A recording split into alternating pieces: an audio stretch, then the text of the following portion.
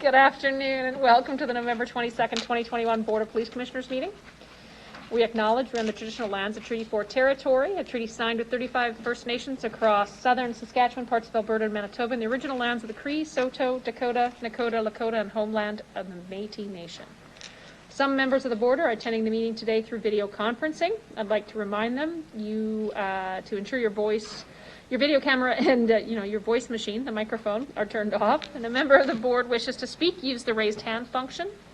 Everyone else in the room knows to push the button. When speaking, please remember to unmute your microphone and enable your camera. Can I have a motion to approve the public agenda? Thank you. Commissioner Yee, I'll call the question. Anyone opposed? Seeing none, carried. And can I also have a motion to approve the minutes from the meeting held on October 2021? Commissioner Bitter, thank you very much. Any errors or omissions? Seeing none, I'll call the question. Any opposed? Carried. Our first report is PO 21-38, body-worn cameras. Chief, can I ask that you please introduce the report? Thank you very much, and good afternoon, Mayor Masters and members of our board. This report is a report that we had a discussion with our board in a private session a couple of months ago. And being as this is a very public discussion, we felt like there would be value in bringing this report forward and having this discussion again further in public. You'll note on the recommendation that we're really hoping that we can have a dialogue, and not necessarily today, but we can have a dialogue today, but really ultimately maybe get some direction from the board and have a discussion on whether or not there's an appetite for further research, some policy consultation work that potentially could be done on body-worn cameras. Superintendent Trent Stevely has put together this report, and it really doesn't give a recommendation one way or the other. It just kind of outlines some of the challenges and the opportunities that come with a body-worn camera program. So I think with that, I would like to turn it over to Superintendent Stevely, and he'll walk us through this report. Thanks, Chief. Good afternoon. I won't be reading this report verbatim, but over the next 10 to 15 minutes, we'll provide a summary of it. As the Chief said, it's not our intention today to pitch the idea of body-worn cameras, nor to focus on the challenges we may face should we consider this investigative tool. If you had the opportunity to review the report, I hope it's provided a balanced perspective for you to consider. In 2020, the RPS was tasked with providing a report on body-worn cameras to help inform the board on the use, benefits, challenges, and costs of this tool. Body-worn cameras have been widely implemented in the US, though are less common in Canada. As outlined in the report, there is growing interest in the utilization of this tool in Western Canada. However, the decision about whether or not to equip police services with body-worn cameras is far from simple and should not be adopted without consideration. So in respect to the benefits, the use of body-worn cameras is multifaceted, and some of these perceived benefits of their use include increases to police service legitimacy, accountability and transparency, improved police professionalism, officer training opportunities, and the collection of enhanced digital evidence. Capturing interactions between police and victims, witnesses, and suspects has some advantages specific to police agencies and police officers.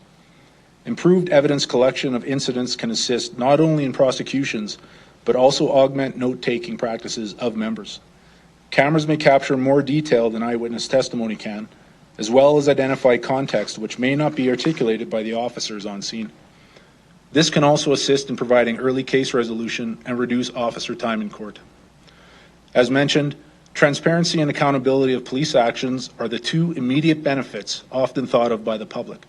But from police perspective, evidence capture has been the greatest benefit to wearing body-worn cameras.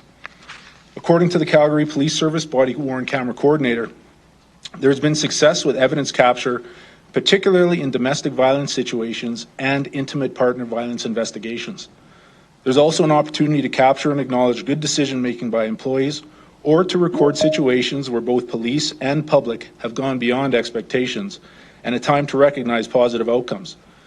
Police interactions with suicidal persons, or the delivery of naloxone to save a life, for example. In discussing transparency and accountability, we may think of overt physical police actions, Just as important in our interactions is the communication. The conversation, the discussions, the requests, the way something is expressed, the verbiage. This too is captured during these interactions. There is a benefit to hearing or not hearing an officer direct a subject to remove their hands from their pockets or from behind their back prior to contact. To take this one step further, there is benefit in capturing the orders, instructions, or commands provided by a canine handler during a track of a wanted subject, ultimately ending up with the dog biting the arrestable subject.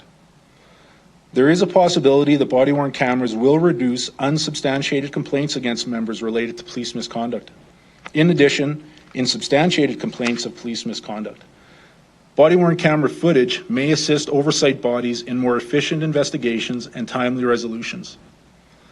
Body-worn camera footage may support internal reviews held at the Use of Force Review Committee, Pursuit Review Board, or assist with accident and collision analysis. As well, this footage could be accessed for police officer evaluation or used in training exercises to improve police responses and professionalism. For the last 15 years, both the public and police have had, in reality, access to a similar investigative tool with the cellular phone. It has been our experience that this captured video has been of minimal concern to both our members and the public. Unfortunately, these videos are edited, sensationalized, or used in a particular context. With a body-worn camera, investigators, oversight bodies, and Crown prosecutors could walk through an entire event and discuss, defend, or articulate the actions by all involved rather than relying on a 10, 20, or 30-second clip. A Western Canadian Police Service has presented a 35-minute video of an event that resulted in an arrest, takedown, and handcuffing of a subject. For 34 minutes, the video showed the de-escalation tactics used by police, the escalation of anger and stress, the non-compliance of directions, and captured this repeated cycle before a takedown, arrest, and handcuff. The importance of capturing this entire event versus the last 30 seconds was not understated. There is a real possibility the last 30 seconds of that video may have ended up in the court of public opinion. Police also see the benefit of body-worn cameras as they pertain to public complaints and internal investigations. Upon being notified they are subject of a public complaint and that they must comply with an internal investigation, police employees feel stressed. There is a great fear of the unknown. Other agencies are now involved, plus weeks and months, in some cases, of waiting for the next step. Stressors in these situations can derail careers regardless of the outcome and end careers, or worse, in the most extreme cases. Body-worn cameras can have a positive impact on these cases in employee mental health, motivation, and job satisfaction. As you have all experienced, a sensational public complaint not only impacts the RPS employee, their co-workers, the organization, but it also has an impact on the community. Excuse me. When video of police interactions resulting in public complaints is available, there's an opportunity to quell the thought of police policing the police. A commonly asked question is, have body-worn cameras lowered the amount of public complaints against police officers? It's difficult to say at this early stage, and we feel this is the wrong metric to use. Body-worn cameras have allowed professional standard sections, or internal affairs, in police agencies to conduct far more robust and involved investigations into public complaints. Speaking from experience, in-car camera video, for example, has been an investigative asset to both police and the public. This assessment can also be applied to internal and external review committees that the video will allow for a more robust and complete investigative review of an event. So quickly, in respect to the limitations of body-worn cameras, the single biggest drawback is the high cost. Money spent on body-worn cameras means less money for programs that might address police transparency in a similar way. On average, one camera costs approximately $2,700 and $1,600 to operate annually. Above that, resources would need to be in place to coordinate and operate the program. In Calgary, a total of 10 new positions were required when the body-worn camera program was implemented. 3 new positions were required in their court services section for disclosure of relevant video, vetting private or unrelated information captured. 2 new positions were required in the FOIP and privacy section as video was added onto the disclosure requests, and 4 positions added to establish and run the program itself, develop policy, train employees, repair broken cameras, and liaise with the service provider, in this case Axon. To approximate, for every 120 cameras, one position would need to be created. In addition to the cost of the equipment, several other associated costs should be evaluated. Operating costs associated with body-worn cameras could include data storage costs, maintenance, as well as ongoing software and hardware maintenance fees. As with every new tool, expected additional costs associated to consultation fees, project plan and implementation, policy development, and training should be considered. An increase in resources to manage the program in IT, police information and evidence management, and to access and privacy could be expected. Other drawbacks to police body-worn cameras have been documented. There is very little empirical evidence to support that these devices do in fact increase public trust in police. A suspect's history of violence, the lack of understanding of police training, and full context of the event are not visible through digital video footage, and therefore these components are rarely considered by a member of the public in recorded events. There is also a significant potential for loss of public trust if body-worn cameras or related technology malfunction. Not to mention efforts needed to inform the community that police video won't be posted to YouTube every evening for public consumption and opinion. In respect to limitations, technology changes so rapidly, and in our research for this report, storage has also created challenges with programs such as body-worn cameras. From smart cards, USB and flash drives to cloud storage, there are a number of data storage options available at different costs. We foresee challenges operationally as we introduce an investigative tool to the front line who will be responsible for its operation and care. I compare this to purchasing a new phone or our parents purchasing a new smartphone. There are growing pains and challenges while better understanding its operation. As you may have heard from Chief Bray, of the hundreds of daily interactions police have with our citizens, only about 20% are criminal in nature, and of that, 5% go to criminal court. So of all the data captured, only a small amount is critical to the justice system. Our IT section will have more responsibility as apps and software are added to cell phones to streamline the operation of body-worn cameras. It is likely employees will need more time off the street as they review and vet video for investigative purposes. Upstream, the justice system will have greater amounts of video to review, along with digital and paper reports, which may slow processes at the police service. Lastly, in regards to limitations, police services with body-worn cameras have had some privacy challenges to work around, primarily in respect to hospitals and medical distress calls for service. Considerations are also discussed around schools and youth. As this is a new and evolving program in Canada, privacy issues are being addressed as they come to light. So in conclusion, a body-worn camera is an investigative tool for the police officer. It does not warrant to benefit the police organization. It does not warrant to benefit advocacy and watchdog groups. These are not worn because it is in the interest of a politician or because it is mandated by a police service. It is a piece of equipment designed as an investigative tool for the police officer. A body-worn camera program involves discussion and decisions made with boards of police services, executive police management, police unions, and the community. In Calgary, there has been an overwhelming support for the body-worn camera program by their membership. They have come to recognize it as a tool which enhances their work. Consultation with the community, Regina Police Association, prosecutions, Sask Health Authority, Ministry of Justice and Attorney General, City of Regina, Privacy Commission, and the Human Rights Commission will be necessary if the RPS were to successfully implement a body-worn camera program. This investigative tool comes with a high price tag, a request for more resources, changes to process, and impacts to other organizations beyond only the police service. However, evidence gathering, improved employee mental wellness, robust internal and external investigations, increased trust, transparency, and accountability are identified as primary benefits of a body-worn camera program. Thanks. Thank you, Inspector. I would open this up to any questions from the Commission.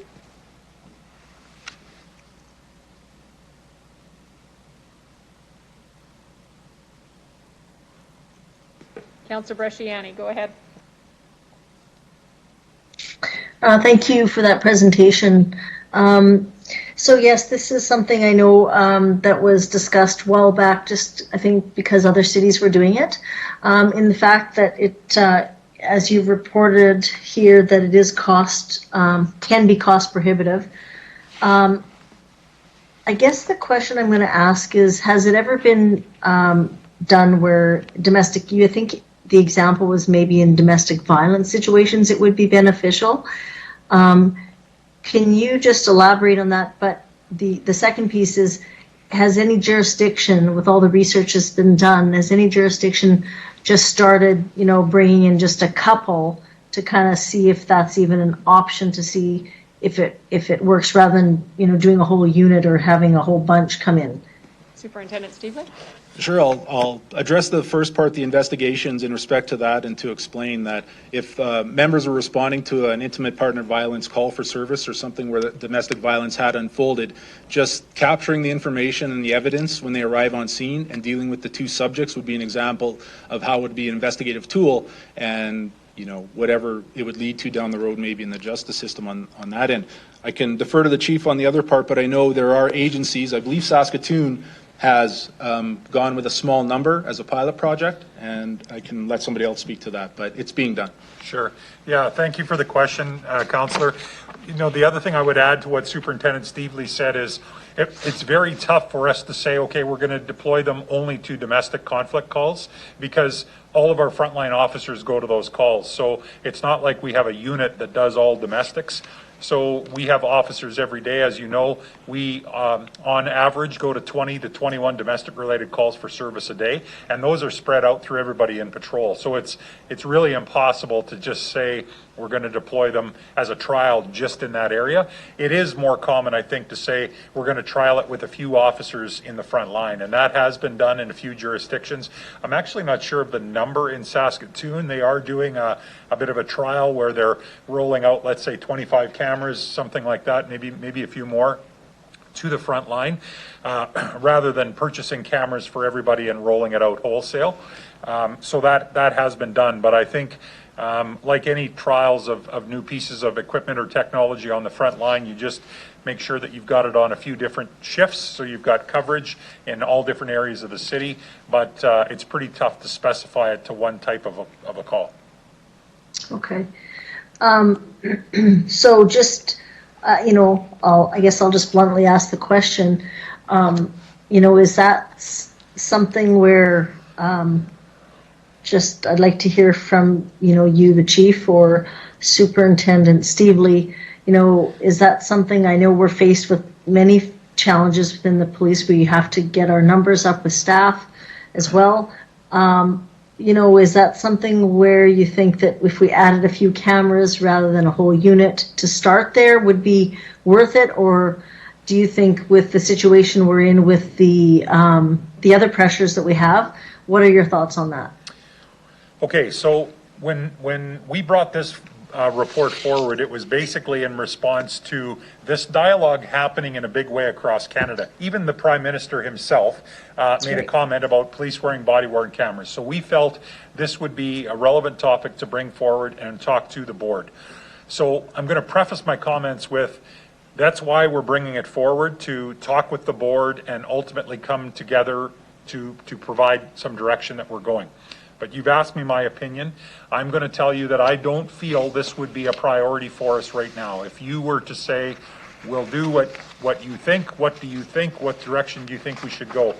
I do think there's benefits, and I'm not going to rehash the great report that Trent put together. But ultimately, it's in a very small percentage of cases that we feel that it would be beneficial for us in terms of providing that. And as Trent illustrated in the report, there really is no definitive evidence out there to say that body-worn cameras improve public trust in police, improve and change how people handle themselves in situations.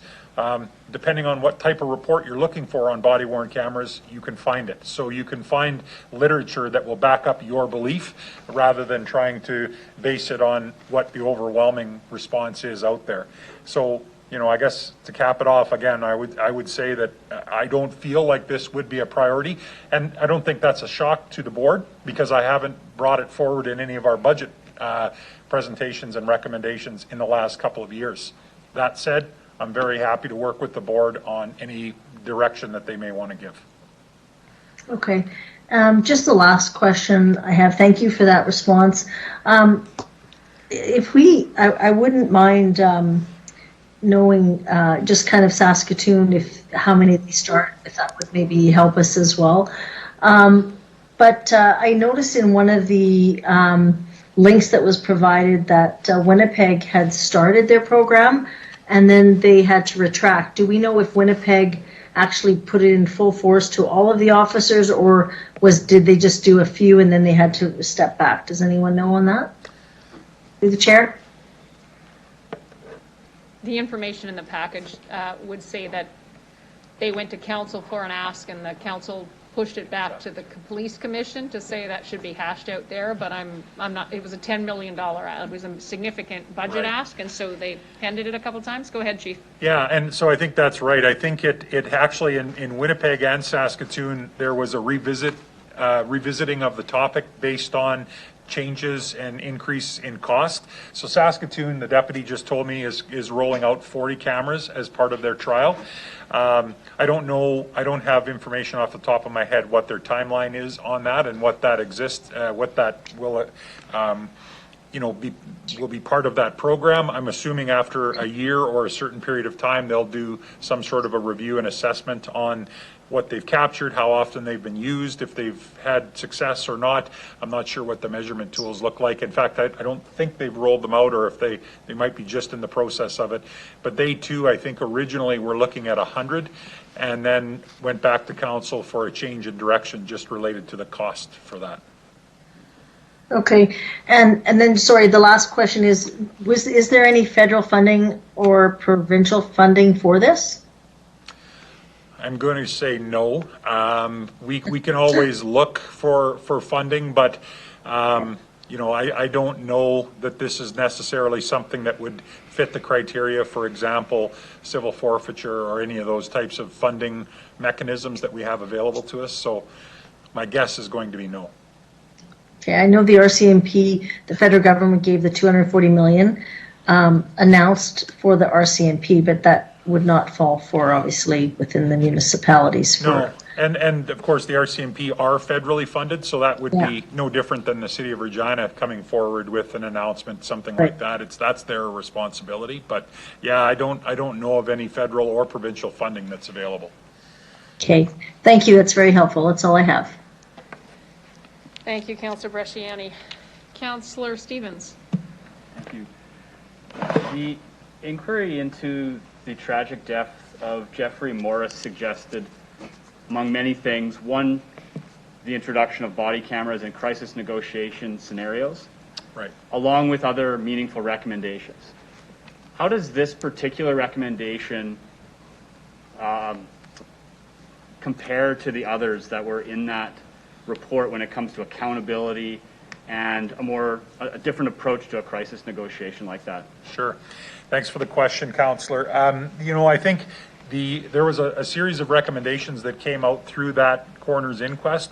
Some of them were very easy for us to quickly implement, and we already have, including accessing the use of an on-scene elder. We've done that in more cases in the last couple of months than we ever have before. So there was definitely some, what I would consider, easier transitions for us in terms of the recommendation. The body-worn camera recommendation, I think, is a little bit challenging for a couple of reasons. And when I say that, I mean it in the context of that inquiry. Because the recommendations said that they should be available to frontline supervisors and crisis negotiators. On that specific call, it was face-to-face negotiations, and it was happening in a very small, confined apartment space where the supervisor happened to actually be in the apartment. I can tell you on most protracted emergency service response calls where negotiators are used, not only are they not on scene with the suspect, they're in a remote location talking on the phone or another form of communication, but the NCO or the supervisor who's in charge often is not there either. So that would be a situation where I do recognize in that case, they were in the room, and so body worn cameras obviously would have given us the ability to watch those interactions happen.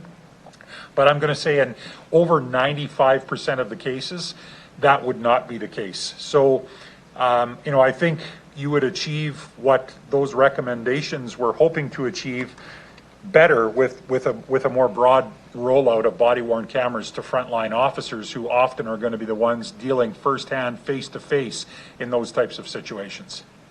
Thank you. One of the big themes in the presentation and the report, and based on what you said, is accountability and trust.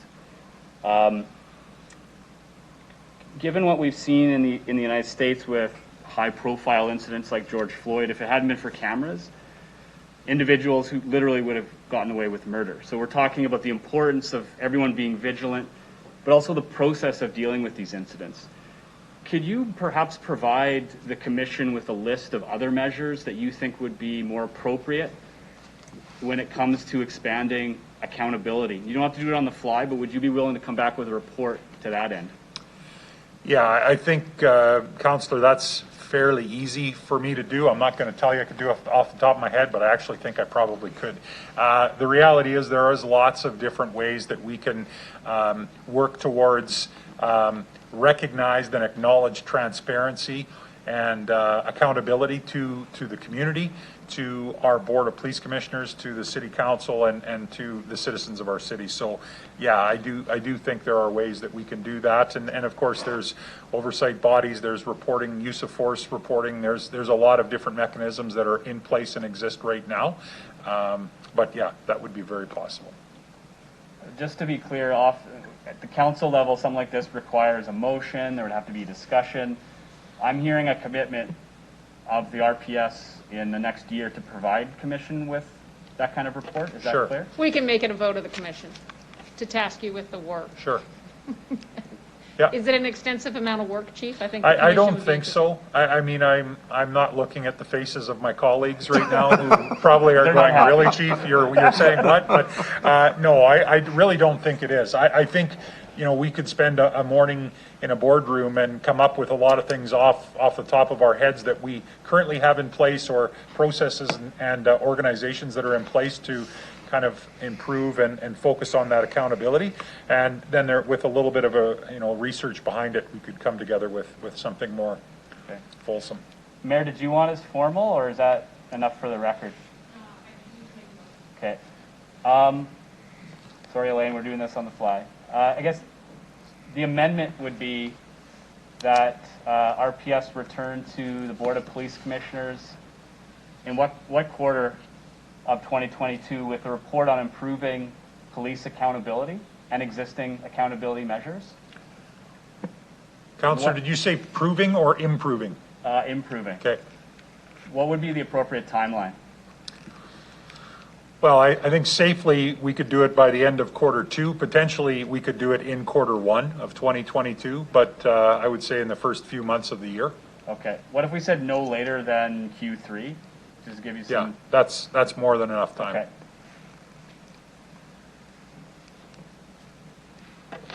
Thanks, Councillor Stevens. Does anyone wish to speak to the amendment to the report? Commissioner Bucci? Thank you, Mayor Masters, and thank you, everyone. Again, great presentation. Thank you for doing that work. I would try not to, repeat what have been said. And Commissioner Bucci, I'm just going to interrupt just 1 second here. We're just speaking to the motion, the amendment motion. If you're just speaking to that would be great. Thank you. That's exactly where I was going to. I haven't landed yet. I was actually going to add public opinion as well.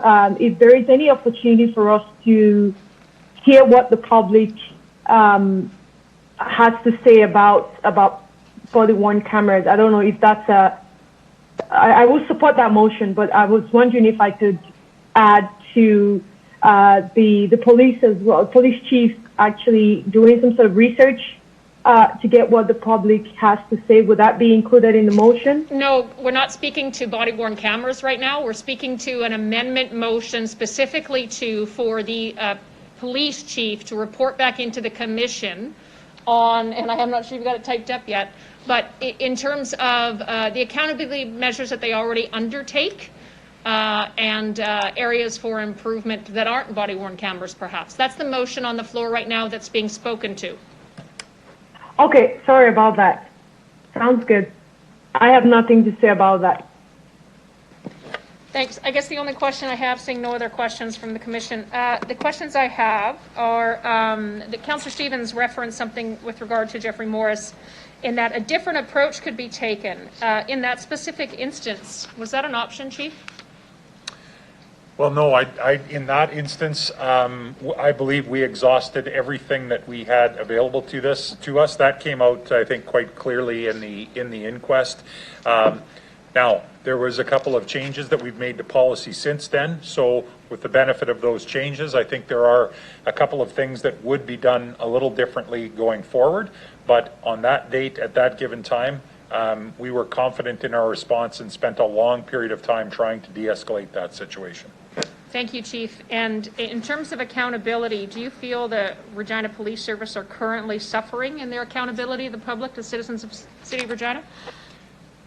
No, no, I don't believe we're suffering. I think accountability for policing today, in late 2021, is very, very important to communities, and it's an important discussion.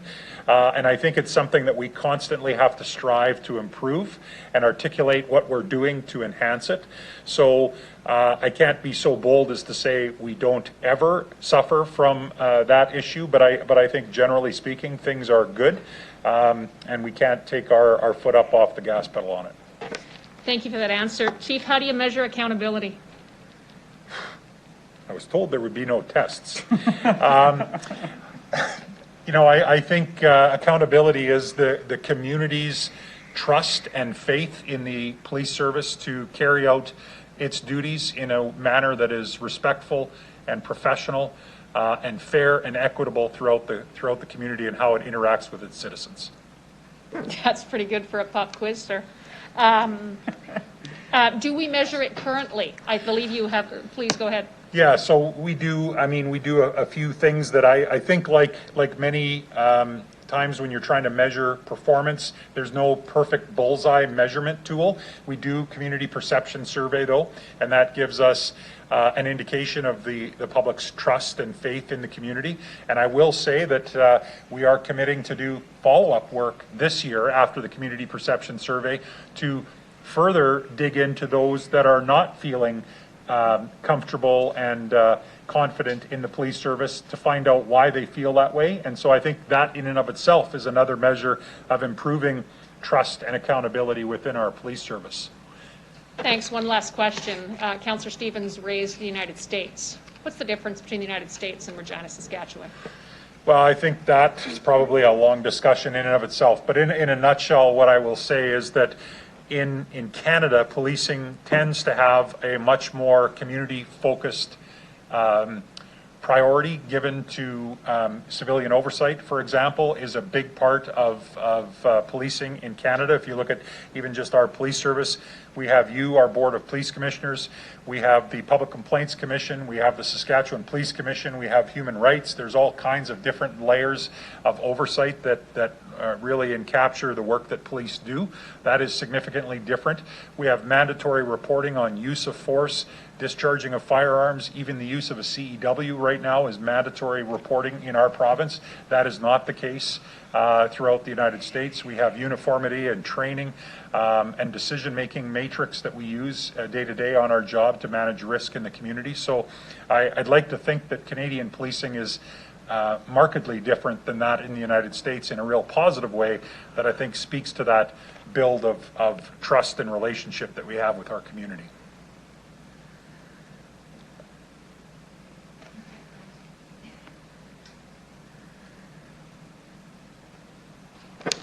Thank you for that. And I guess I would just raise for the Commission's attention as well.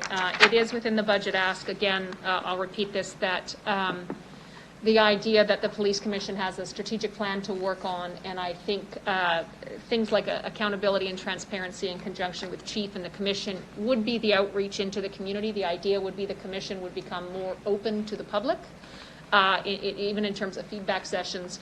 And so this could be one of those things that we would get feedback on. The police commission would get it directly, in association with the chief of police. I think relative to the motion, as Councillor Stevens has presented it, I think as an alternative to body-worn cameras, in terms of there being perhaps a less expensive, more direct a way of improving and just continuously improving and being better, I'd be happy to support the motion. Councillor Stevens, you want to close it out? Just one item, which is the intention would be that this report would come to a public session.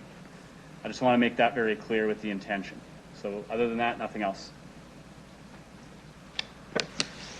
Thanks very much. Seeing no further questions, hang on one moment.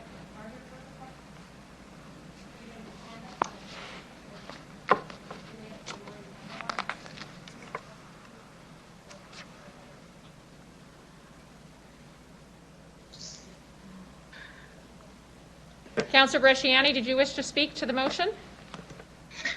I do. I just have a question for Councillor Stevens, for the mover. Please go ahead. Okay, thank you.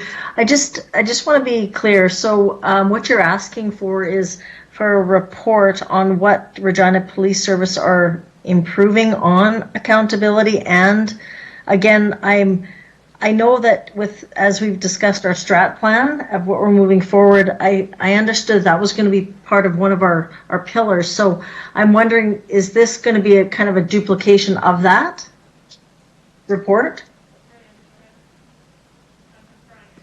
It's okay. Well, I don't know. I don't know. I can't speak to an unknown in the future. This motion came up in the context of a report on body-worn cameras, when both the chief, the report, and the presenters talked about accountability, what's being done, what could be improved, and how cameras themselves don't really approve accountability based on the research. So I can't speak to what may or may not be done in the future, but I was responding to what I had heard and read in this report. Thank you. I guess for Mayor Masters, can I just ask, I know accountability, transparency is one of our pillars. When are we going to be working on that? Next commission would be doing it in January, February, probably. Okay, that's all I have. Thanks. Commissioner Bushi, did you wish to speak to the amendment? Oh, Not the amendment. I just have my hands up to speak about the report, please. okay. Super, thanks. Then I'll, seeing nothing further, I'll call the vote on the amendment as it stands.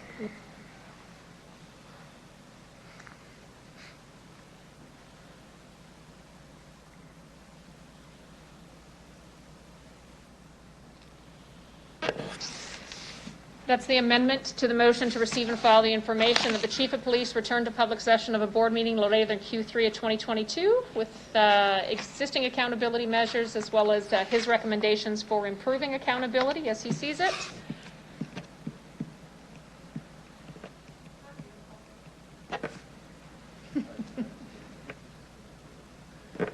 All right, I'll call a vote on the amendment. Any opposed?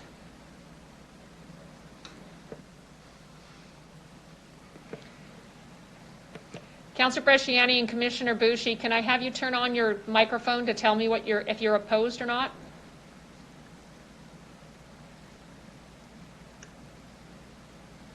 I'm in favor.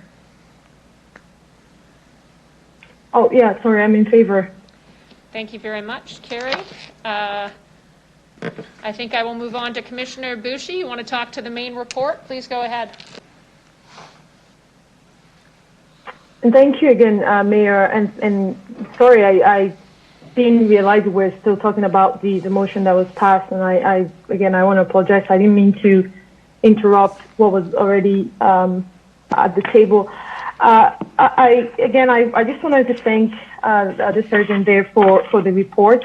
I think it's a good thing for us to really again discuss this at this time. I just wanted to say too that again, when this was brought up in the past, I think again the other guy brought up the report, and I seem to find a little bit of discrepancies, or I should say difference in terms of what I'm reading and what is being presented. For example, I'm seeing that especially the Arista MP is really advocating for body-worn cameras, and they have highlighted quite a number of key facts as well as some positives as well as challenges as well. And I think the report also did that. But what I'm struggling with is the questions as well that we have asked today. And I will address that in a few minutes. But what I would like to see is public opinion. I would like to see if the chief or whoever is involved in charge, if we can get public opinion about body-worn cameras. I would like for us to do that, to include that in our research and data collection as well. The reports that I've seen, again, have actually shown that it could improve public trust. And that's something that I think is quite significant, and it's very important for us to really look forward to. I understand that there are challenges. I understand, and I think what City of Winnipeg did as well was to stop the body-worn camera and actually look at further research on to hear what again people are or their residents will say about it. And I just really wanted to make a comment. And I really don't want to get emotional because the question about the United States and Regina, what the difference is, I really find that very ignorant because as a Black person, I don't see very little difference between the United States and Regina and Canada. While I would say that our police here is quite different and unique and they're doing a lot of work, they are police officers and they carry that power and that stigma and all of the things that come with police officers and being in the police as well. And so I just hope that we can be a little bit more sensitive in our questions.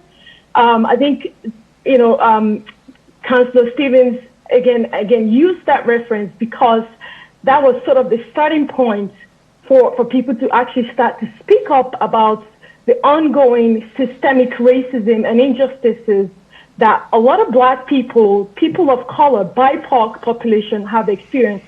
And I don't mean to, again, go on and on with this, but I just hope that we can actually do the due diligence and make sure that we are actually, doing the best for people and also really being considerate as well for a lot of people, BIPOC people that are still scared of police officers, that are still being treated poorly as well by police officers.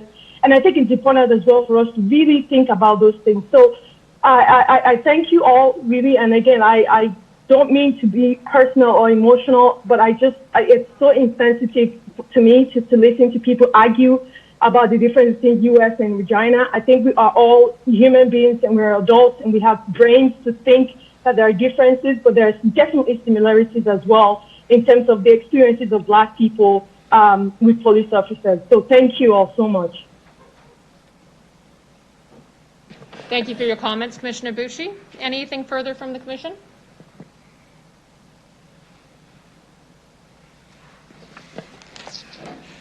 Oh.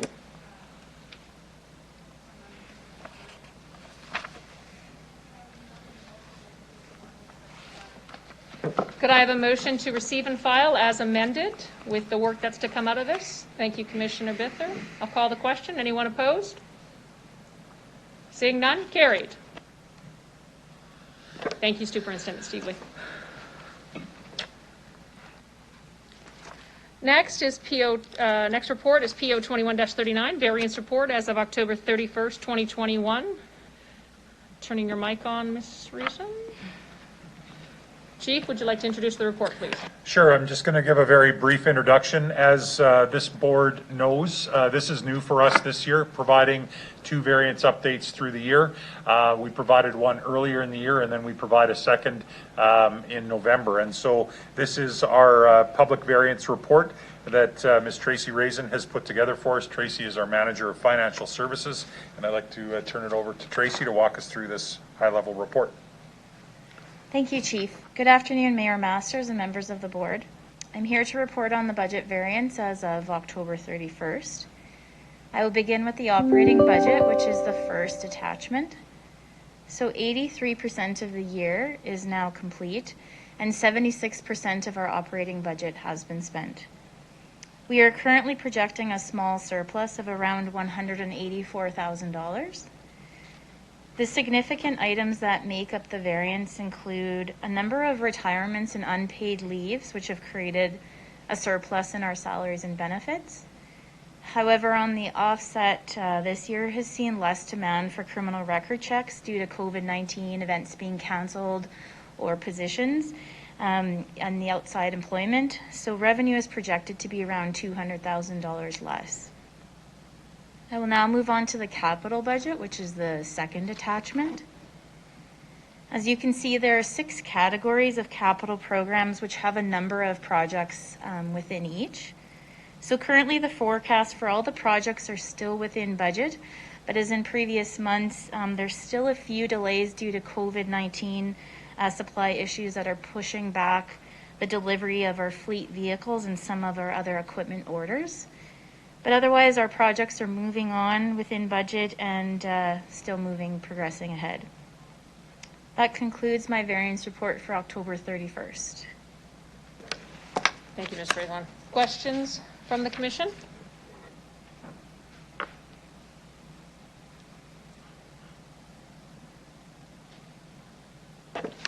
Oh, Commissioner Bether, please go ahead. Just first question, I've got 2 of them. The first one is what happens with the surplus? Does it get rolled over to the next fiscal year, or how does this will be handled? So if there's a surplus at the end of the conclusion of the year at December 31st, that is returned to the city. At the end of the year, we always do our final year-end variance report. And if it's a small number, we would request it to go into our reserve. Otherwise, it's returned to the city. Can you comment on how big is the reserve right now? Sorry. Can you comment how big is the reserve right now? You indicated the reserve in response to the first question. Sure. The reserve at the moment. So we have the Regina Police Service Reserve is currently at $1.6 million. My last question is about the criminal record check. So you indicated that piece.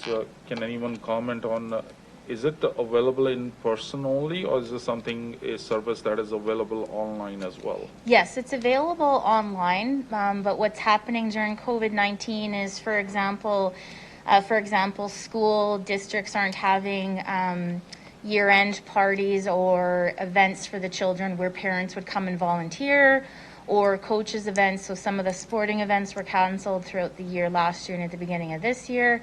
So less demand for that. And then some businesses aren't requiring criminal record checks, so perhaps they aren't working as many hours or they've cut back on the number of staff. So there's just been less demand because there's less requests for them. But yeah, the criminal record checks can be done in person or online. Thank you. I'm good. Thank you, Commissioner Bether. Seeing no further questions, thank you very much for the report today. I would ask for a motion to receive and file. Thanks, Commissioner Yee. I'll call the question. Anyone opposed? All right, I'll just go with hearing none. Carried. Next is PO 21-40, Monthly Crime Statistics, October 2021. Chief, could I please ask that you introduce the report? Sure. So this is just our monthly crime stat report.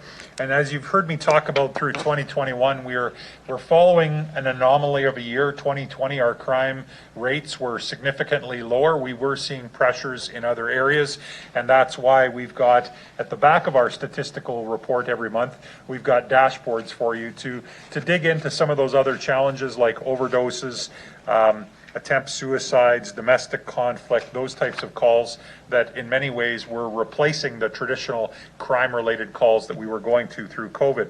In 2021, though, we've seen kind of a slow increase where I'm happy to say that, it hasn't popped back to where it normally was in 2019, but we are seeing right now just a very slight increase in many categories over where we were at this time last year. So breaking it down in terms of crimes against the property, we're 121 more reported incidents this year so far over 2020, which means a 1.4% increase. We are seeing a bit of a decrease in the area of willful damage or mischief. It's down just a smidgen, 1.2. Having said that, theft of auto rates have increased by 84 incidents this year compared to last, so we're 12.4% up there. In crimes against the person, it's very similar to last year. We're at 0.9% of an increase. That's 23 more incidents. Of course, crimes against the person are just that, crimes against individuals. Every stat is sadly a crime against a person, and in some cases very serious crimes. So we don't ever want to diminish that. Even though it's a 0.9% increase, it's still an increase, and those are human beings that are affected by this. Robberies, on the other hand, are down right now. We're seeing an 11.8% decrease in robberies. So if you put both crime classes together, crimes against property, crimes against person, it's a 1.3% increase over where we were at this time last year. And the only other thing that I will perhaps note is just that there's been a lot of discussion around our homicide numbers this year. If you look at the monthly statistical extract, this is till the end of October of 2021, and that's why it shows 11, which is the same number that we had last year, but we know our updated stats, we've actually had 13 homicides in our city this year. So that number is a number that is very concerning to us, and I've talked lots in the media and within our team and with our community partners about these challenges in our community, because pretty much every one of these cases hinges on those topics that we all too often find ourselves focusing on: drugs, firearms, addictions, domestic conflict, and to some degree gang activity in our city all weave their way into these serious crimes, and that obviously causes great stress for our community. So I think I'll end my report there, Mayor Masters, and I'm happy to answer any questions. Thank you, Chief. I'll open it up to the floor. Any members of the commission wish to question Chief on any issue here? Councillor Stevens? Just a definition, if you could. On the last couple pages, there's a reference to drug seizures. Would that be simple possession as well as the large events that we might see in the media? I'm just kind of curious what's covered by that definition. Yeah, I believe, and I don't know if we have Amy here today, I don't think we do, but I do believe that would cover all drug seizures.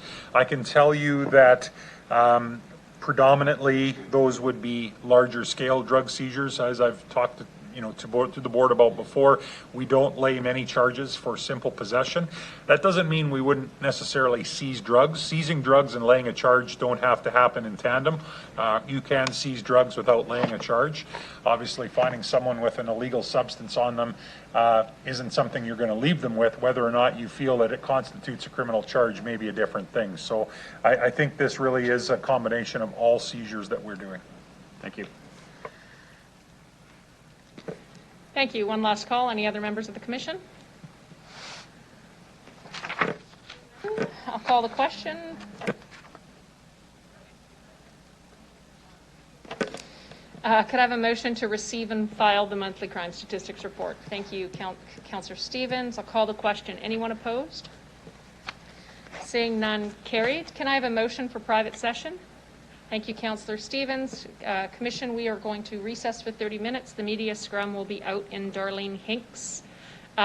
Commissioners online, I'd ask that you stay online. When the room is clear, I'll give you some further instructions here. We've got a little bit of work to do during recess. Thanks.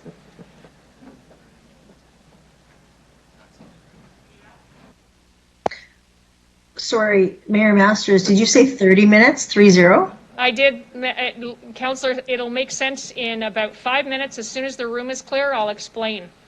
Okay, thank you. Thank you. And it's not just a poke at Chief about the length of his media scrums. Okay, that's what I was thinking.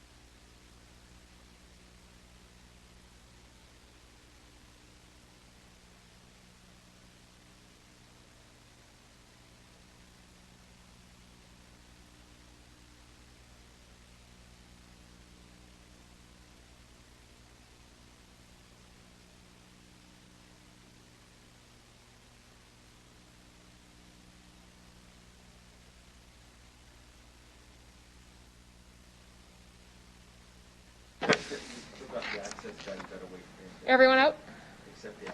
Access. Okay.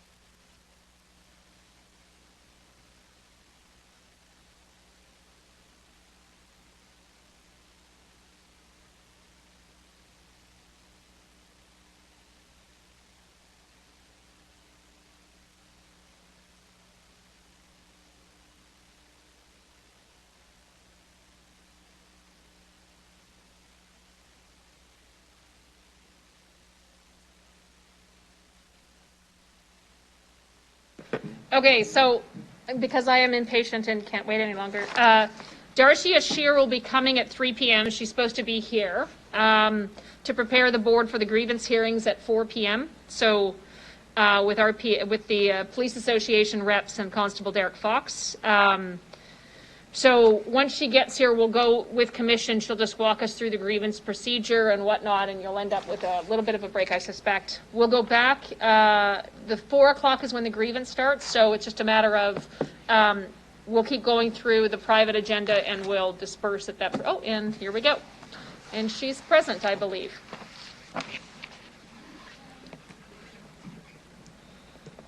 That one? Sure. Just sit right here. Okay.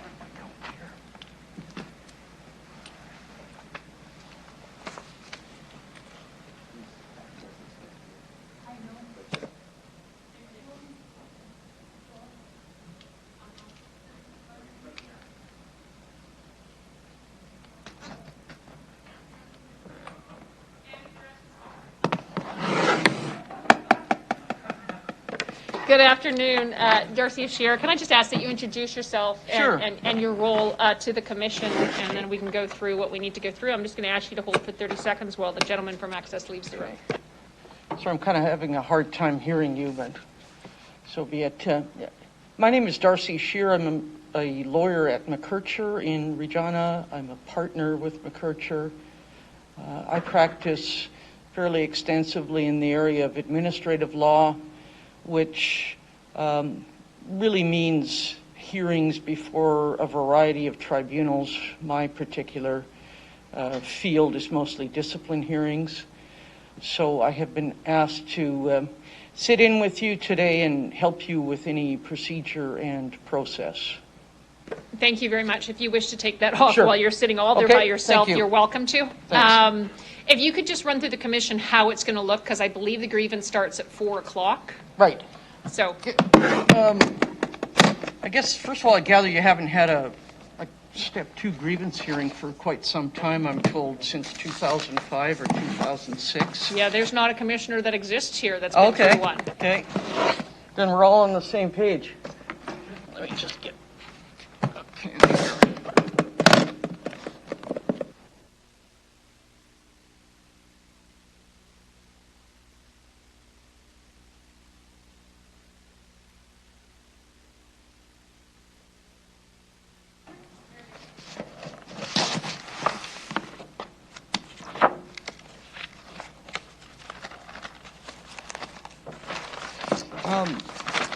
Elaine provided me with this document called Grievance Hearing Short Order of Proceedings. Do you have that, Mayor Masters?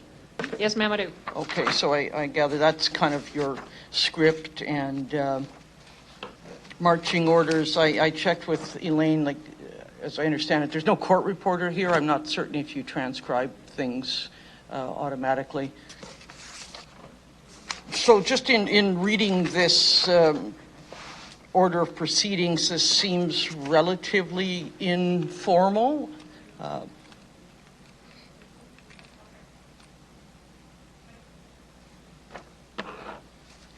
So preliminary matter speaks for itself. The Regina Police Association would go first. I'm not clear what documentation you have already been provided with. They have the report that I provided to you. Yes, I have that. It's at the end of the agenda, yes. Okay, so that's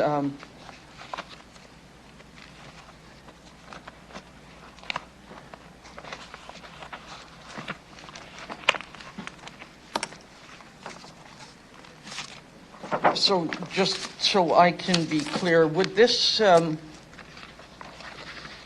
report that has been prepared by you, Elaine, would that have been provided to the Regina Police Association No, and or the chief? no. Okay, This is for board members only. Okay. And it's in their agenda package. It's P2172. okay.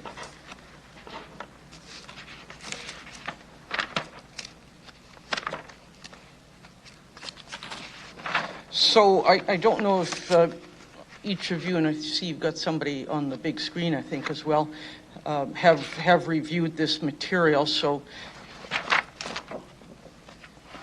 as I understand it, We're supposed to have, so you can keep going. yeah. So you'll have a copy of the decision of the chief, which was rendered October 28, 2021, and then the request for this hearing, and the memo that Elaine has prepared gives you some background and history before the decision of the chief. So I'm not clear if it's the chief who actually comes and makes the presentation to you. So it's an RPA presentation and then the chief's presentation? Right, so the chief himself or some delegate of his will make the presentation. So because this is an appeal, so then the Regina Police Association would go first. They'll make their submissions to you. You'll ask questions, and probably now is a good time for you to discuss amongst yourselves what questions you might have in advance. Certainly when you hear from the presentations, there might be additional questions, but you might want to even kick around some questions that you have just right now as a group. And then the Regina Police Association, or the chief goes next, and then the RPA gets to respond to whatever the police chief has said. So there's essentially kind of three rotations here. Regina Police Chief, and then the response by the Regina Police Association. Thanks, Darcy. Can I take you back to the preliminary matters? Can you give the commission some examples of what a preliminary issue might be? Well, I suppose one might be a declaration or some issue about a conflict of interest. So each of you know that this involves Derek Fox. So obviously if you have some involvement with Derek Fox, you wouldn't want to be hearing this. Could I ask any members of the commission if you have any conflict as it relates to who this grievance is being filed on behalf of? Constable Derek Fox? Anyone? So I think it would be appropriate for you to sort of get that on the record, quote unquote, when this starts. So everybody can introduce themselves, and then you could say, Mayor Masters, that, is there any issue with the composition of this panel? Do you have a quorum? Do you? As I saw, you have. Yeah, we have quorum. Okay. Everyone's here today. Yeah. Oh, 6 out of 7. Okay. So certainly, conflict would be probably the only issue that might arise. Maybe there's some what lawyers call housekeeping. I don't know if either side wanted to file some kind of additional documentation. That might be the time in which they do that.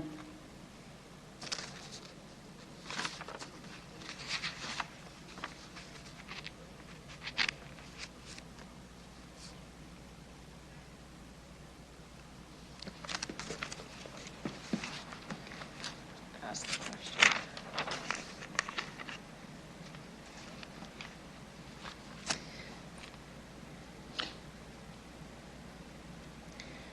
You've noted that this is the first time in quite some time that there's been a grievance raised. Mm-hmm.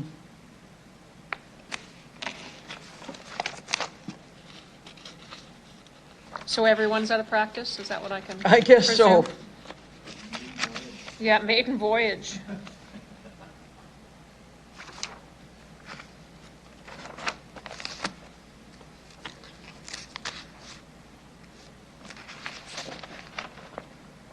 And you might say at the conclusion of this, I don't know if it's on the script that's been provided to you, but I think the expectation is that a decision is to be rendered within 7 days. Yeah.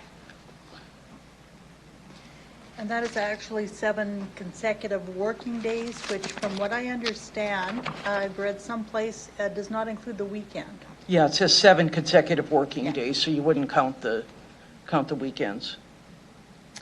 So in terms of legal advice on this,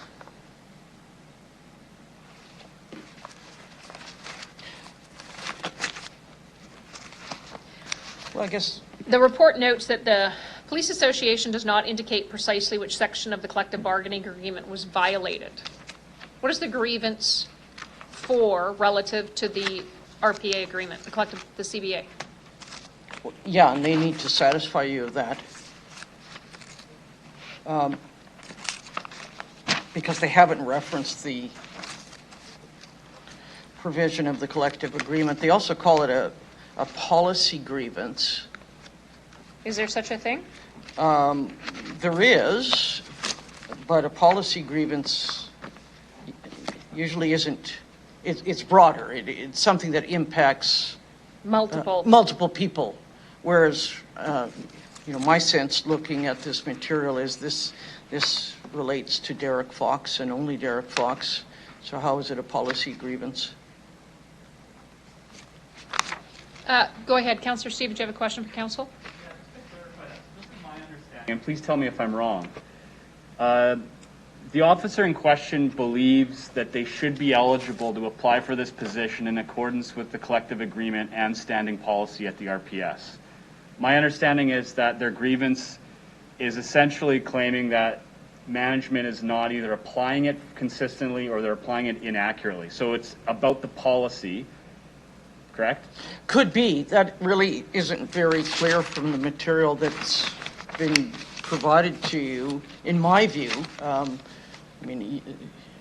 I would ask those questions just to nail down what is this? What collective agreement provision do you say has been violated or that applies here?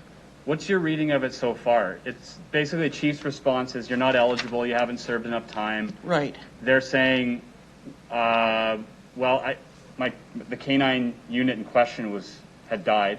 Right, or taken out of operation. Right, and so they're applying for a job with the community, the engagement unit. Right. And they're claiming that someone erred in the reading of that policy.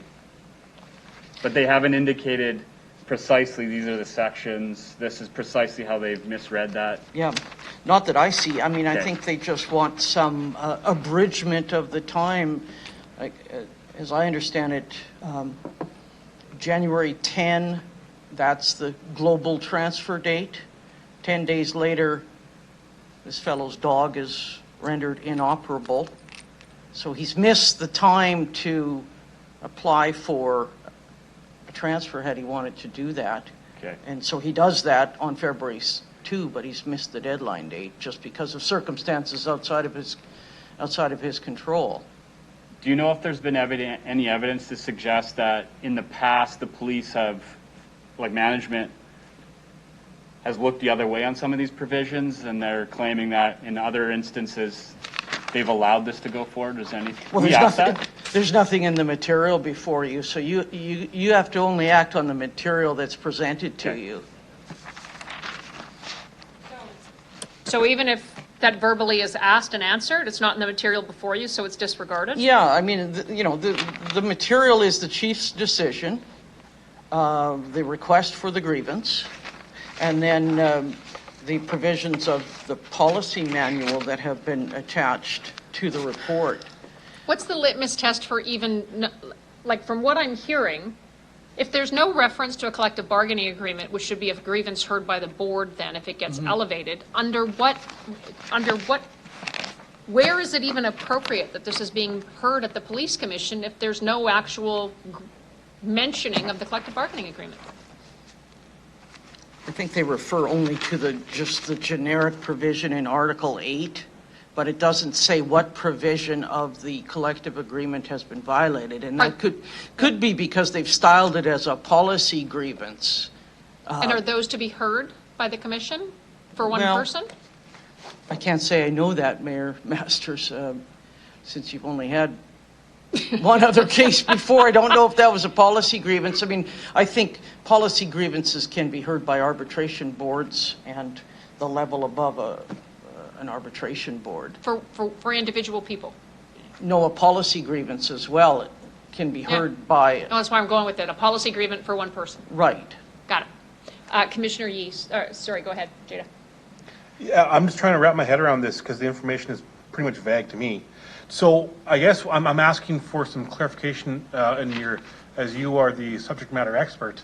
What is our rights or responsibility when we're asking questions?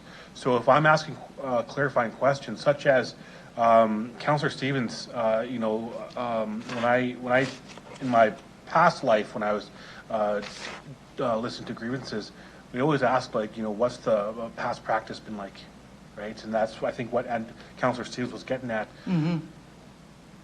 Am I able to answer or am I able to ask those types of questions?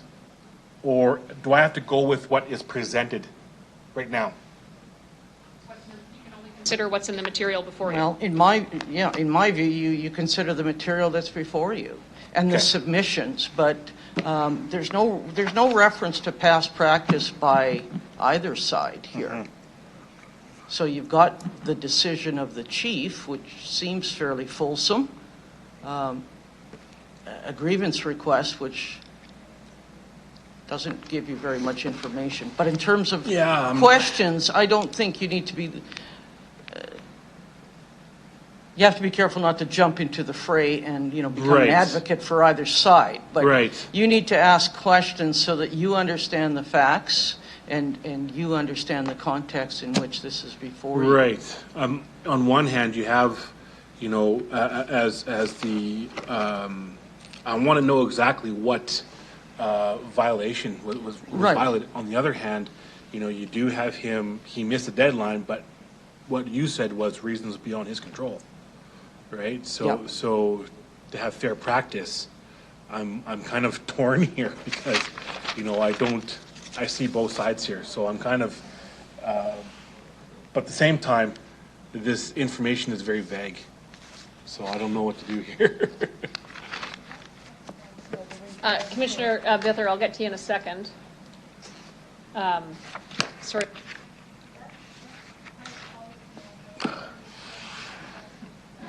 Andrew, I'm kind of, Is know, this a I'm looking at you as policy? my SME as well as Yeah. a labor relations. I don't know what to do here. Hang 'cause- on. Is this transfers and development, is this included in the material? Yes? Yes. Okay, so we have the policy as it exists. Right. Okay. There's no accusation from the RPA that all of these other accommodations have been made historically. I don't think the police chief has to prove a negative. You can ask anything you want, but ultimately, like, I mean, in terms of entering the fray, can you expand upon what you mean by that? Well, I guess meaning you don't want to get into an argument with either side. Right, right. The purpose of asking questions is to elicit the facts that you think you need to know. So you don't need to pick a fight with either side. So what do I need to know to properly deal with this matter that's before you? Yeah. Yeah, go ahead with that. Commissioner Bither, go ahead. I have the same, like, I'm confused by some of the language in this, like, in a proceedings like this one, I'm still not able to understand. To me, based on what I've read so far, is chief has taken the position based on the CBA, and I'm assuming there is the, in some cases it's referred as agreement, in some cases it's referred as collective agreement. I'm assuming it's both are referring to the same piece, which is the CBA piece. And the policy that it's talking about is in reference to the CBA. So if I'm drawing my conclusion based on that, and you can correct me if I'm wrong, that chief has provided his response to the grieving person based on the current CBA, correct? Based on the current, the collective bargaining agreement. Can we establish that, or it has been already been established, or it's vague? not certain he refers to the collective agreement, the chief.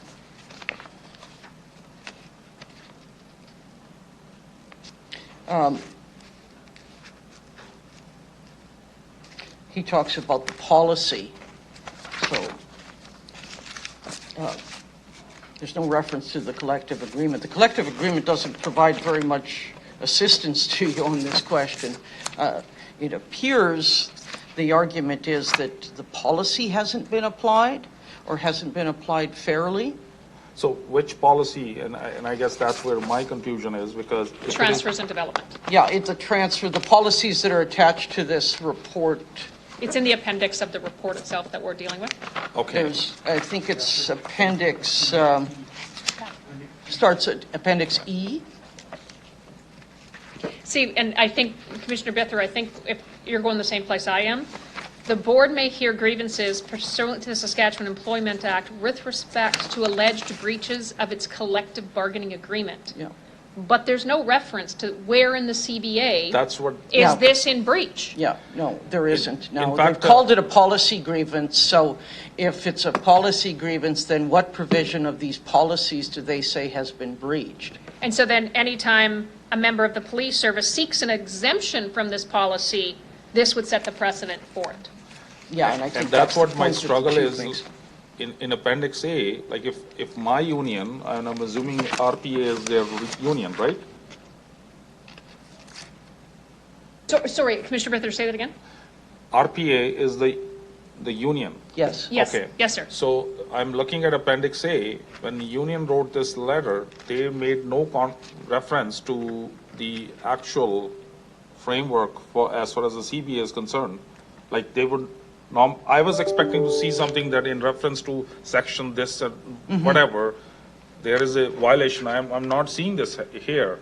And I'm afraid that in lack of that information, or unless I go through the CBA itself, I cannot make a right conclusion for the one or the other side. I think you only have one conclusion to make then. If it doesn't violate the CBA and there's no reference, Right. then it's not with the RPA. Because it's a grievance. We're here to make a decision about their grievance. Right. So you're either for their grievance or you're against their grievance. It's not Yeah. really choosing. So what happens if they can't reference the CBA? Is it dismissed at that point in time, or is it need to be heard? Well, they've called it a policy grievance throughout, which to me, a policy grievance means something beyond one individual. So I think that's the argument they're making. So So they're it looking for the police appears- commission to overturn a policy of the police chief Right, and I don't. for one person. Yeah, which I can't tell you what to do, but. Yeah, overall, the material that's been presented to you by the police association is not helpful. And, your jurisdiction is governed by the collective agreement. I think that's important for commission to hear. What is our jurisdiction? So you look at Article 8 of the collective agreement.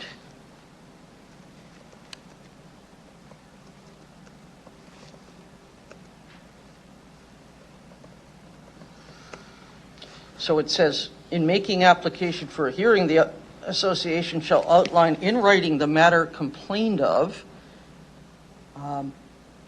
which they really haven't done. The association shall file with the board a written statement of the claims along with reasons of the chief shall be submitted with the statement of claim.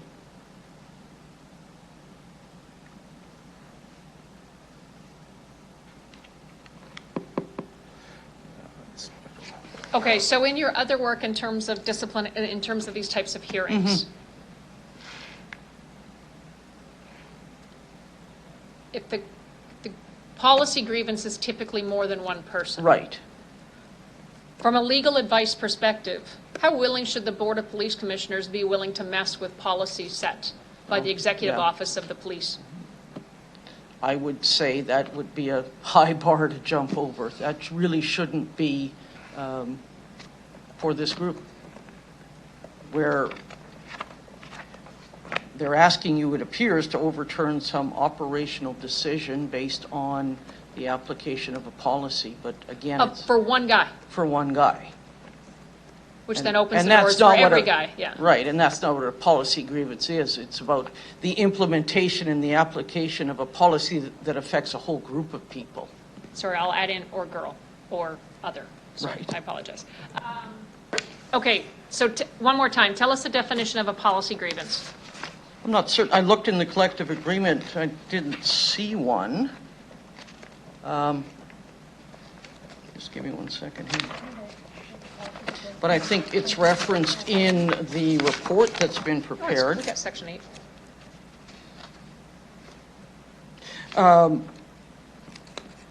At the bottom of the report that I believe Elaine prepared, I think that's an accurate statement. The RPA did not indicate precisely which section of the collective bargaining agreement was violated. They have claimed it as a policy grievance, although a policy grievance is usually one considered to not impact a specific individual, but rather the subject matter of the grievance is of general interest to the entire membership. So that's on the last paragraph, first page of this report. So that is an accurate description of a policy grievance. How, given the facts as you know them, how is this a policy grievance? It concerns the situation of one individual member who, for reasons outside his control, but he missed the deadline date to apply for this global transfer. So is that global transfer part of the agreement? What's that? Is that global transfer part of the CBA? Not that I saw. No, it's a policy of It's a policy. operational. The CBA agreement, the Okay. collective bargaining agreement with the RPA is that they agree to follow policies, blah, blah, The other blah. thing we can look at is that if this is something bargained on the behalf of the members, and it is already there as a policy, Yeah, it already is there as a policy. right? So, I mean, They're asking for an exception for one person. Right, yeah. They've already agreed to this policy. It's been a policy for quite some time. well, that's different than asking for exception versus making a grievance, or I am not sure whether I. Well, once we, if we allow the exception, it becomes a deviance. Like, we set the Right. precedence for just get rid of the policy then at that point in time, which we don't belong in operations here. Right. Go ahead, Judy. I see that step one was denied by Chief Bray. Do you know why that that he denied it? Sorry? What was his reasoning for denying it? Because there's a policy in place that says by this date you have to apply for what you need, Gotcha. and once Okay. you're done, whatever gig you're in, you got to go back to patrol. Okay, just wanted to know why. Just on that point, Mayor Masters, I have a letter, October 28th, 2021, from Chief Bray to the Regina Police Association. That's not in the package of your materials?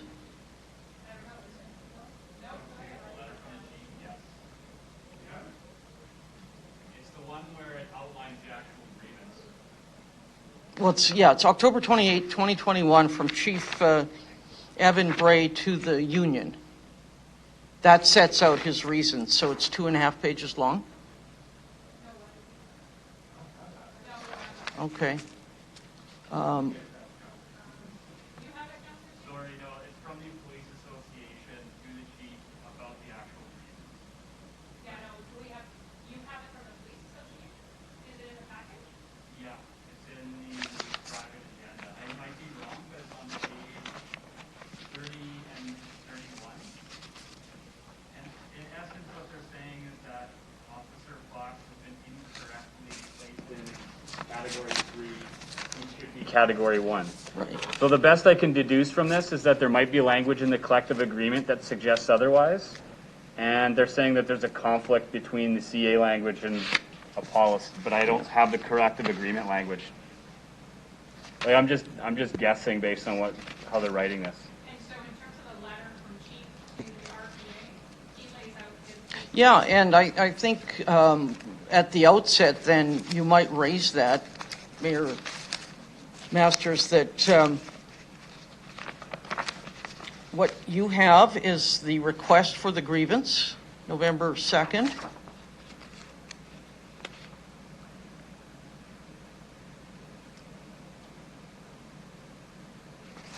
And that letter says on October 28, 2021, the chief responded advising he was dismissing the grievance.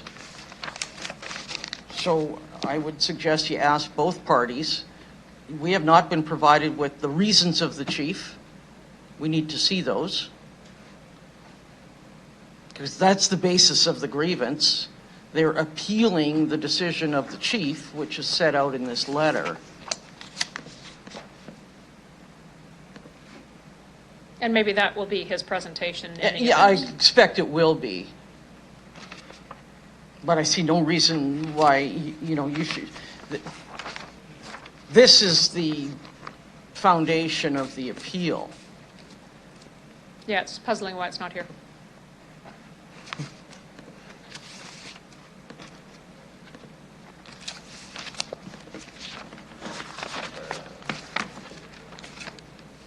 You got everything from Katrina on all of this, right? Yeah, so it just wasn't there. Yeah, no, and we should take a break. We need a bathroom break.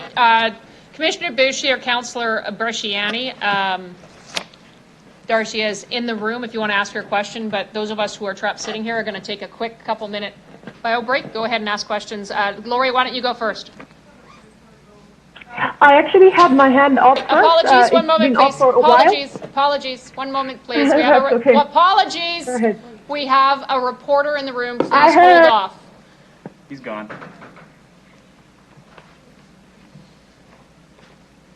Councillor Bresciani, go ahead. Juliet was before me. Go ahead, Okay, Juliet. go ahead, Juliet, go ahead. Thank you so much, Councillor Bresciani. I wanted to ask, I'm not sure, the lady there, is the union rep going to be in the room as well, in case we have questions we can ask her? Yes. There'll be someone here from the union making representations.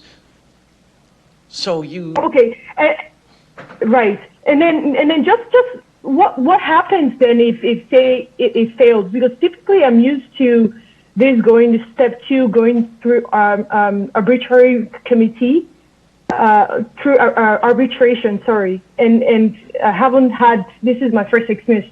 Typically, I'm on the other side, grieving. So what happens if he fails here?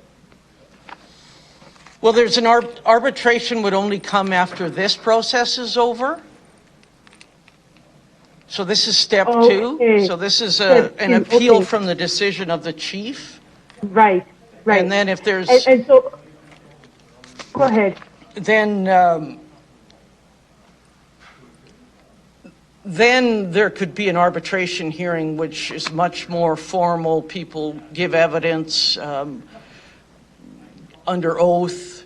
Documents are entered into evidence, that kind of thing. So you're not there yet. Right. Okay. That's all I wanted. And just one more thing too. I've been trying to find the CBA online. It looks like I have to log in to get it. I know that there's an attachment, but I wish I can get the CBA itself so I can see the exact policy that is being that has not been followed, I guess. But it's just the language is a bit too general, too vague for me. So I was just wondering, can we get a copy of the CBA? Councillor Boucher, I can send you a copy of the CBA, but the whole issue is that this is from the policy manual. It's not from the CBA. Right. Okay. Thank you, Elaine. Councillor Brashani, I'm done. Sorry if I took a long time. Okay, Councillor Brashani, you can go ahead. Thank you very much. So, I think it's just a little unclear because we don't have the chief's I think, side in this piece here. Yes. But so there is on page 3 of the report where it does indicate, again, I think there may be a gray area within the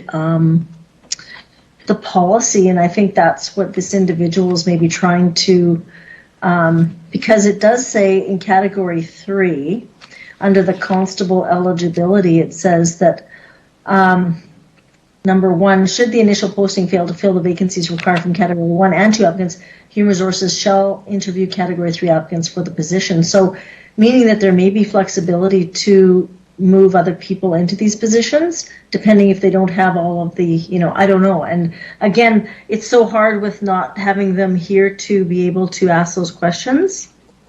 Well, So that's what this hearing will be about. So they will make their submissions, and they should make very clear what the issues are. Yes, exactly. Okay. Because so far it hasn't been clear to anyone, I'd say. Yeah, and I think it's very hard for us not understanding what the policy is, and not having all the details of what. When they're, it becomes very, very gray when they have not identified where in the policy. Yeah. Well, they need to make it easy for you. That's their job on both sides, is to make this easy for you. Okay. So just to be clear, the first stage went to the chief. Now it comes here to Board of Police. Third will be arbitration. But if it's not identified and they're not happy with the outcome here, then they can go to arbitration. Is that how that works? Yeah, right. Yeah. Okay. And then the collective agreement gives a time frame in which that must happen. Yeah, okay. I see that.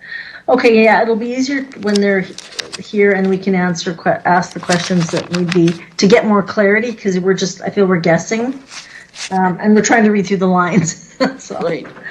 And that's the purpose of the whole hearing, is so you can ask questions, so there can be some more clarity to it before you make the decision.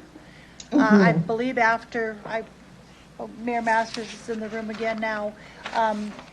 After the hearing is done, then that's an opportunity for the board again to discuss what you've heard in the hearing and talk about the decision process afterwards.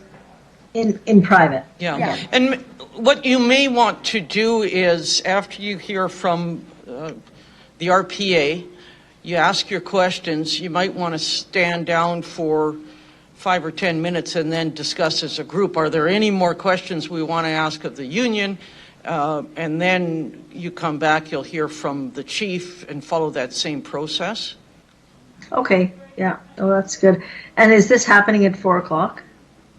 Is that what I'm assuming, is that, I was Yes. unclear. Okay. Thank you.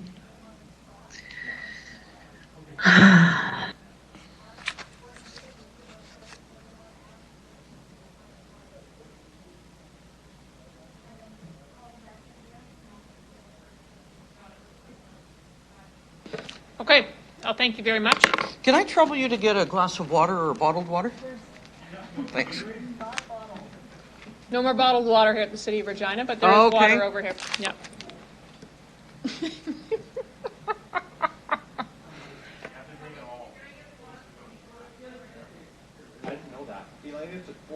The hearing's at 4?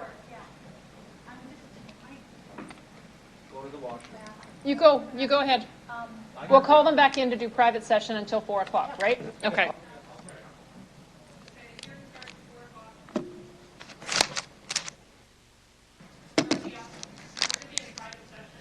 Okay, I'll step out.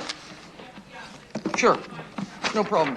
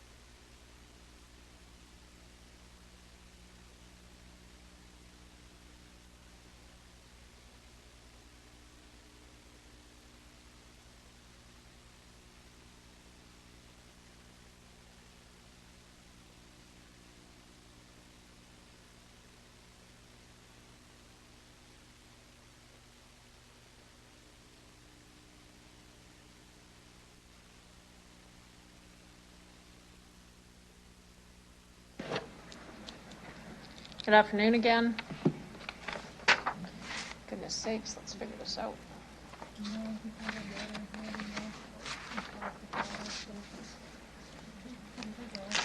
We'll reconvene the private agenda. Can I have a motion to approve the private agenda at the call of the chair? Thank you, Commissioner Yee. Any opposed? Seeing none. And can I have a motion to approve the minutes from the meeting held on October 26, 2021? Thank you, Councillor Stevens. Any errors or omissions? Hearing none, I'll call the question. Anyone opposed? Noted. Commission, I'm going to have you go to P21-67, the Regina Police Service Street Gang Unit. They have a presentation for us and are in the building with us. P21-67. Chief, could I ask that you introduce the report? Sure. Mayor Masters, are masks continuing to be mandatory? Thanks. I didn't know if Jim was just being a rule breaker and a risk taker, or if... Always. Yeah. So thank you very much. We're happy to bring you this report on our street gang unit. Our street gang unit has a lot of incredible history behind it in terms of the work that they do, and I think you'll find this report interesting and informative. We have two members of the unit here with us today, Sergeant Alana Heiliger, who is the NCO in charge of the unit, and Detective Constable Steve Dodds, who has been working in the gang unit for 4 years. Very learned. He had hair when he went in, and he's ready to report on it today. So I'm going to turn it over to these two investigators to walk us through their presentation. Thanks. Thank you. Go ahead. All right, so as the chief had said, I'm Sergeant Alana Heiliger. I'm currently in charge of the street gang unit, and Constable Steve Dodds is just finishing up his 4th year in the unit. Our purpose for being here today is to provide you with some information about our unit and what we do. Make sure this works. There we go. So the street gang unit is composed of 7 investigators, a detective sergeant, detective corporal, and 5 detective constables. We fall under the Investigative Services Division, Drugs, Gangs, and Firearms section. Just want to let you know a bit about our mandate is to gather intelligence on gang membership and street gang activities by way of surveillance, human source handling, and numerous covert police operations. We conduct in-depth investigations on street gangs and street gang membership and take enforcement action, including search warrants, arrests, interviews, and witness management. So our overall goal is to disrupt and dismantle street gangs in the city of Regina. There's 4 main areas of focus that I would like to speak to you about. The first one is partnerships. So SGU investigators work closely with other units within our service. We act as a resource for them. Often our clients that we deal with are involved in a number of different types of crimes, and therefore we work with different units. They would include the Major Crimes Unit, the Drug Unit, Crime Reduction Teams, as well as integrated units like RIU and NWest. We also keep in close touch with other police agencies like the Saskatoon Police Service Street Gang Unit. Their street gang landscape looks very similar to ours. It's different gangs, but it's always good for us to keep in touch, especially when we have the RPCC here and different members from different gangs in and out of that facility, and sometimes into our community that we're not familiar with, and Saskatoon maybe, so we share a lot of information with them. Also the RCMP, as many of the people that we deal with are coming into Regina from out of town or also live in other areas. And provincial correctional centers, the security intelligence officers out there we keep in close touch with, and allows us to just keep tabs on what street gangs are in the prison at the time, and what kind of recruiting and those types of things that are going on. Some other agencies include SCAN, which I'm sure you're very familiar with, and Ministry of Social Services, Child Protection Intake, and the Saskatchewan Witness Protection Program. The second area is in terms of prevention. So we do have a lot of community partners that we keep in close contact with, and agencies. So we get calls weekly from Ministry of Social Services, child protection workers, people in the healthcare system that are looking for information or just awareness about street gangs. We also have a lot of teachers and high school students reach out to us because, again, they're looking for not only information, but also looking to prevent ways that youth would be involved with gangs, and information we can provide with them for that. And again, like I said, in keeping in touch with Saskatoon Police Service and Moose Jaw Police Service, other close police agencies, to really get a good sense of the overall provincial gang landscape. So on average, I would say about 30 presentations are given by the street gang unit in any particular year. Of course, with COVID the last couple of years, that's maybe gone down a little bit, but we've still been making those efforts to do presentations even virtually. So in speaking to intervention and really talking about the day-to-day activities of a street gang unit investigator, we operate mostly in a covert capacity. So when you see us at work, we'd be wearing jeans and t-shirts and just trying to fit in. We're not wearing a uniform, so we're not easily identified. Conducting a lot of surveillance, interviewing subjects, handling confidential informants, drafting judicial authorizations, and really managing and investigating complex files and complex investigations. It'd be very typical for one investigation or one piece of source information to lead to multiple different things, like multiple different residences, multiple targets. One of the major challenges that we deal with is victims and witnesses are not always overly, it's not that they don't want to be cooperative, but they're lots of times intimidated or scared to report things to the police. We do get a lot of information from our confidential informants, but in looking at those victims and witnesses and what struggles they have, we're very lucky in that we do have the Witness Protection Program and allows us to relocate people. And it takes a lot of work and a lot of time to do that, but definitely worth it as they end up coming back and testifying in court and having positive outcomes in court for us. And suppression. So we play a significant role in gang suppression. We write and execute warrants, seize proceeds of crime, arrest offenders, conducting surveillance investigations, and constant engagement allow SGU investigators to be very aware of what is happening in the community. We're always looking to disrupt and dismantle street gangs, and this is often done by liaising with a lot of other sections. Like I had mentioned before, someone involved in a gang is committing multiple different types of offenses. So if we're looking at someone and targeting them and they're stealing cars, we'd work with our stolen auto unit. If they're doing robberies, we'd work with our SHOCAP robbery unit. So we're constantly acting as a resource for all of those different units and providing them with information. Just to give you an idea of, in terms of numbers, between April of 2020 and April of 2021, SGU investigators wrote 136 judicial authorizations and executed 95 warrants. So a very high volume of enforcement and suppression that we're looking at. We were involved in that same time frame in 146 files where 622 charges were laid. And as well, 165 intelligence reports were uploaded to ACES.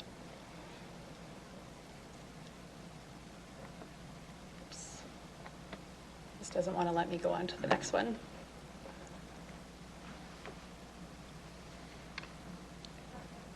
There we go, thanks. So in looking at what constitutes a street gang, we are provided with a definition as laid out by Criminal Intelligence Service Canada. It's consistent nationwide, so that everyone's following the same rules, so when it goes through court that everyone knows what we're looking for. So a street gang consists of 3 or more people. It's formally or informally organized. It has a common name or common identifying sign or symbol or other indicia of membership. The members use violence explicitly to support individually or collectively a pattern of street-level criminal activity. So really what it means, it's 3 or more people. They have some common identifying symbols like colors, bandanas, tattoos, and they're committing violence and crimes in order to support themselves individually or as a group. And then as well, as far as gang criteria, so we have certain criteria to follow so that when we're looking at an individual, we have to follow this information. And again, it's set out by CSIS, so it's consistent nationwide. So the first one is reliable source information. So if we have a confidential informant tell us that person X is a gang member or a gang associate, we can use that information. Secondly is association with known gang members. So a lot of times we'll see this on surveillance or in social media where they're posting photos together with each other. Third one is that the subject acknowledges gang membership. We're starting to see a little bit less of this. Previously, gang members and associates were very forthcoming with information and really almost bragging about it to us, versus now they're a little more quiet about it. They don't necessarily want us linking them to a particular street gang. The fourth one is involvement in a gang-motivated crime. Fifth one being a court ruling. And the number 6 is a common gang identification or paraphernalia. So like I spoke about, particular colors, bandanas, tattoos, that type of thing. So in order for someone to be considered a gang member, is any 3 of these criteria, one of which has to be involvement in a gang-motivated crime. And for a gang associate, it's just any one of the criteria.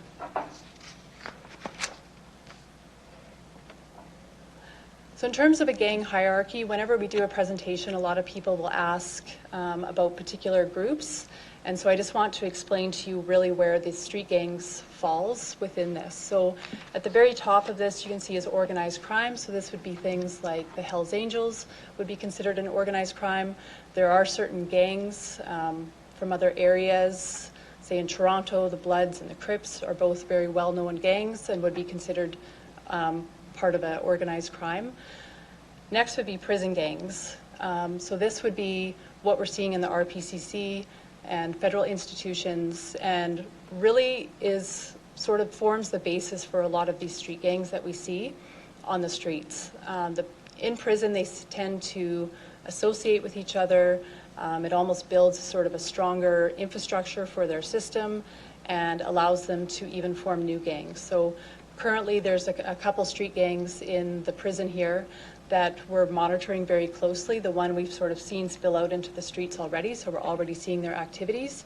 The other one we haven't seen as being active on the streets in Regina, but it's a matter of time. It will happen.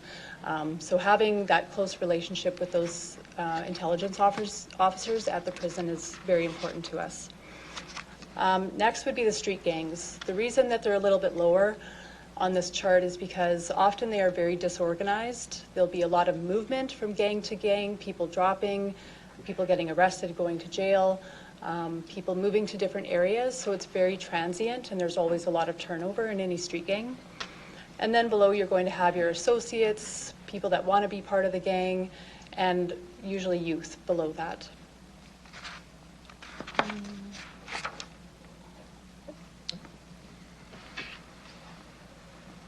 So the rank structure for most of the gangs, they kind of have like the same sort of rank structure. So up top would always be like the president, or the big bro is how they kind of say it. Below that, you would have your generals.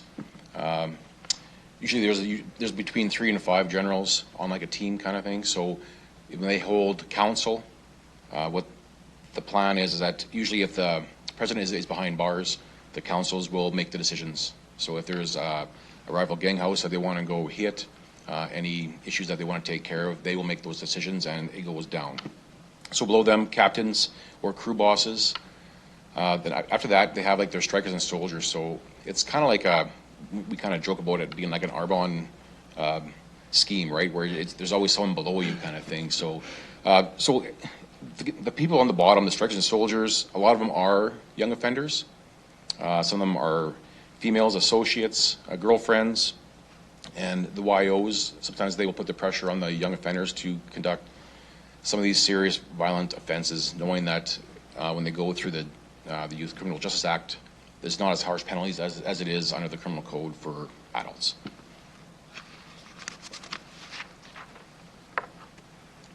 A lot of them like to emulate what they see on TV, in the movies, through music. And this is just some photos we have here of just like the reality.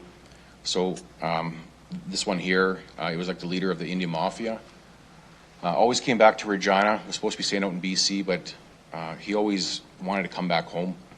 And we just show this photo just that, they don't have these houses, these cars, stacks of money like they see on TV. There's a 3-inch foam mattress. I think his clothes were in a garbage bag and just some itchy bands on the side.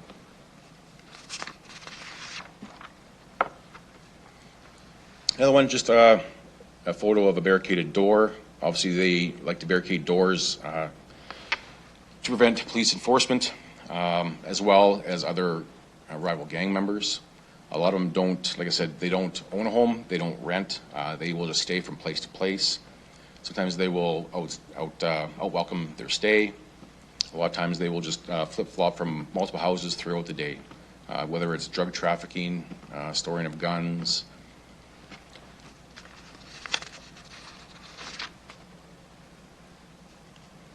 And again, just like another photo of a house that we executed a search warrant on. Again, it's just, just no bed, no dresser, no TV in there, right? It's just like things are strewed around. There's some 12 gauge shotgun shells that were on the floor. There are needles on the floor. Just more in disarray.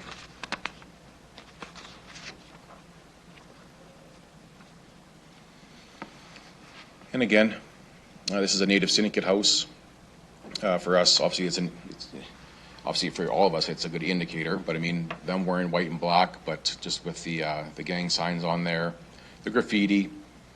They would like to have their whites kind of draped over every part of furniture.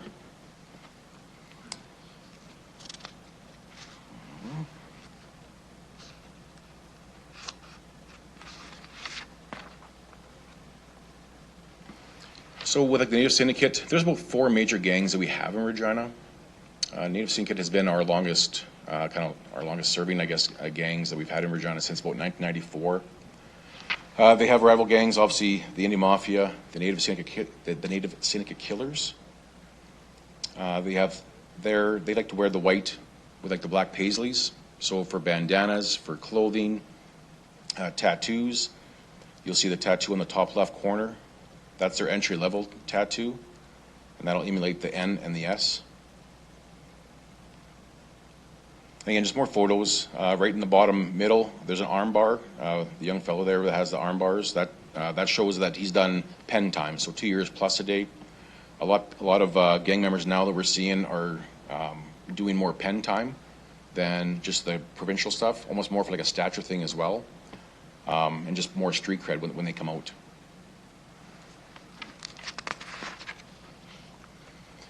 Native Syndicate Killers, that's like their direct rival. Like Alana was saying earlier, that a lot of gang members will kind of jump ship from gang to gang. If leadership is incarcerated, they're not as organized that they can run the system on their own. So if Native Syndicate Killers, their leadership is still willing to take them on, they will come aboard and be part of that gang. And they started about 2004. They have more of the family philosophy, sorry. They have the NSK tattoos. Their sign is similar to the NS, but of course they just add the K on the end. And like Lana said earlier, with the tattoos, it's easy for us, right? Obviously, NS Killer on his knuckles, NSK on the side of his head.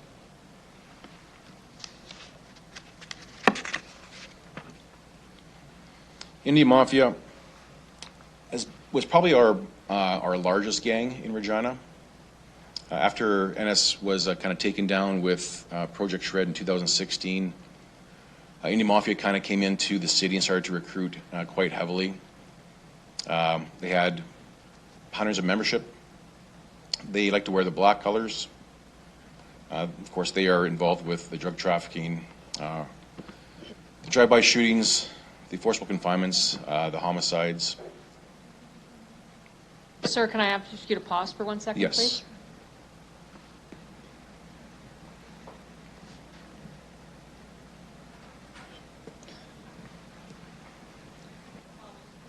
Please continue. So in 2020, while working in the street gang unit, we had an enforcement in regards to Crim Org for Mr. Bellegarde and his crew of Indian Mafia. There was numerous files we had of attempt murders, shootings, There was 3 homicides. We had some home invasions. And what we did is we just kind of, we started, again, going back to witness protection.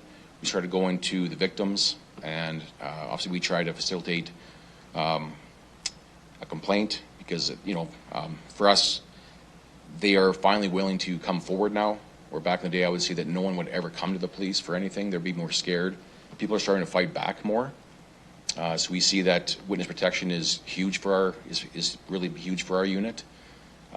We've had success stories not only from the files, but people that have gone into witness protection. Usually you have to do a 90-day program, drug-free program. A lot of them will do 120, 150, 180 days. Now there's a couple that we know of 6 years clean and sober, have their kids back. 3 years clean and sober, have the kids back. There's another one that's just been 2 years clean, making over $40 an hour in a union and just working and just living now. So that for us is a huge success, and that's kind of like, that's for me, like that's a goal that we like to see. So and in the end, for this Indian Mafia, a lot of them took their deals. They did not want the criminal organization to be on the record.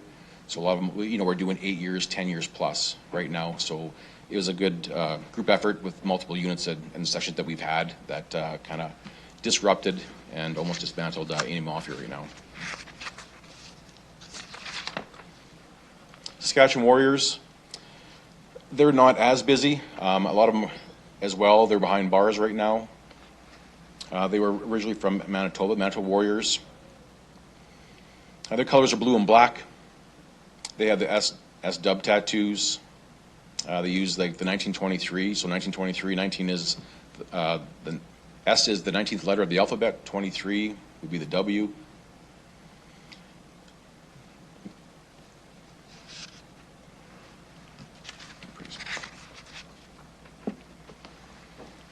And then like Alana was saying also, with the recruitment in the jails and new gangs that have kind of formulated now, SAS Mob is just starting to come out of the jails right now. There's maybe a handful, 2 or 3 people that have come out.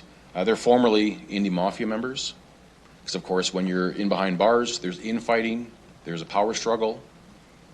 So people kind of branch off, start their own crew or gang, what they want to call them.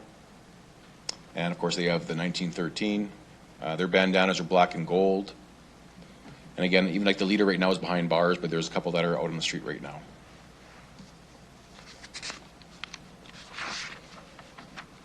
Self-Made. These are more former Indian Mafia members.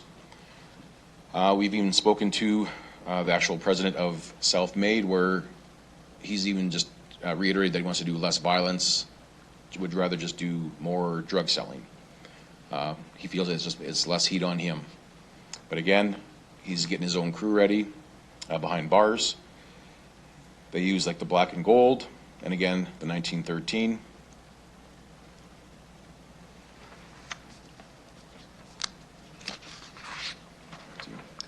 Right, so just to give you a bit of an idea about what these gangs are doing and what activities they're involved in, obviously drugs is a very large portion of it. The majority of them are very commodity driven.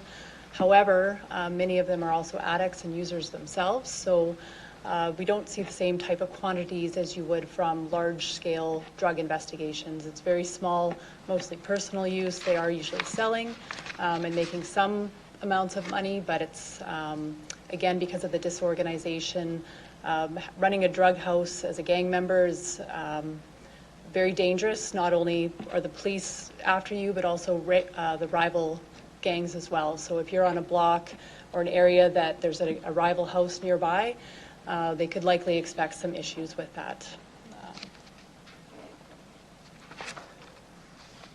This one, obviously, we see different types of weapons, from firearms to machetes, knives, bear spray are all very common.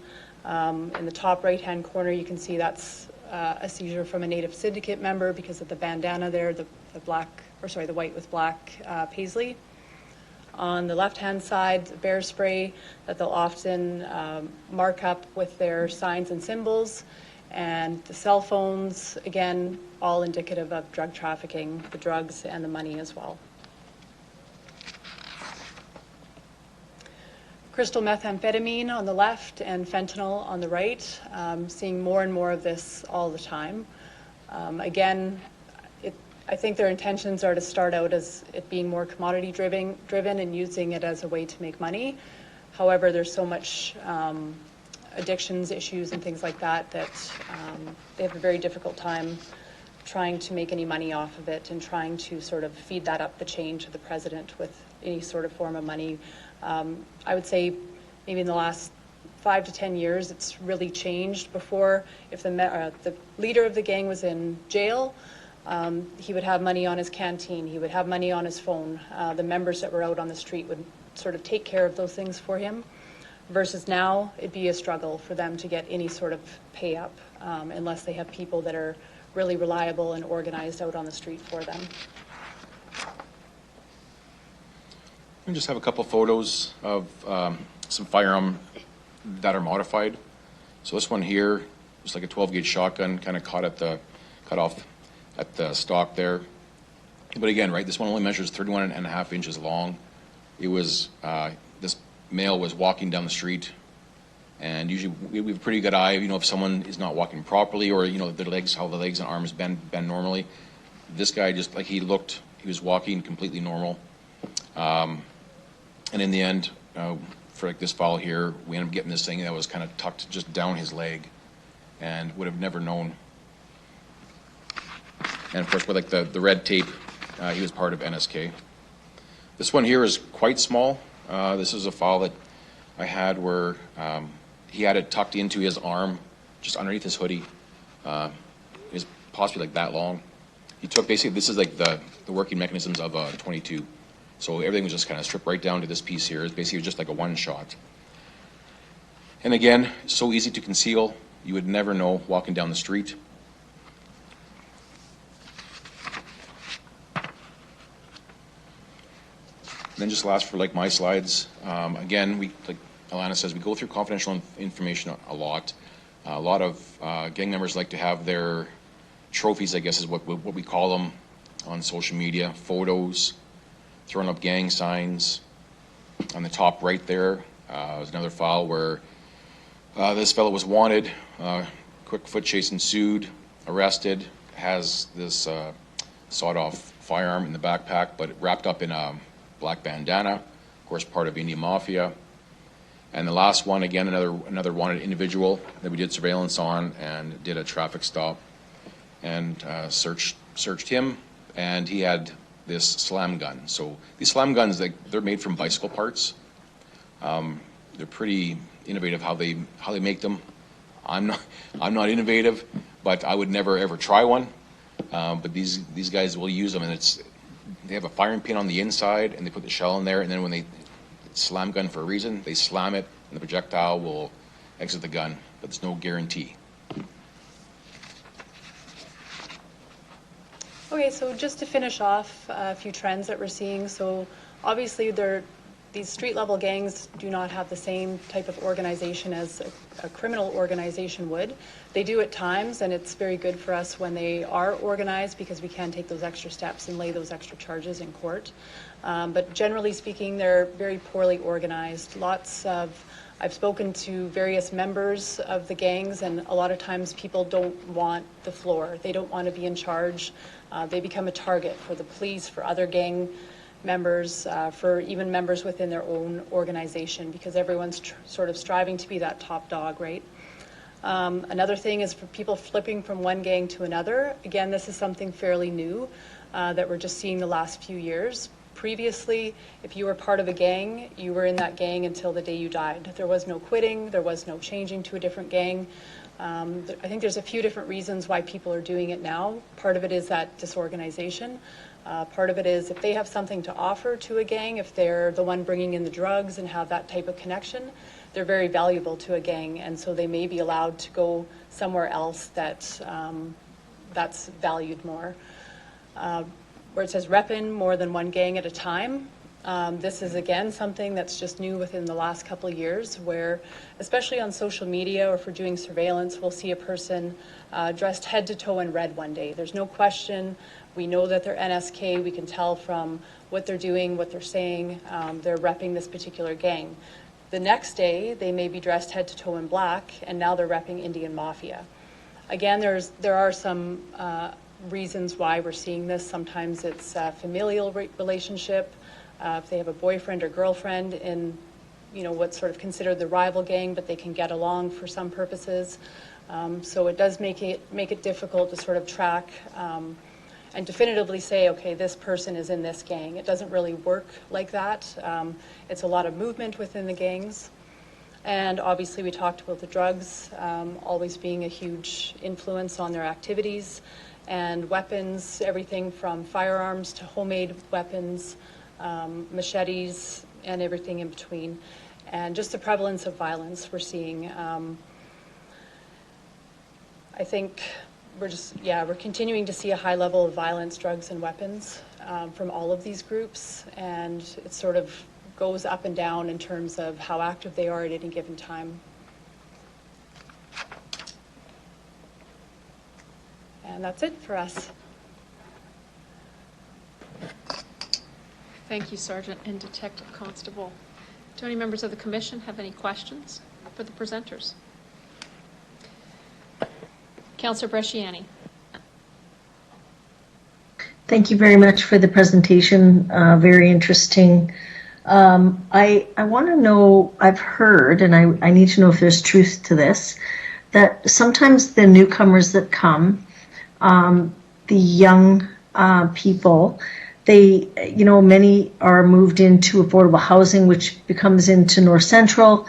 Have you seen in gangs many of the newcomers that have come to Regina to make the home, have they joined some of these gangs? I wouldn't say that my answer would be no. Most of them are developing out of the jail or existing street gangs that we already have. I'm not aware of any newcomers to Regina that would be involved in any of these. There's potential, I'm not sure, as far as being involved in drug trafficking. Those, again, we don't consider a street gang because they are far more organized and more of that criminal organization versus a street gang. Okay.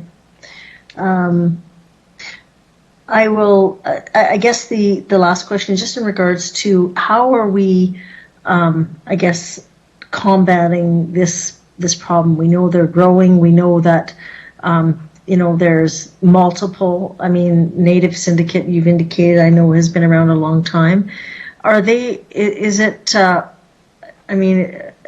there anything more that we can do, I guess, to combat? I know Saskatoon, they did a gang kind of strategy. Is there anything more that needs to be done, or can we do?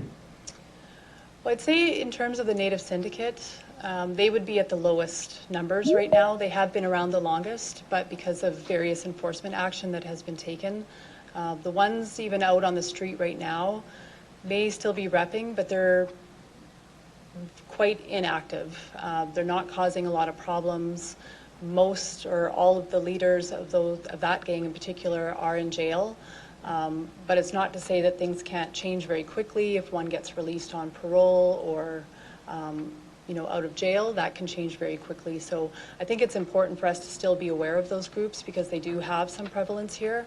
However, like I said, it's that continued enforcement action. Like the Native Syndicate was taken down through Project Shred. I can't remember the year, a few years ago. But since that time it really dismantled that group.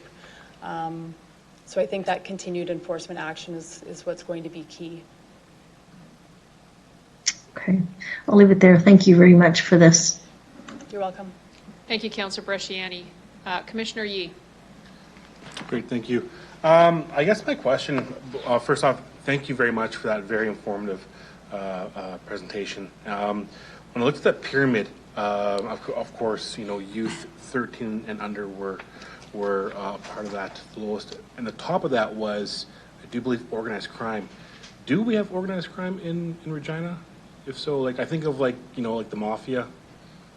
Mm-hmm. Do we have a mafia in Regina? If so, and I'm also kind of wondering where do the Hells Angels fit in that category? Right. So the Hells Angels would fit into that organized crime group. We also do have a number of drug trafficking groups that I think would fit into that organized crime group as well. And it's not that we're not paying attention to them. Like our integrated intelligence unit would look after like the bikers as part of their mandate. Our drug section works on the drug trafficking. What we're looking at is more just that street gang level activity that is, I don't want to say more prevalent, but it's what we're seeing, right? Driving down 12th Avenue or something, you see these large groups of people walking around together, all dressed head to toe in the same color. Like, they're very visible. The graffiti is another large part of it. So it's not that anyone, I would say, is more important than the other. It's just a different type of activity. Gotcha. Great, thank you. Thanks, Commissioner. Councillor Stevens. Presentation. If the richest and most powerful gang leaders are homeless and sleeping on cots, it tells me that something dreadful is feeding into that. So further to Councillor Bresciani's point, you're doing what you can from the reactive response. What do we need to do to stop feeding into that problem? It makes me think of gangs in Lower Mainland, BC. The street gangs there are a huge problem. But we also see those street gang members living in million-dollar mansions. They have cars, they have money, so living a very different lifestyle.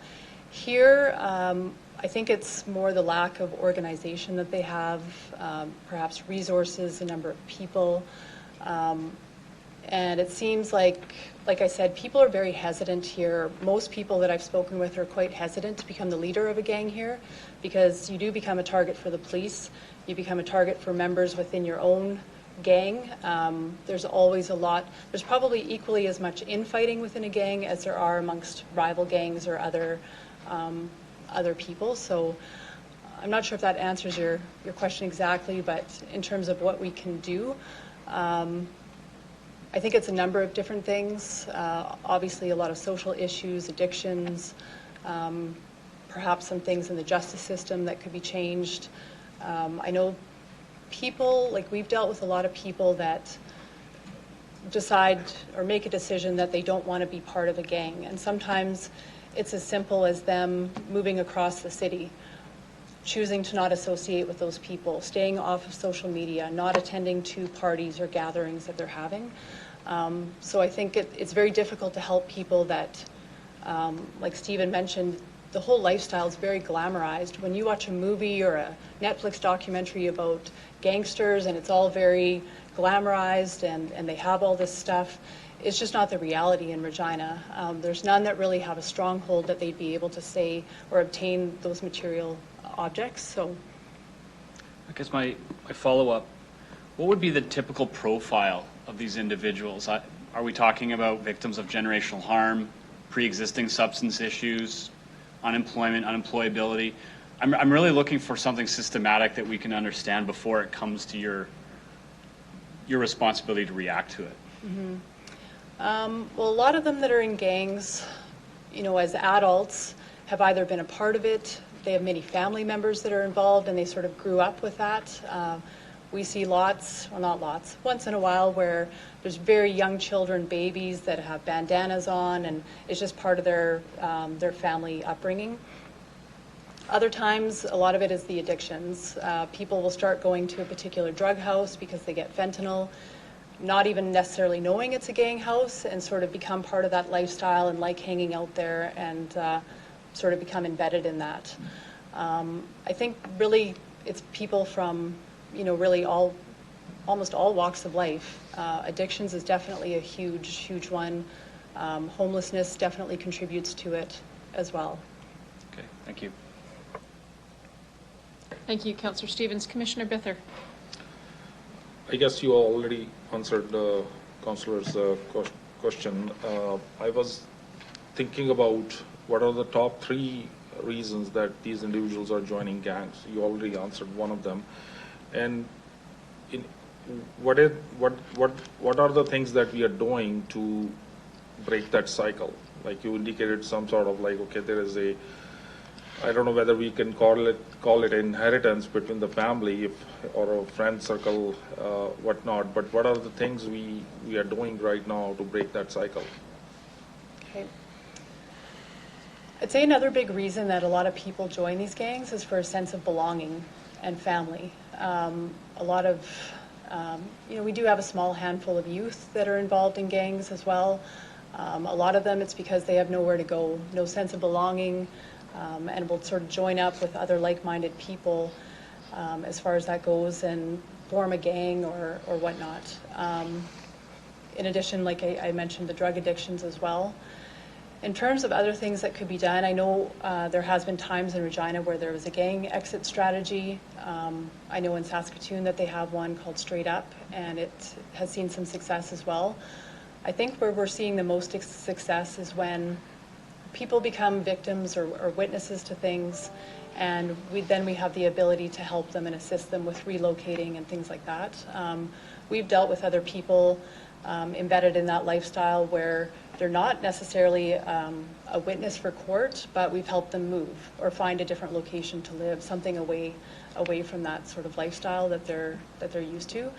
In talking with a lot of these people that have sort of successfully gotten out, it's very, very difficult for them to leave. They don't want to be a part of that, but all their friends are. That's kind of the life that they know and how they're living day to day. So to move to a different city where they don't know anybody and basically starting over is very, very challenging for them. But like Stephen mentioned, we do have a number of people that have done that successfully and have moved forward with their life, working, jobs, have their kids back, that type of thing. My last question is, you mentioned about homelessness and reading it through the recent media and Project Hope as well. There is certainly seems like I'm not sure exactly, but what I read in the media as well, because of the change in some of the programming regarding rental homes or people renting homes through the Ministry of Social Services, do you see any concerns regarding the increase in number of homeless people because of some policy change?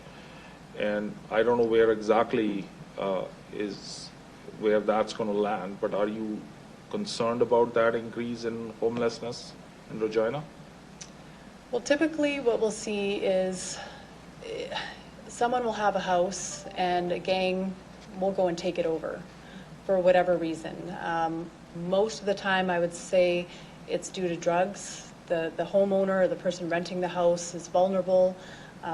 They're susceptible to using drugs and that type of thing. And so the gangs will kind of move in on different locations and sort of be allowed to stay there, so to speak. Gang members typically are not going to rent any house or have anything in their name. It's more in their nature to be very transient, and part of it's very calculated in them doing that because they want to avoid police. They don't want things in their name like vehicle rentals or cars or apartments or things like that. They'll sort of couch surf is what we'll call it, is move, maybe live with someone for a week or a month and then move on to other locations in an attempt to try and avoid police enforcement, try and avoid issues from other gang members, rival gang members knowing where they are. So they like to remain very elusive. As far as with, like you had mentioned Camp Hope and specific things like that, I don't think it's really changed for us in our work, what we've seen. I think if some of those people had affordable housing or then they'd be off the street, they'd be less vulnerable to attaching themselves to one of these groups. Thank you. Chief, I think there was a question in there that you're good? No, You're Alana good? did a good job. Thanks, Mayor. All right. All right. Seeing no further questions from the commission, thank you very much for the presentation this afternoon. Thanks for having us. Learned a lot. Thank you. Thank you.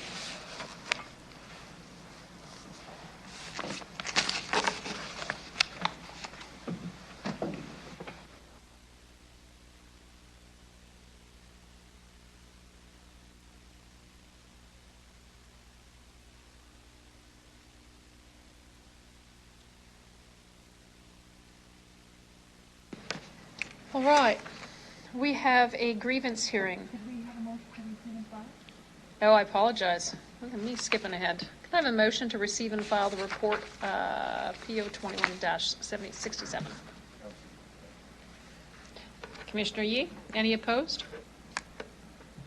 Carried.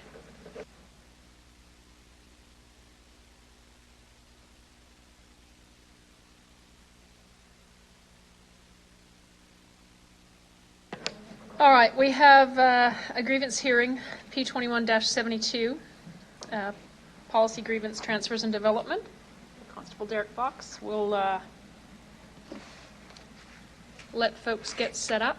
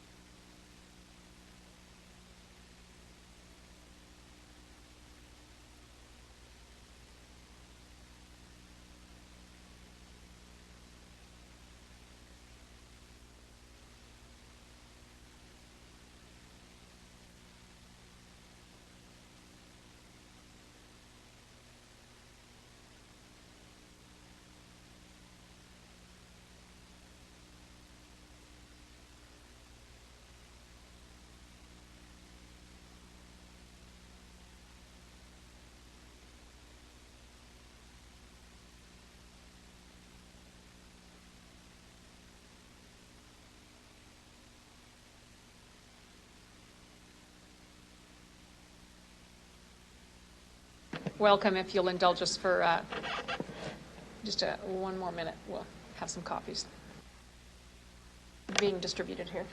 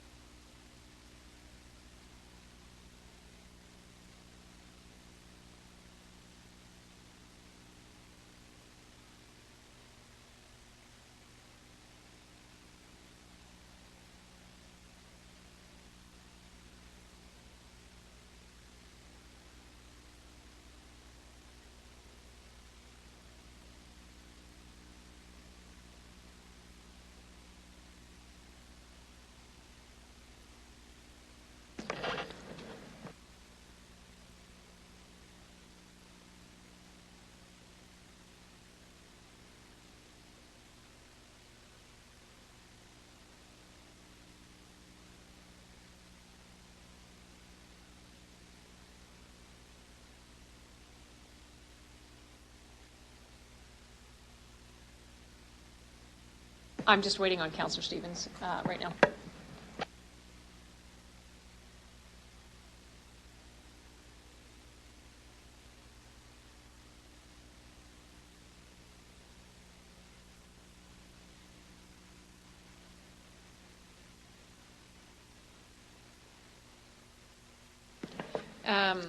Yeah, still waiting on Councillor Stevens to come back.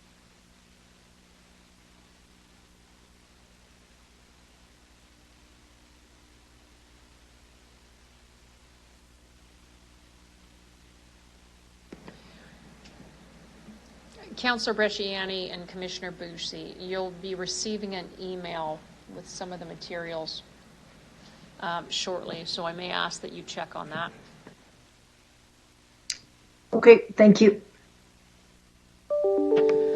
And with us are RPA members and their council are present, and I will ask, I'm going to turn your mics on, I'm just going to ask that you introduce yourself to the room so that all of us know who we're talking to. Thank you. Why don't you start? I think you're on.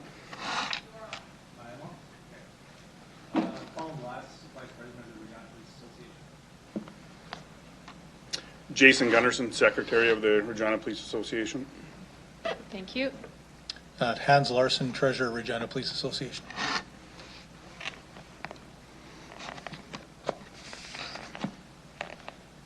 Thank you.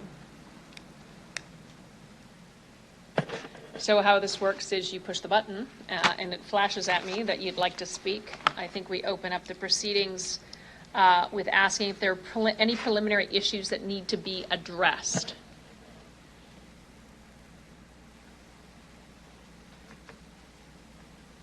I see none. Oh, okay, I got one now.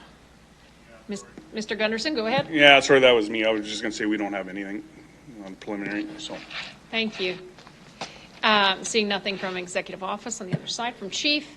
I'm going to ask members of the Commission simply, you have the material before you and I'd like it on the record. Does anyone on Commission have a conflict of interest with the matter before us? Seeing none. I do have a matter, preliminary in nature. With regard to, we're here to deal with a grievance under Article 8, subsection C, that the association shall have the right to appeal the decision of the Chief of Police to the Board of Police Commissioners, and in so doing, the association shall file with the Board a written statement of the claims along with the reasons of the Chief of Police, which shall be submitted with the statement of claim. To that end, in the Commission's package, we did not have the reasons of the Chief of Police provided. I believe it was provided through and didn't make it into our package, and so as of this moment, Commission has a copy of that, and so I believe we can proceed. I will invite the Regina Police Association to make its presentation. Would you like to tell me who would like to go first? Go ahead, sir. Thank you very much. So I'll probably do most of the speaking tonight, and then at some point we'll have to caucus with my colleagues here just to ensure that I haven't missed anything. But we'll do it as best we can. Sorry, I know that you guys are more used to this glass in between, but might have to back up, of course, to do it. So we're happy to start, and I think originally, of course, the chief and the deputy and Katrina will be well aware of all the points within the grievance. We're going to present to you the same grievance that we did to the chief, but we're really going to lay most of it out as just a background of why we grieved it, and then we're going to specifically focus on a few points within it, but more importantly, we'll provide an answer, or we'll have more of a discussion around the decision made by the chief and why the association disagrees with this decision, why we brought it to the board for further discussion and a decision on your end, based on some things found attached in his response that is dated October 28th, 2021. So when we originally struck out on this grievance, within the Regina Police Service, we have some categories that members have to achieve when they're applying for jobs within the police service. So those categories are Category 1 member, a Category 2 member, and a Category 3 member. A Category 1 member, for the most part within the service, is somebody who is a 5-year member who has done at least 1 full year within patrol, worked, and in that sense in patrol, worked on a 24-hour rotation. So that's really the part of the argument at hand here tonight, is that we believe Constable Derek Fox met those requirements in being a Category 1, and that the minor nature of 23 days is really what is being debated here tonight, for the most part. So this is how it breaks down, is really, as I indicated, you have to be a member or attached to a patrol to qualify as a Category 1 when you leave. So the RPA stance is this, is that we view that K-9 members are part of patrol.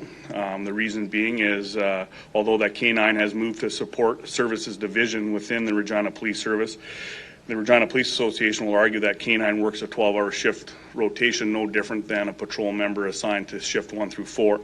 And we believe, and that they also, on this 12-hour shift rotation, it's defined in Section 9, Part B, Part 3 of the collective agreement, and that K-9 are in fact part of a 24-hour personnel that are commonly referred to as patrol.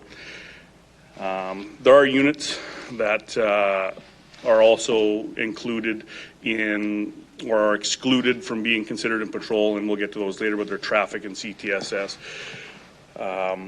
We say that members, K-9 members, commence their day shift between the hours of 6 a.m. and 2 p.m. and their night shift between 2 p.m. and 7 p.m. as defined in the Section 9 of the collective agreement, Section 9, Part B, Part 5 of the collective bargaining agreement. There are no other uniform positions within the service outside of patrol that maintain this similar schedule. Although it's not defined in the collective agreement, and the chief will make the argument that it is defined within policy, that that these members of K-9, traffic, and CTSF have to return back to patrol for 1 full year before being considered Category 1. We disagree with it because we argue that K-9 is the only one that truly works night as defined within the collective agreement, and therefore should be considered part of patrol. An example of this is CTSS does not work a night shift as defined as in the section of the collective bargaining agreement, and that traffic only works 2 night shifts a month as defined. When we look at patrol members, they'll work on average of 7 nights within a month, whereas actually K-9 members under the schedule in which Derek Fox would have worked, they will work an average of 10 nights a month. So they actually work more nights than a patrol member does. It'll also be argued that the reasoning for part of the chief's decision was that he finds that the K-9 duties are marketed in difference in the terms of what they actually do. We disagree with that. We say that K-9 is really the tip of the spear. They're relied heavily on by the teams in which they work for. They are, for lack of a better phrase, the first to the worst to most of the things that occur in this city. They're often called upon to respond to calls for service outside of their scopes or mandates due to resourcing shortages. They have to complete original reports, supplementary reports, and do follow-up investigations.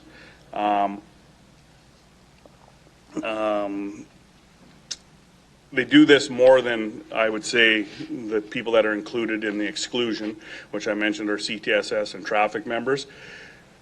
The K-9 members are frontline patrol members. They take way more calls for service than any traffic member or CTSS member, but yet are excluded in it. This is where we moved into the eligibility piece that, to be fair with the council, we're providing it. We don't believe that the commission will weigh in on policy within the Regina Police Service, but we're presenting it as basically how we see it. This policy that is written as an inequity, and this kind of sums it up. Here it says, we believe that the eligibility section in Regina Police Service Manual, which is Part 16, Chapter G, Paragraph 3, Sub B, Sub 2, creates an inequity for departing K-9 members. This section reads that members must have served 1 full year in Community Services Division assigned to a 24-hour shift rotation prior to the date the new position is available. For the purpose of this policy, patrol does not include K-9, traffic, CTSS, or detention. As indicated, we argue that K-9 should not be included in this policy. We say that K-9 is a very dynamic position that is not like any other within the service. Very real tangible variables are present, such as injuries to dogs, that make departures from this unit unpredictable. This is the case as seen in Constable Fox. His choice to leave the unit was not of his own, in the sense that his dog went down with an injury on, one could argue, January 19th. That was career ending at that point.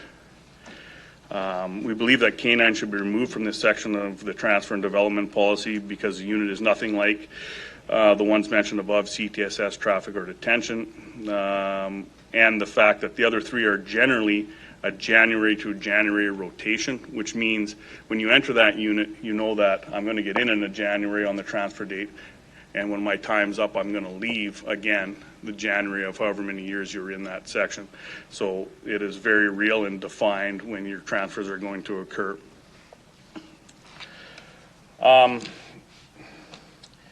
Going to SWIT, I believe everybody has the chief's response to the Regina Police Association. Is that correct? As of about 10 minutes ago, yes, sir. Okay.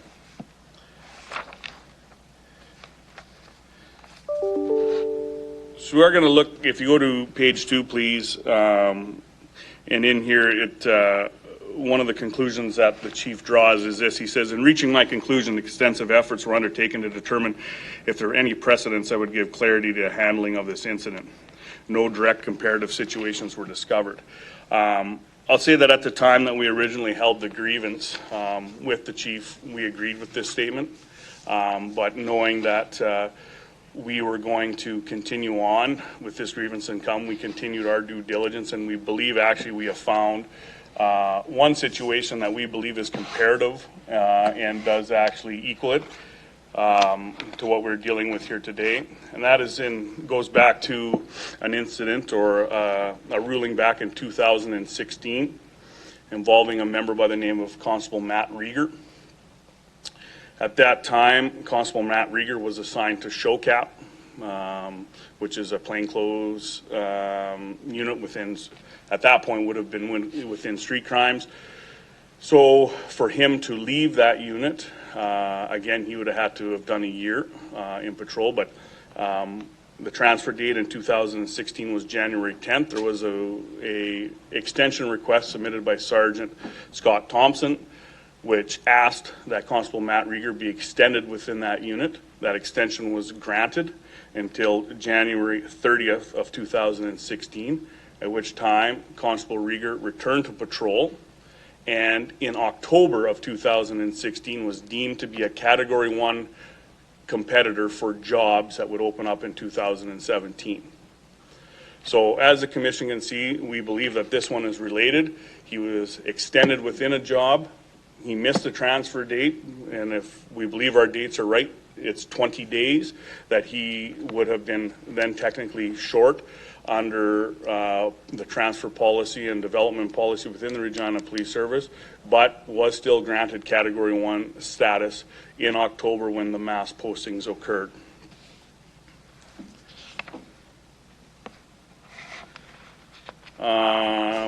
moving on, we'll continue. And the chief, in his decision below there, says he fell short by 23 days and that he recognizes it is a relatively short period of time, and that the incident that determined his return to patrol was out of his control. So we understand that it's 20 days for Constable Rieger, but yet he is allowed to be in Category 1. We look at this one, we realize that it is 3 days more, and Constable Fox is then deemed Category 3. As I move on, the chief says I'd still have to make special exception for Constable Fox to be recognized as Category 1 in this fall posting. We're not stating, and please understand that it would not have, I'm not sure if it was Chief Bray at the time who granted the extension to Matt Rieger. I can't comment on that, and I'm not saying that at this point because I don't have that information, other than the fact I'm saying that it was granted to him. One that we are concerned about here is, to be frank, is when we get into that, an exception of this nature would be seen as giving preferential treatment to one individual and a deviation from policy. We are going to bring up what we consider to be some deviations from policy that have occurred, with the caveat that, yes, the association has agreed to some of these in discussions with the chief or with the deputy chief when they were presented to us. One is the creation of the major case management position in there. We were approached by the executive and asked that they wanted to make that an expression of interest. And basically, and I'll state it this way for clarity, is lots of members within the Regina Police Service believe that when they see an expression of interest, that someone has already been chosen for those expressions of interest. But we agreed to it in this case, and also in the Indigenous recruiting case. And then there's been another request for another position to basically shorten the time frame from 14 days to 7 days. I'll go back to the first two, my apologies, but major case management and recruiting, we did agree with. And we agreed with it because we believed that it was in the best interest of our members. When there is a slight change to policy that is written. But this is where we're taking some issue with the, well, not some, I apologize. We're taking issue with the chief's decision. Is if you go down to the next paragraph, it says the foundational policy in this case is deliberate in an understood system, allowing for consistent application of rules and transfers. But it doesn't, because the RPA is asked to make exceptions to these rules when it benefits the Regina Police Service. And as we've stated, yes, we realize it does benefit our members, but we also asked for some exceptions here and that is around Constable Fox, that 23 days isn't outside of the line of reasonableness to make him Category 1. We seem to be conceding, and we have conceded because we believe it's in the best interest of our members, and we asked the same thing of the chief in this grievance, saying this is in the best interest of our member to make him Category 1 because we're only 23 days outside. And now, of course, with this other belief of Constable Rieger already being 20 days, we don't think it was unfair to ask that and to have that extension granted. I skipped part of that paragraph, but I'm going to come back to the top of it. And where it says, our latest employee survey yielded significant criticism and allegations of a culture based on preferential treatment for some staff members, or for some staff and not for others. Again, it is not Constable Fox that is going to be seen as receiving preferential treatment for 23 days. That is not what the membership is talking about when they're talking about, for the words that are used within the survey, an old boys club, preferential treatment, only some people get to advance. This is absolutely not what the membership is talking about. They're not concerned about 23 days, right? But what the membership is talking about, in the association's opinion, is exactly handpicking people to go into positions. That's the old boy club. That's the stuff that they're talking about unfair. Now, with that being said, not all the time are the members that are complaining aware of why people were picked, right? We'll say that and clear that. But that's what they're talking about. They're not talking about 23 days. I have spoken with Constable Fox, and I'll bring this up within this hearing because he has made it public within the conversations and some of the things that the Regina Police Association and the Saskatchewan Federation of Police Officers have been involved for. We asked for this and made this grievance on behalf of Constable Fox because, one, as I said, we didn't believe 23 days was so outlandish that would put all policy in the Regina Police Service into disrepute. But I know for a fact that Constable Fox for 8 years has worked mostly nights for the Regina Police Service in his role as a canine handler. And in that time, as working mostly nights and being what I explained to you as the tip of the spear and responding to the worst of the worst, has developed PTSD and an OSI. And he's very outspoken about it, and he knows how he received it and goes. So we're also saying that there sometimes has to be considerations when the minimal window is 23 days, and we're asking for the bettership of our member, as they have asked us before to allow people to go into certain postings without it being posted, asking us to shorten time, that it's in the interest of our members. Well, this was in the interest of our member to get him out of the patrol situation and into a job that would be less nights. And we say this because the chief is right. There was at the time of the decision, there was no past practice around the 23 days that we have found, but now we believe we have found one. But also, I can say this, in my 22 years of policing, I have never seen a member that will technically have to do 21 months back in patrol before they're eligible to apply for another job and advance their career. Because if you consider it this way, he's done 9 months or over 9 months this year. He's 23 days short, so I apologize, actually 10 months, whatever that works out to be. But then would have to work all again of 2022 to be considered Category 1. And I can say in 22 years of policing, not one person has had to do that to advance their career, especially at the seniority level that he is, and to, for lack of better words, get off of some nights and to help assist him move along. I know this is a lot to pile on, and we're not saying that the chief didn't take this under consideration when making his decision, but we feel that it's important for the board to understand where we're coming from and why we felt that 23 days was not an outlandish request, nor one that shouldn't be considered by the chief.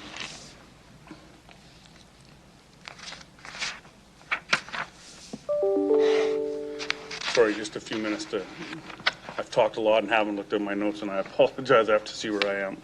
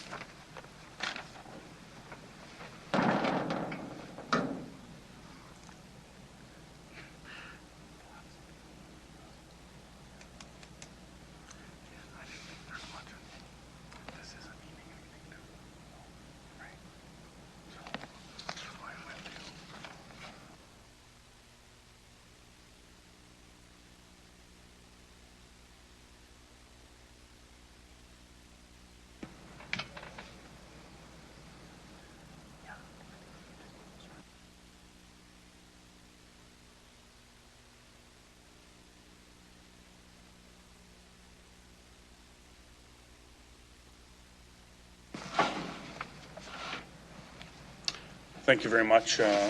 Sorry, I just wanted to confer with my colleagues. We've spoken about member wellness somewhat here, and the fact of Constable Fox and around it, and that's, as I said, why the grievance was brought forward with believing that 23 days wasn't out of line to have him made Category 1. will continue to say this, is that in our discussion with Chief Bray at the time when we took the grievance before him, we presented the option to him of making this decision without prejudice, saying that we feel that this is an important enough case that the decision needs to be made in the members' favor, and that as an association we would do it without prejudice, so that moving forward, if we had a similar situation, that it would not be brought up again, and the basis of the decision, you know, would not be used on that. I'll say this, we had Miss Katrina Swan, we had everybody else on the Chiefs team that looked through past practice, and it took us a lot of time to actually find one example. And I mean, Deputy Ray can speak to it, and sorry if I get your years for service wrong, but you have to be near 30 years of service. In that time, we can't think of another incident where this has happened. And I can specifically say that in my time, I do not remember of another case like this. So it tells you how rare it's going to occur, and that really, when we for lack, you know, beat it on the head with saying that it's going to cause members to come in an uproar, we haven't seen it, and that, you know, we explained to you that we're not going to see this. This isn't what members are talking about, and that the likelihood of this decision being used down the road is probably very slim, because, to be quite frank, I don't think you're going to see it ever again. This exact situation happening where a member is supposed to remain in a unit but does not because of an injury to a dog and his career ends. I mean, I wouldn't want to take those odds in Vegas. I'll tell you, like, it's just not going to happen. So that's why we had proposed the decision without prejudice at that time. I'd like to stop there and allow the chief to respond, and then just have the opportunity to respond to anything that may be brought up at that point. Thanks, Mr. Gunderson. Actually, I'm going to open it up to the commission to ask the RPA any questions that they might have at this point in time prior to chief's submission. Does anyone require any clarification or additional information from the RPA?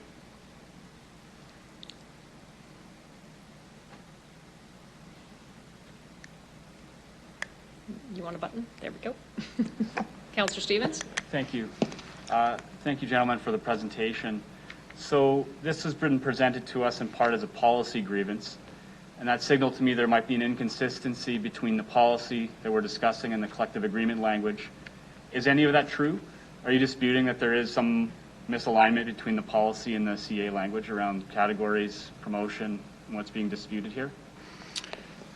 Well, we'll see that, and I'll allow the chief to answer this too, but within the collective agreement, there isn't anything that really covers our transfers or developmental like in that. To be fair, there isn't anything in this that does it. We did the original breach as indicated, and that's why I guess I stated at the beginning is we realized that the board probably isn't going to rule on policy itself. We didn't expect that. It was more around the fact of the 23 days, sir. So, okay. Yeah. So I guess in answering your question, I think that the collective agreement plays a role, but in the same fact, I think this collective agreement would be awful big if we included all the policy from the Regina Police Service in there. So, okay. Thank you. Through the chair. You're not disputing management's interpretation of the policy. You're saying the interpretation is correct and quite literal. Am I accurate with that?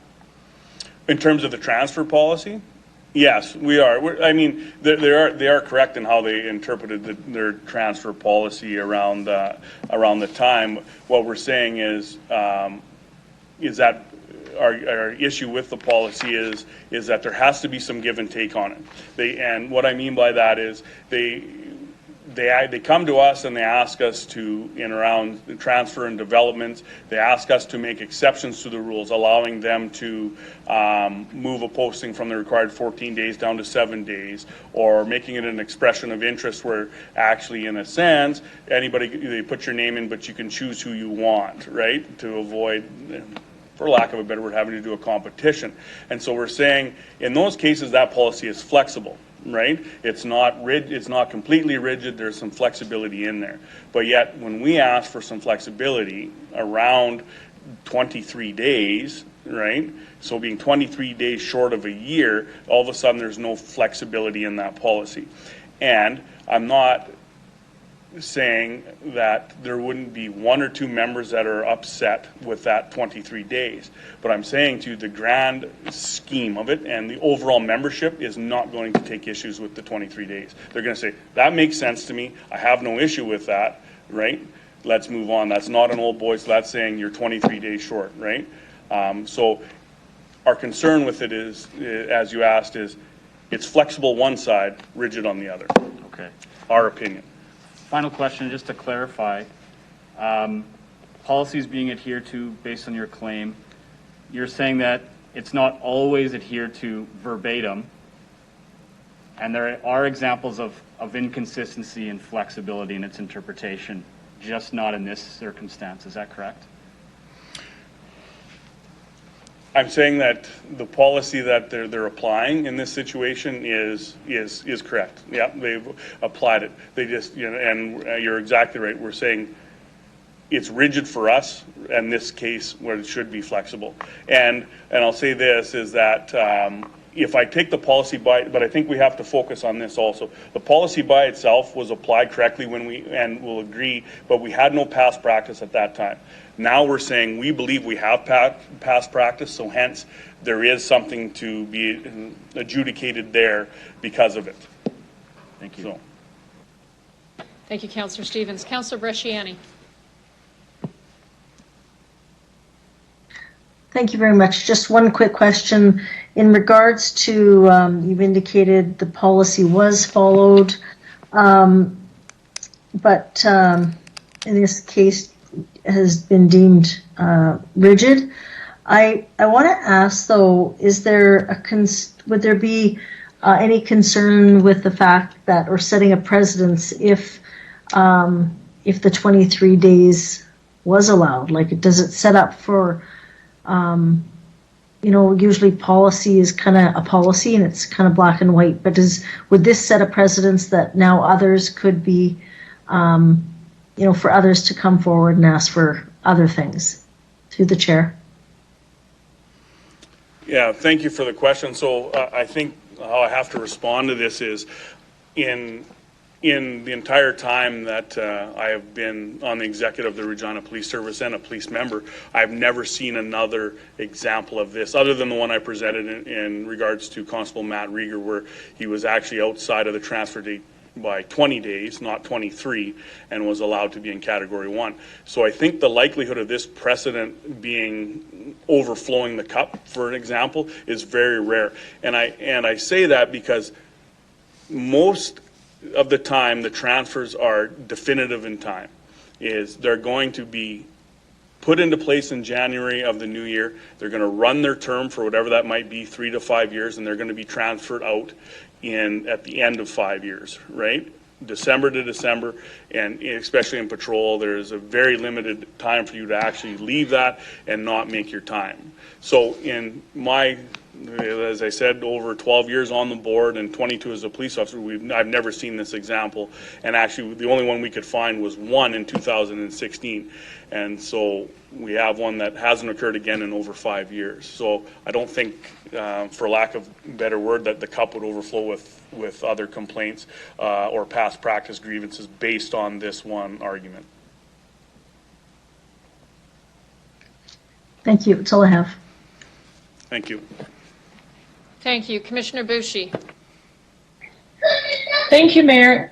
Masters, I just have 2 questions here. You have made reference to the other guy who also submitted his application 20 days late, but didn't have the same problem.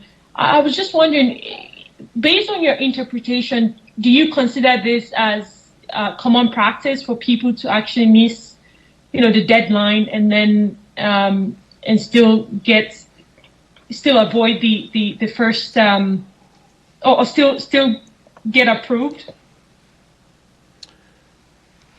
Sorry if I think there's a little bit of confusion in regards to that. And so what had actually happened is Constable Matt Rieger wouldn't have in a sense, missed the deadline. His sergeant at the time requested an extension for him and was granted an extension. And I have to make the assumption at this time it was by the chief, that either the chief or the superintendent at the time granted the extension, at which time it ran till the end of January. And then he returned to patrol after January 30th, but the same thing applies here, is that he did not go back to patrol at the transfer date and was no different than Constable Fox in that he was 20 days after the transfer date, but still considered Category 1. So it's not that members missed the deadline in that they've applied, but just circumstances have caused them not to fulfill the entire year that is required. Okay, Madam Mayor, I just have one more question as well. Okay, so thank you for that clarification. I think I lost my train of thought. I apologize. Okay, I will think about it. Thank you. Oh, yeah, I remember. Sorry. One more thing. So when the K9 lost its carrier due to the incident, did you receive any correspondence from, say, HR or your supervisor indicating that this is sort of the procedure to go on with your career? And was any dates or any sort of guidelines stipulated in that information?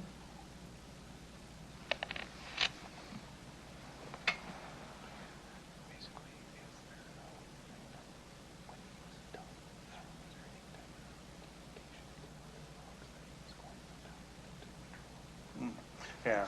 So I hope I understand your question correctly, and I'll answer it this way. So I have an email from Inspector Darren McKechnie that kind of outlines the situation that occurred with Constable Fox. So Constable Fox was aware, and I'll clarify because I know the chief will bring this up, and so I'll bring this up at this point, is the association is well aware that Constable Derek Fox was granted an extension for 2021.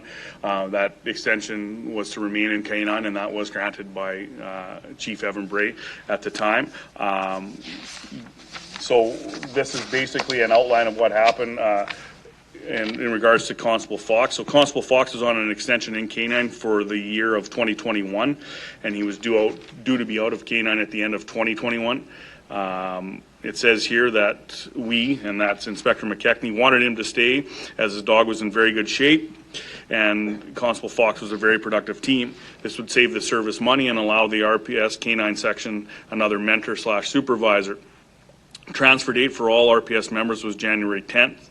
Constable Fox's dog injury was on January 19th. At the time, Constable Fox was on annual leave. We were awaiting the prognosis, but we all knew that the dog's career was likely over and finished. On February 4th, we received final word that this was the case. In that time, though, Constable Fox had a meeting, and on February 2nd, knowing that his dog was done, knew that he was asked to be removed from the K9 section and returned to patrol, hence where the 23 days comes from in there. So I guess in answer to your question, yes, Constable Fox was aware that he would be, after the meeting on February 2nd, returning to patrol. And we'll admit that his decision to return to patrol was his. So. Okay. Thank you so much. I hope that answers your question. Yes, it does. Thank you.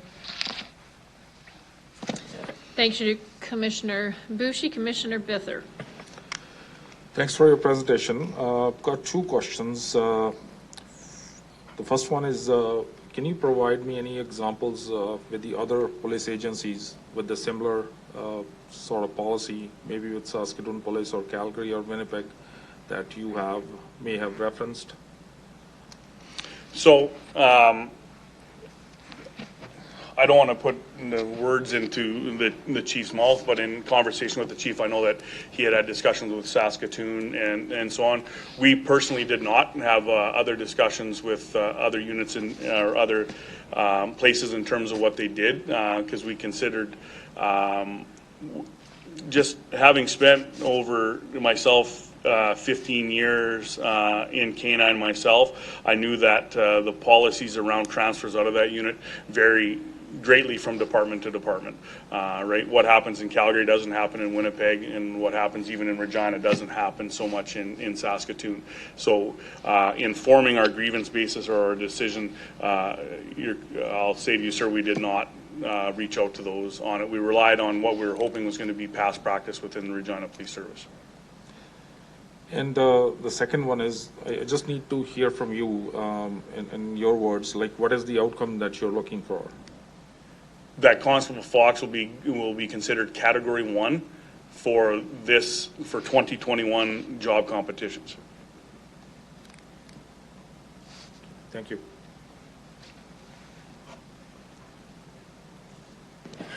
Thank you, Commissioner Bither. Seeing no further questions, I just have a few.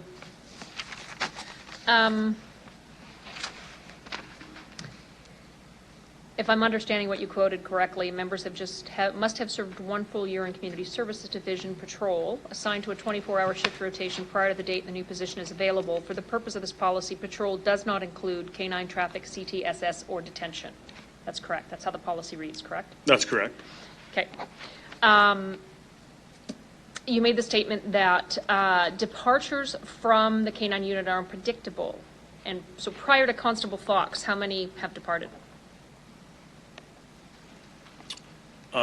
Well, I can say in 2020, there would have been 2. That would have been Constable Jess Sabo, who left because of an injury to her dog. Also, Constable Stuart Cashane left because of an injury to his dog.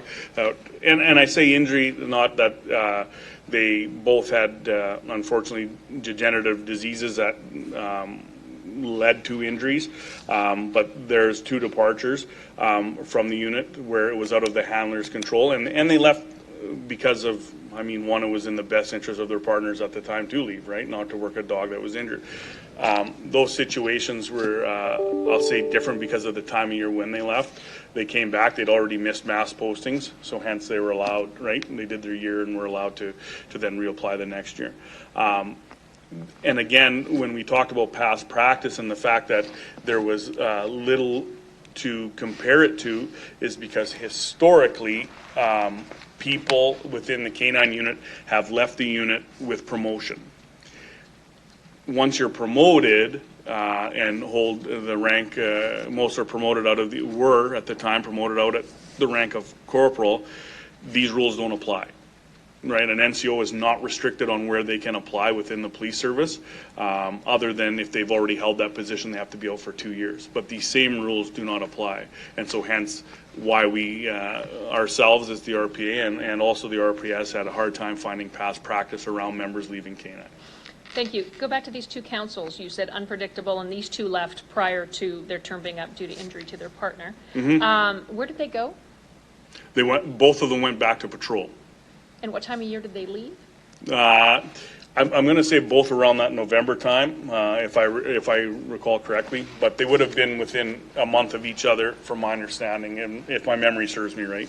Okay, so a matter of timing on that one. Yeah.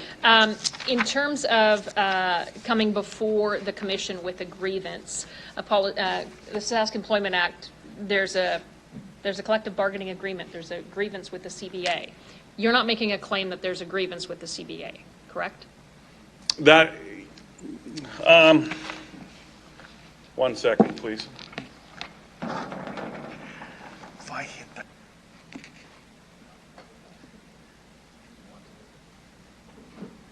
Tequila? Tequila? That's what I like.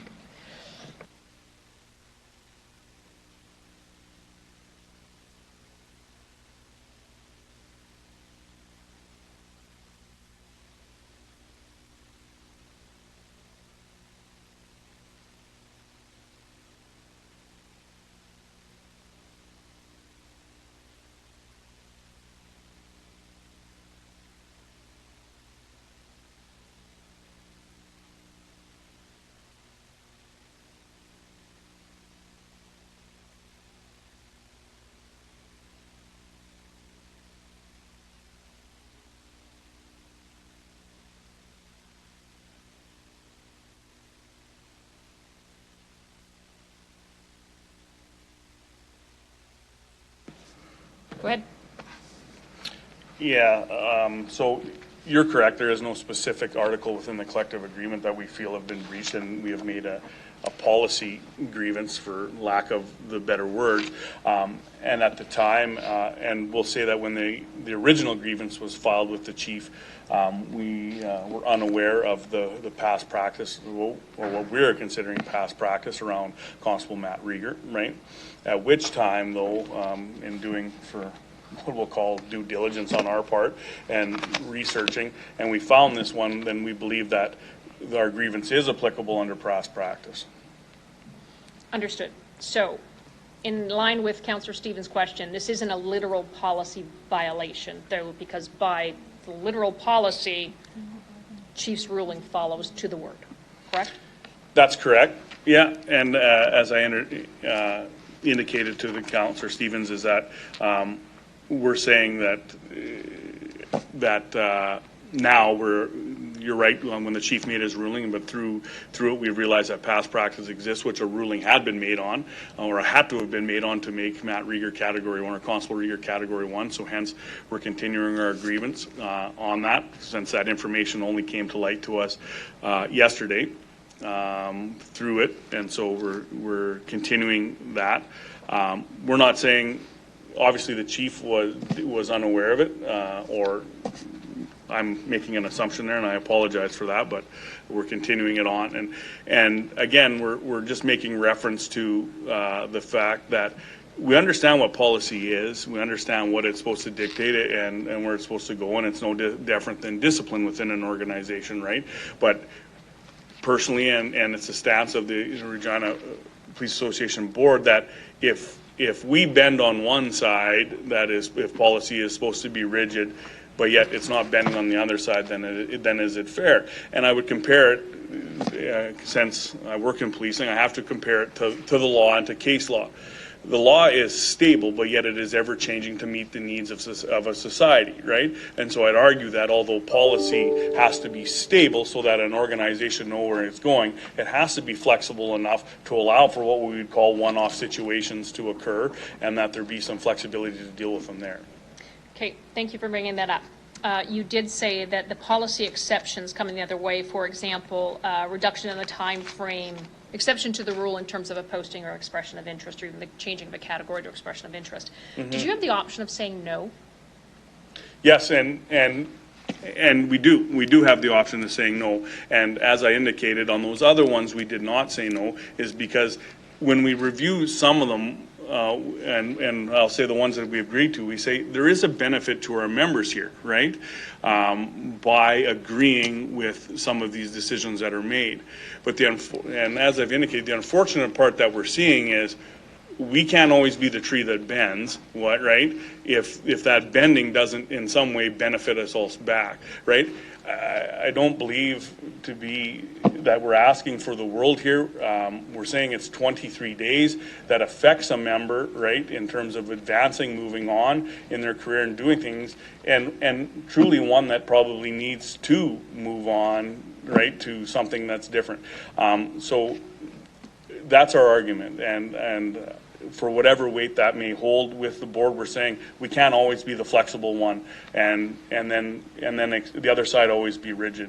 And I think that we have a very good track record as the police association with working with the executive, because I can say, and Chief Bray would be better to comment on this than I am from his years as actually being the association president, that I can honestly say in my 12 or 13 years as an executive member, this is the first time I've ever sat in council, right, in the commission, to have an actual discussion with you guys over a grievance that we've had with the chief.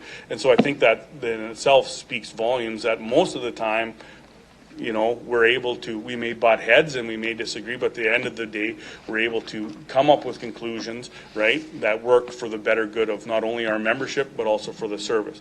But unfortunately on this one, I say and by I mean we have to dig our heels in, and we have to dig them in, and we're saying that 23 days is not an unreasonable ask, and it will not sink this ship if it is granted. So. Thank you. How long has this policy been in effect? Colin can pull it up, and unfortunately, I'd have to look at it. They're amended. I don't know if the chief has a copy of the policy on the last time that transfers and developments were amended. It usually says on the bottom of that policy. But I know that Colin here has this section. Yeah, so unfortunately, and maybe the chief can answer this, but on my copy, it says this revision was 2021, but that could be multiple things within that transfer order that were that may have been changed. So I apologize, just the way that system works. I'm sure that the deputy or the chief may be able to answer that better, but for us, when I look at it, it tells me that policy was updated basically November of this year. So He'll get his turn in a moment.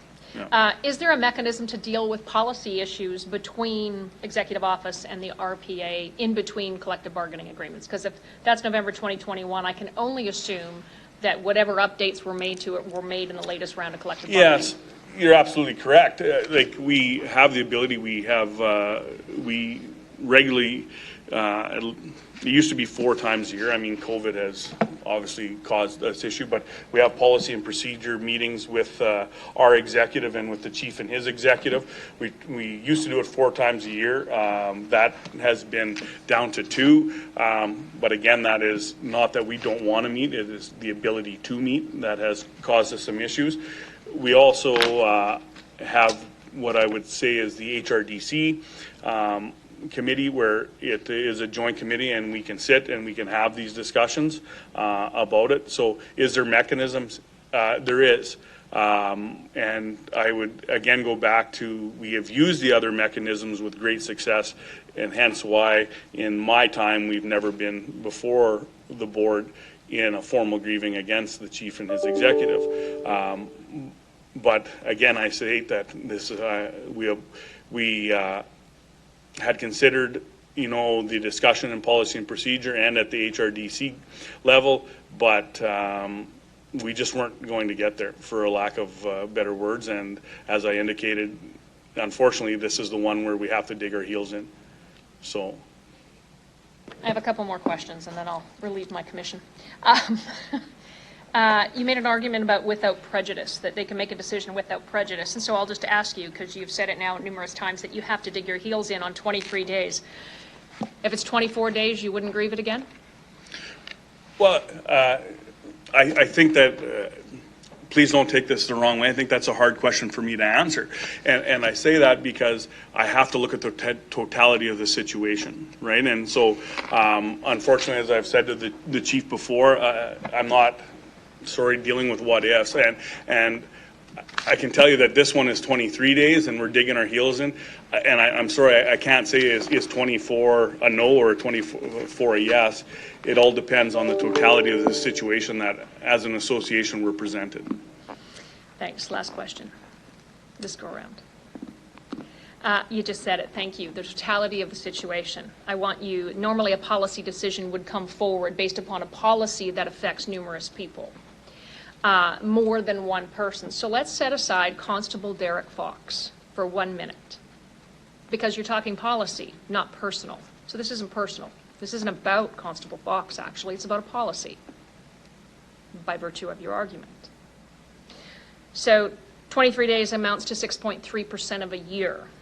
You're suggesting that when this policy was agreed to, and you've said that there's a mechanism to regularly discuss policies between executive office and the RPA, 365 days was acceptable.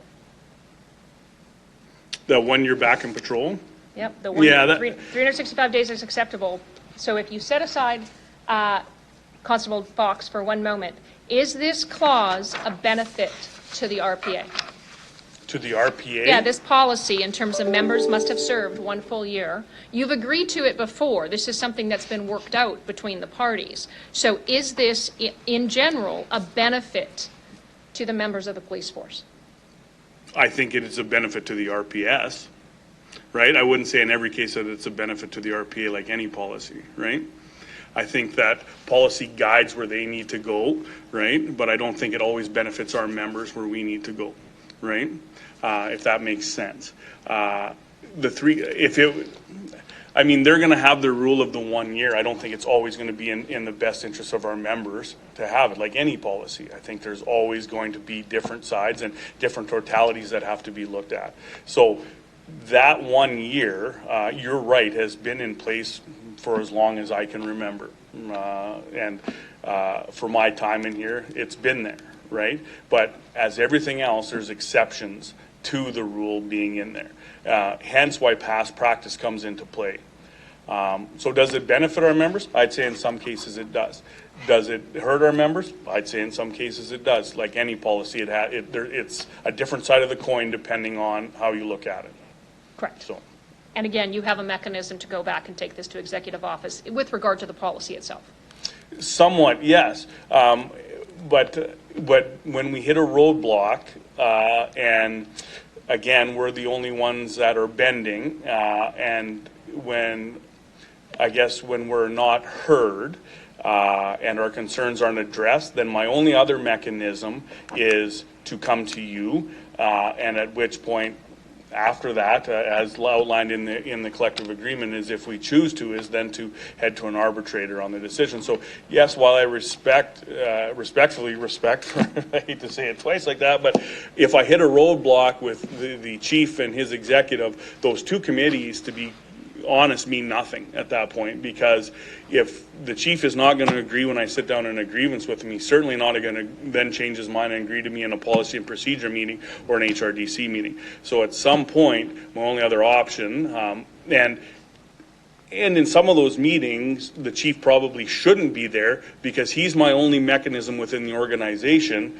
to actually go and file a grievance, right? But if he attends those or is in there, then my mechanism is gone, and my only other is to come to you and then proceed further down the road if deemed necessary. So.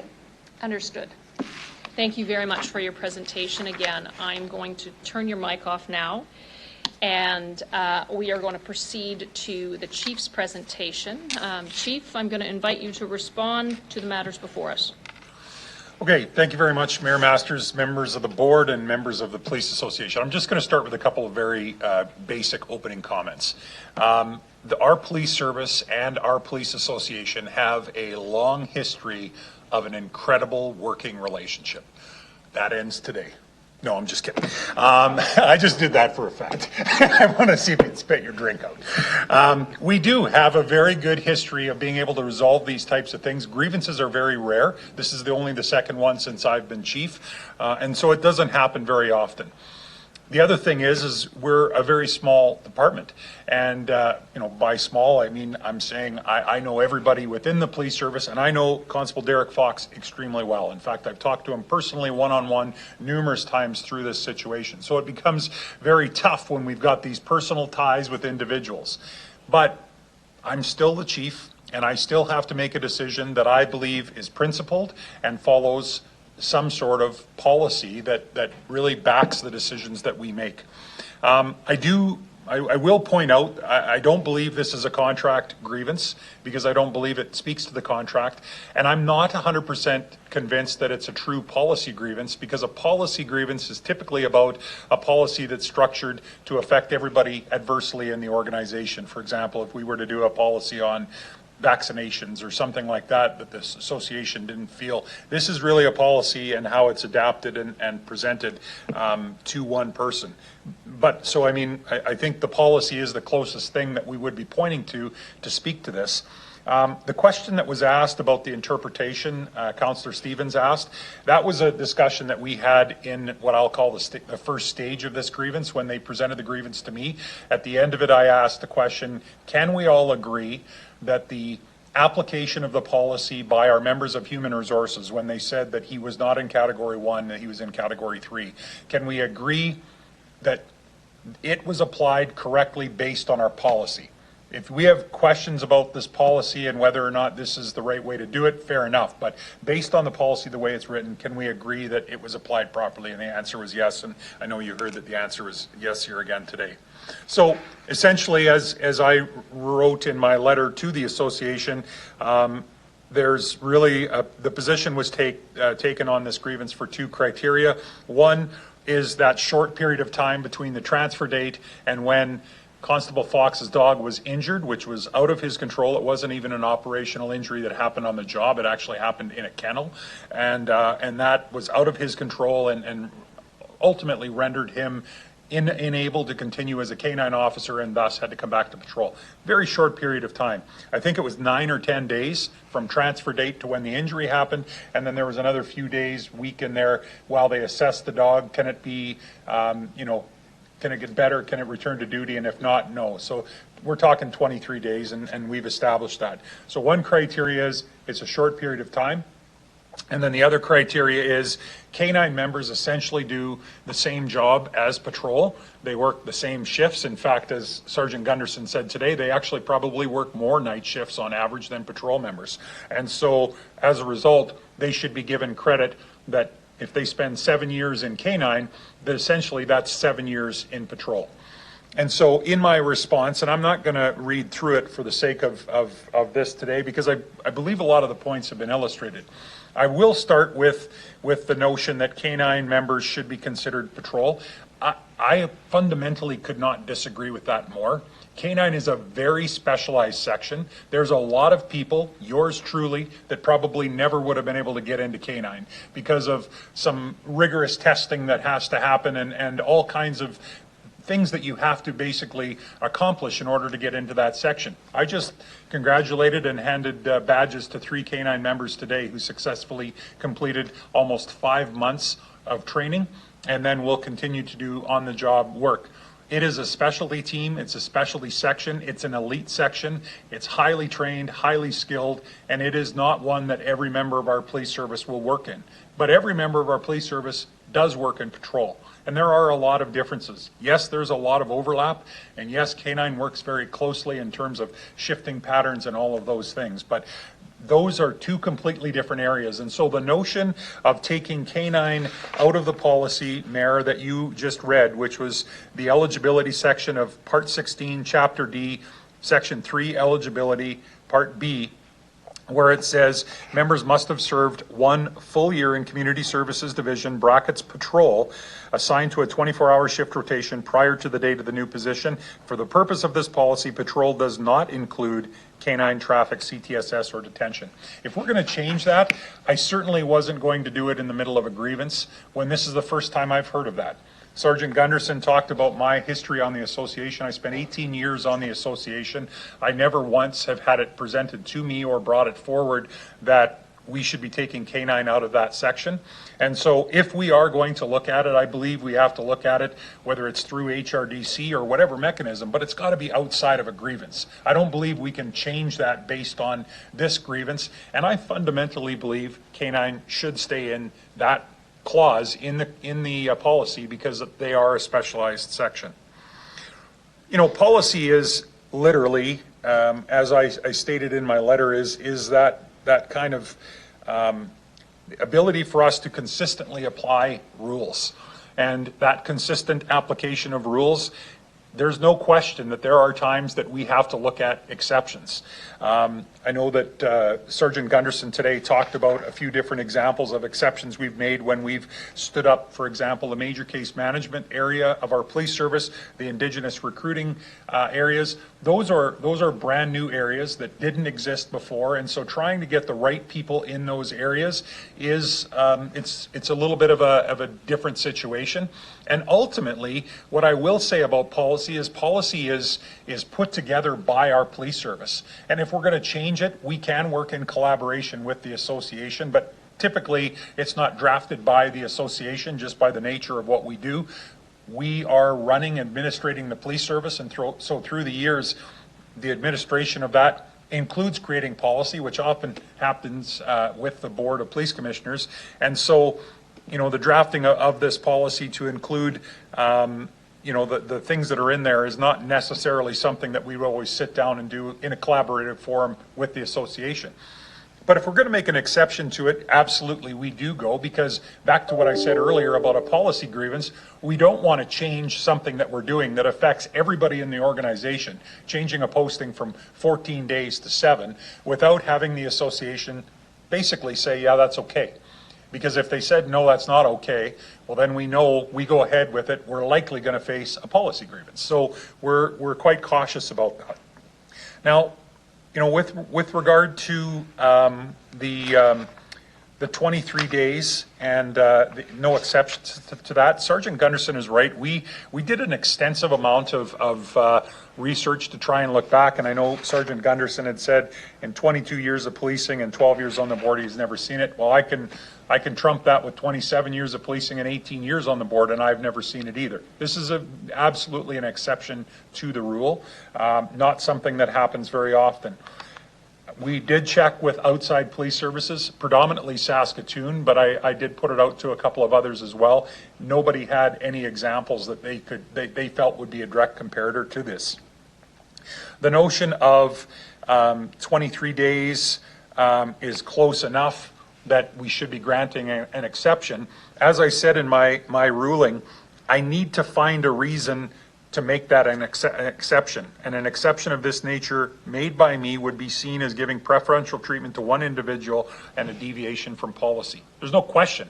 It would be a deviation from our current policy. And while there may be one member or many members that would be happy to this exception, there would be some that would not. And those are people who would potentially be bumped out of a job because Constable Fox was moved to Category 1 as opposed to Category 3. You know, I have to say that when we talk about the employee survey with criticism and allegations of culture based on preferential treatment, in-grouping and out-grouping and those types of things, it's tough to see the forest for the trees, but we're a small organization in the grand scheme of things, and Constable Fox is a very popular person. And so, yeah, I don't doubt that there's no way to keep anonymity in these situations. There's no doubt there's a lot of people that would think, yeah, I think Constable Fox should be allowed to compete. I would love to know what it would look like if we could put a cloak of anonymity on it and just argue it on the facts and keep the personalities out of it, which is what I'm trying to do. Back to my original comments, he is what I would consider a close personal friend. And yet I made a decision that I know is not going to be popular with him or with a lot of people in our association, including my former friends on the association. It's a joke, Jason. It's a joke. A couple of things that I just want to say. So we're very aware, and I was not going to bring it up today, but Sergeant Gunderson did. We're very aware of the PTSD and operational stress injury that's involved. I do want to be clear, this was not an accommodation request. So we would seriously look at this if this came in as an accommodation request. I recognize that being able to, after having worked almost 7 years or however number of years it was on straight nights, that it does take its toll on a person. There's no question about that. But this did not come in as an accommodation request. It really came in just as a request to, be given an exception with regard to the number of days needed to meet the policy. It was spoken about before, I believe, both Councillor Stevens and Mayor Masters. You talked about what is the threshold? Is 23 acceptable but 30 is not? Is 45 acceptable? Those officers that Sergeant Gunderson talked about that transferred out of K-9, it was late in the year, so I do think the fall postings had already happened, so it would have been either late October or maybe even November. But had it been September, would we have, because their dogs were injured, would we have granted them the exception? Would it have been June? Would we have granted? Do you have to have 6 months? I can't make a decision on that threshold. I have to rely on what's in policy. And policy often for us has some fairly rigid dates. You have to apply for, if you want to compete for promotion, there's a date, a cutoff date, and if you miss the day by 1 day, you're told, sorry, you can't compete for promotion this year. We operate that way in lots of different areas of policy, and this is one that I could not find an exception. Now, this Constable Rieger example, I'm not aware of it. I'll have to do some checking to understand what the nature of that is. That would have been, if it was early 2016, then that would have been before I was in this position. But what I can tell you is, back to examples of where exceptions have been made, there have been exceptions where an individual is working in a section, and I'll give you one as an example. I think it was our gang investigators. So we had an individual that was working in the gang section, who you just heard from today, not one of those, but worked in that section, and was set to come out at the end of the year because his term was up. And so was going to go back to patrol, was going to do a year in patrol, and then was going to be able to go on and do something else. We had a major investigation going on that required us to hold on to that individual for a couple of months to complete that investigation. So what that meant is the officer was ready to leave at the end of the year, and we said, no, hang on. We need you to stay until the end of February because this is a substantial investigation we've invested a lot of time and energy to, and we need you to stay in this position. But what we will do is we will give you in writing, and we will let the association know that we're not going to disadvantage you because it's our decision to tell you, no, you can't move. We're forcing you to stay in that section. We're going to give you credit for the full year in patrol. You were prepared to go as of January's transfer date, but we said, no, you got to stay an extra couple of months. I'm going to suspect that could have been what happened with Constable Rieger. I don't know. I don't know the circumstances, and we'll have to look into it. But we couldn't find any past precedent where someone had transferred late and was given the exception to be able to be a Category 1 member. At the end of the day, you know, I come back to member fairness and what is right for our members. We could argue this both sides, and there's oftentimes there will be people that will fall on either side as to what is procedurally fair and what is not, and oftentimes personalities can come into it. I can't allow personalities to come into it when I'm making a decision. I am very steadfast in the decision that I made. I believe it was the right decision. I'm really hoping that maybe through further policy and procedure discussions or HRDC discussions, we can explore whether or not this policy needs to be changed. Something as substantial as taking K-9 out of that policy that says that they're exempt from that patrol wording, that is going to have significant ramifications for our organization in a lot of different ways. And so I want to be very, very careful about doing that, which is why I said, as chief, I'm not going to just do that by myself. It has to be a joint discussion and something that we have to look at. So ultimately, the decision was made because policy was fairly clear on this. I wasn't prepared to deviate from policy. Even though it was only 23 days, I felt like it was still 23 days past the deadline, and I had nothing else to be able to point to in order to reach this decision. So I'm just going to bang on the glass and talk with my partner for 1 second, see if I'm missing anything.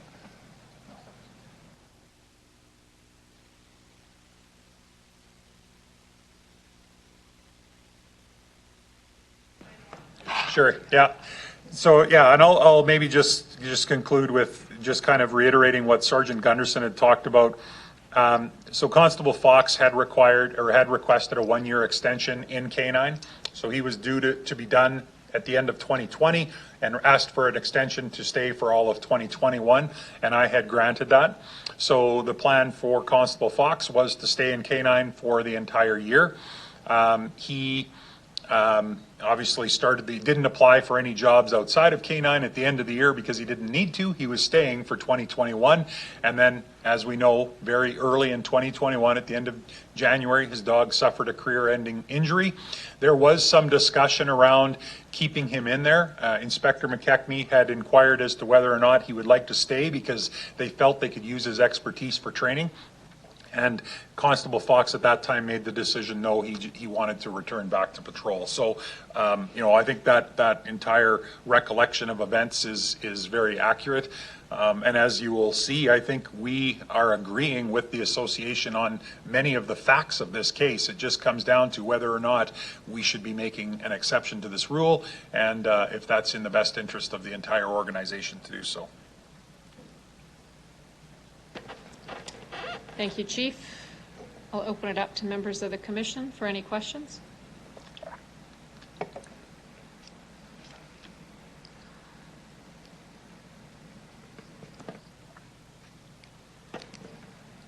I'll ask one more time. Any members of the commission have any questions for the chief? All right, Councillor Stevens. Great, thank you. So just so I'm clear here, the claim is that exceptions are made to policies, and Chief, you agree that there are exceptions always being made to these policies, correct? Yeah, I would say that they are. I don't know. The word always, I mean, it does happen, and I don't know if it's on an annual basis, but there are times where we will make an exception. Right. Yeah. Okay, thank you. And in all of those circumstances that you've confronted, you evaluate the circumstance, the context, what they're applying for.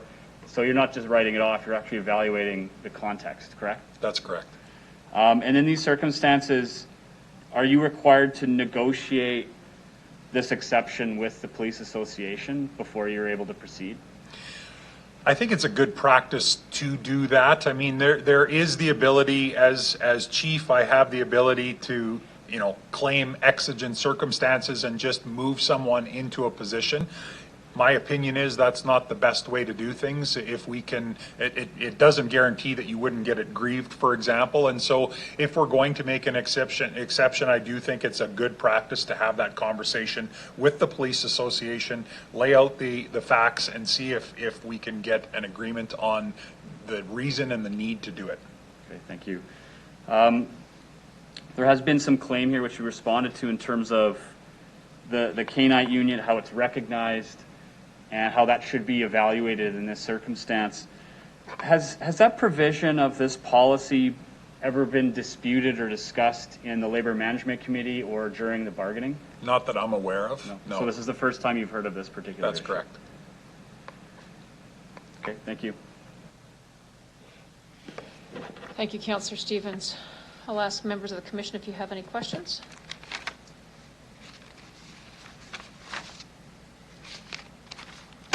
All right, seeing none. I've got one. Chief, you stated that that in terms of the discussion that's happened to date, in terms of not a violation of CBA, some conversation about policy. It's been called into question with regard to no previous precedents to rely upon. How far back did you search?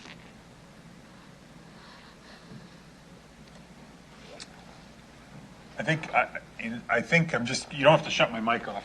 Was it like a decade, 20 years? Yeah. Like I want to say at least a decade, if not more. We went back, we basically relied on human resources to do the search for us. Dean is the oldest. Okay, he's the longest serving, one of the longest serving officers, and has been an executive for a long time. So I do also value if we can think of examples, and the examples that we were able to come up with are those ones that I listed where a person was ready to transfer. We held them back and said, no, we have an operational need to keep you here, but we will grant you the ability that even though you did only 10 months in patrol, it was because we forced you to do that, not because you wanted to, and we allowed them to compete as a Category 1 member. Those are the only examples, and I think there was only about 2 or 3 of those. Right. But you can't confirm the constable's eager pace that's been given.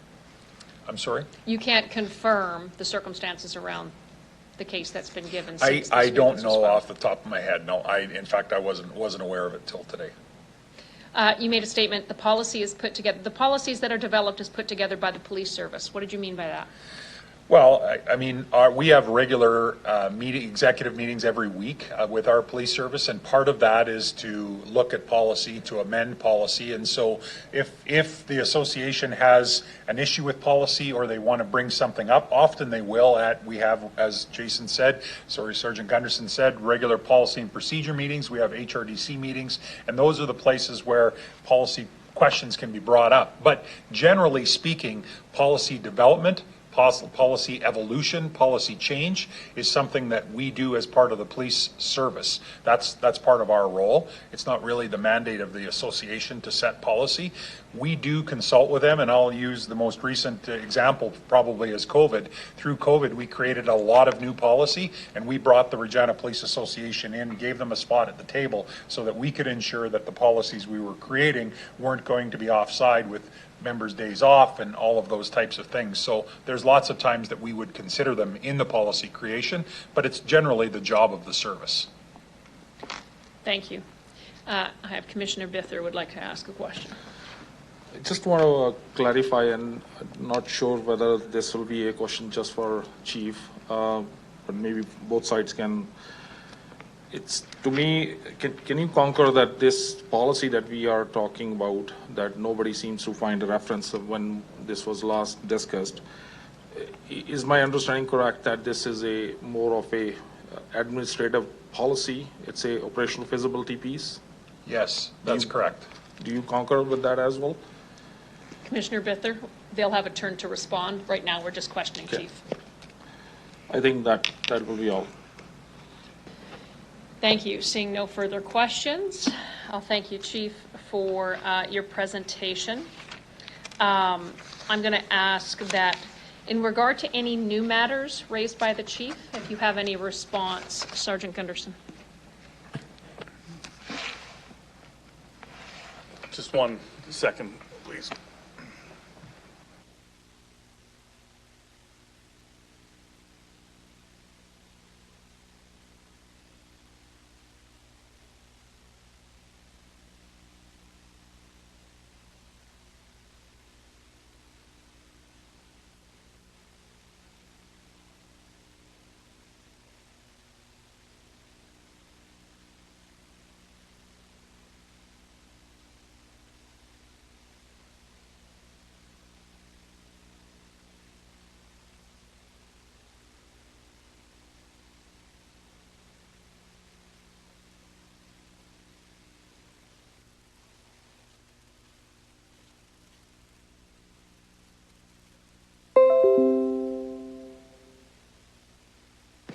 Just one moment.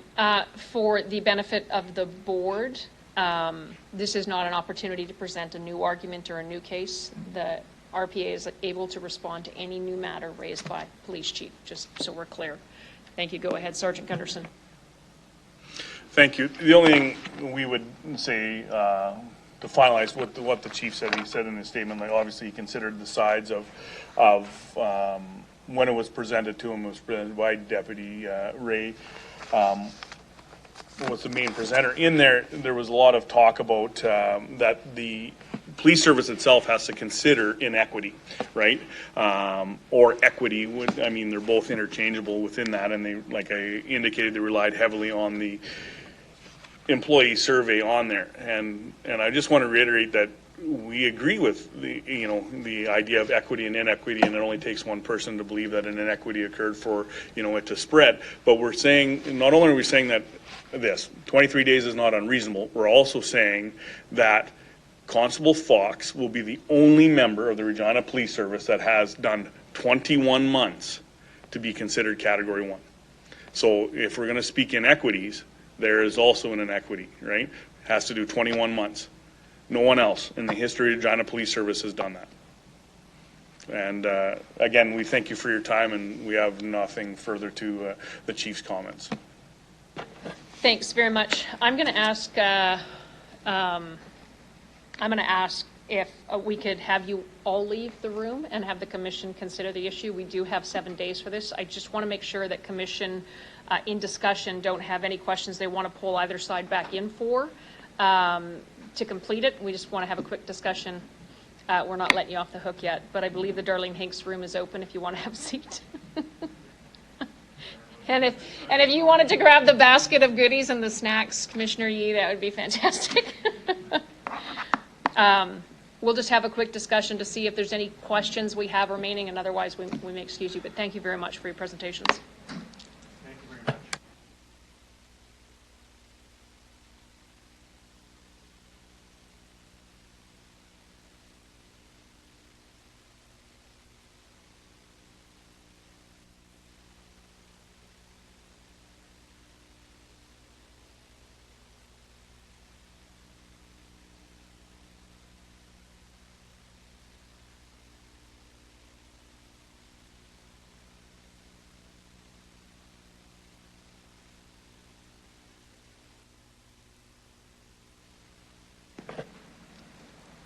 Just prior to we say we're done hearing from anybody, does anyone have any questions on either side of this discussion that they feel is kind of outstanding? We still have legal counsel in the room, which is different, but, and Yeah, and in fact, I'm not sure if you have any comment to offer in terms of being legal counsel to the board on this one.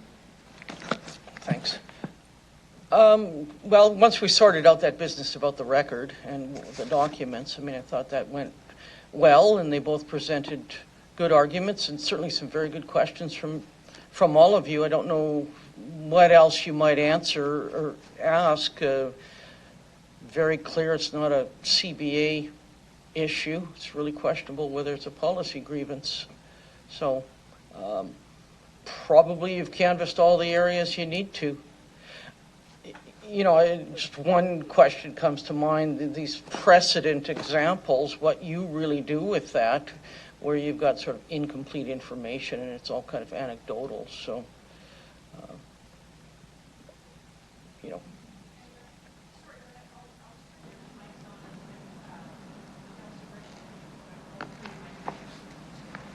Go ahead, Yashu, you wanted. Well, I just have a comment, and sorry earlier about that. I mean, listening to both sides, to me, it is very clear that Chief has acted in his power to be the administrative head of the organization, given that this is not a CBA question, it's a policy question. That's what I figured or heard, and I think I got both parties to concur that it's an administrative thing, and I think they are undermining Chief's authority as that head to make a discretion. And second thing is that the only thing that stands out from the RPA perspective is that they have provided that one example which nobody seems to find a reference to, and I think it will be unfair for Chief and his position to call him out on this, that he made a discretionary decision. I mean, I'm not saying that you're better judge, I'm not a lawyer or anything, but in code of law, what I've understood is that I think he has provided his reasoning. I'm talking about Chief. And yes, they have every right to grieve, and if they choose so, go to the arbitrator. But from my position is that I'm in agreement with Chief's position on this. So for the timeline, he was transferred in February. My understanding is he asked for an extension. So he served 5 years in Canaan, asked for an extension, was granted the extension, and then closes off for the request to go serve elsewhere, which he would have had to go back into patrol. So that date closes off. 10 days later, dog gets hurt. 13 days later, they come back and say, hey, I want to transfer to patrol now and serve out my year. He's past the deadline for doing that, and so that's the grievance. Okay.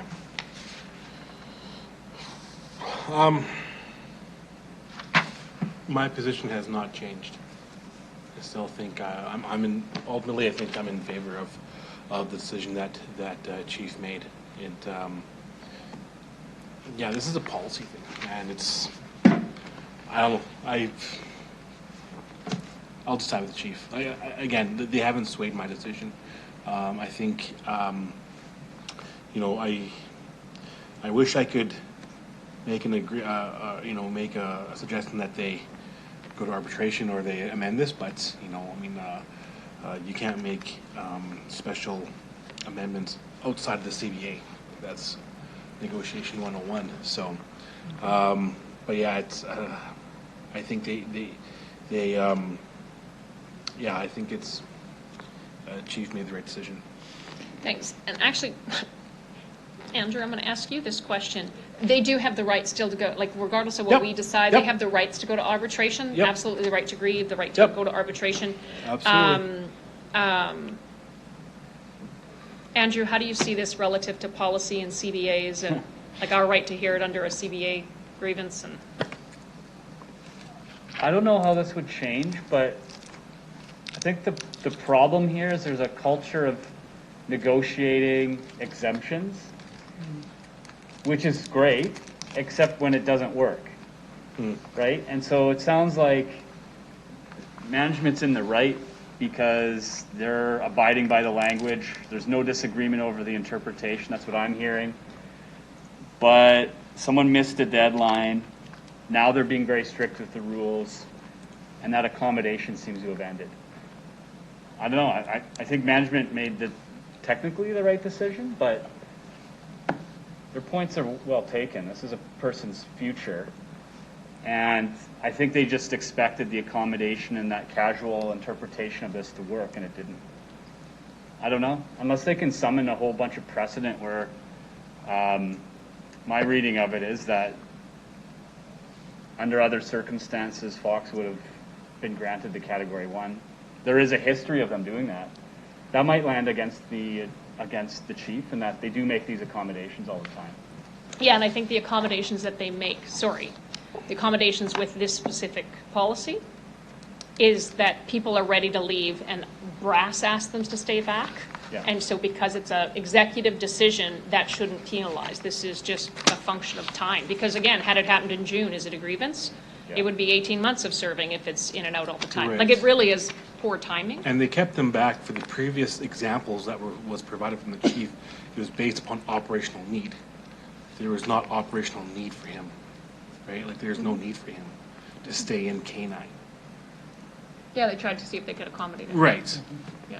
They exhausted all Well, resources. and what I didn't like, and what Chief didn't venture into, is because it's not in the materials as well, is we give accommodation, we give accommodation, we give accommodation. I'm going to bet you dollars to donuts if you actually task Chief with that question, it goes the other way as well. Yeah. And so this is where it starts to get into, now I'm just talking about my opinion. But Chief didn't actually take the bait, interestingly enough. The other thing to keep in mind, though, that Chief has made it very clear that he has not made this decision based on his personal level, and I commend him for as a leader. I actually had to face a similar challenge at my workplace all the time, that where person I know wants a job, and I'm not making the decision based on just because I know this person on a personal side, not on the work-wise. Yeah. So it's a hard decision for any head to make like that. I think that should go in his favor. Well, and sorry, Lori, I think you want to talk. I guess the thing that actually troubles me the most at the very basic prima facie basis is I don't think this is a grievance for us to hear. Like, I think it's a stretch to call it a policy grievance. They're just It's following the definitely not a process, I think. CBA grievance. Yeah. And that's actually where the moment it's not a clear policy issue that's going to affect a whole bunch of people, like we're weighing in on something we should never weigh in on. Sorry, Lori, go ahead. Hi. Okay, so I guess the question or the concern that I would exactly that. I think they got it here because they deemed it a policy grievance. But I would say that the policy's there. And the concern I have is that the reason we have policies in place is to take that personal piece out of it. And I think the chief did that. Like, that's the whole purpose of policy. I get that previously we heard that, this was used in different ways, but, for the chief to push it this far to stand by the policy, to me, that's why policy is there. And I don't think we should be waffling as to, well, for this person or that, they've got this, that's when you get into trouble. So I support, I'm just going to say again, I don't think it should be here. They can still move on to arbitration, but I do support, the chief, the stand he took in this.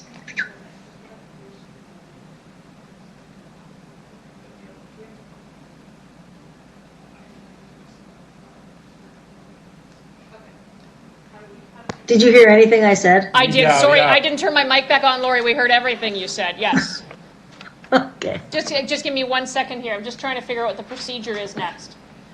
Sorry, what I'm hearing is that no one has any more questions for either the police or the RPA, so we could have the RPA go. Yep. Yeah. We're done. Yep. Yeah. Juliet's hand is up now. Juliet, do you have any questions for the RPA or the police chief on this issue? Oh, no question. I was just Okay. going to Go ahead, jump please. into. Thank you.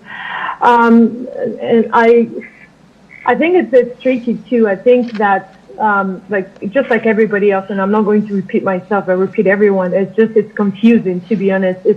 they call it policy, but then the policy procedure in terms of following the exact policy, it looks like a culture where, there has been a lot of negotiation, and then, but when is the right time to call it off, right? To say, well, we can't, we have to, go by the books as opposed to negotiating with others.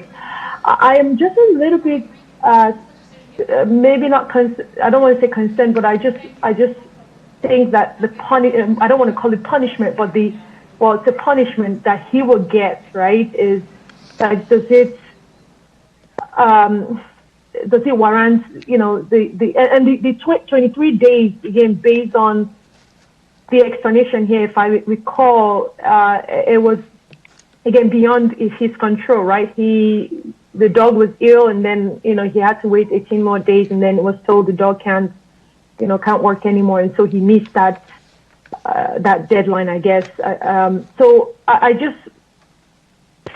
I'm thinking, again, like I said, again, I don't want to say punishment, but the damage that this would cause for him, again, being that he has been in the canine for 5 years, and now he can apply for the Category 1 as a Category 1 candidate for 2021 job posting is a bit. Yeah. So, I don't know.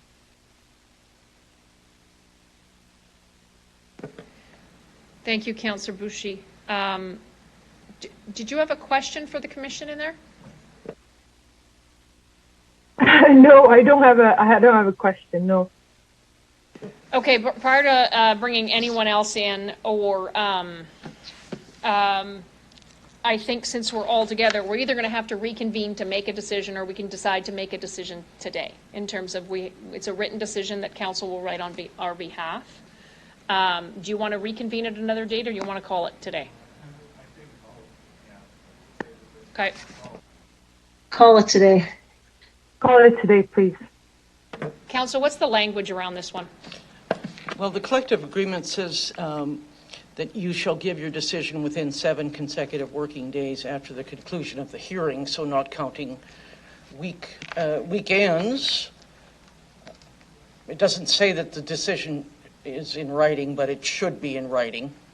So in terms of you convening again, just to kick around the message, I think... No, it's not. It's actually to make the decision. Okay, if you're there and you've made the decision, then... That's what they're talking about. That's good. Okay. We'll get you something to write. Here, 1 second. I need a motion to deny the grievance at stage 2. Thank you, Commissioner Bither. Any opposed? Thank you. So carried. Got it.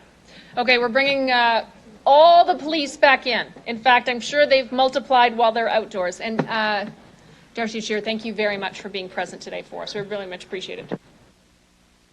Who organizes this, but I know we don't hear many of these. I got the agenda on Friday. I read it on Sunday, and I'm determining the future of someone's career with a half-hour intro session. Completely unacceptable. That can't happen again. We need to know about the process, know about the labor relations. Like, there's a lot going on here. If this had been more complicated, we would have been in a pickle. So let's change that. Absolutely agree with you. Yeah, probably at the time of the actual grievance itself, we should have organized council. I didn't realize we're getting outside council until today. But thank you. Yeah, in addition, I think there's just a matter of leading into the 20 days the way it matched up. It's just more a matter of, and even having the chief statement, it states in the CBA that we're to have it. So in any event, lessons learned. I'd like to tell you that we won't have any more, but I'm not so sure.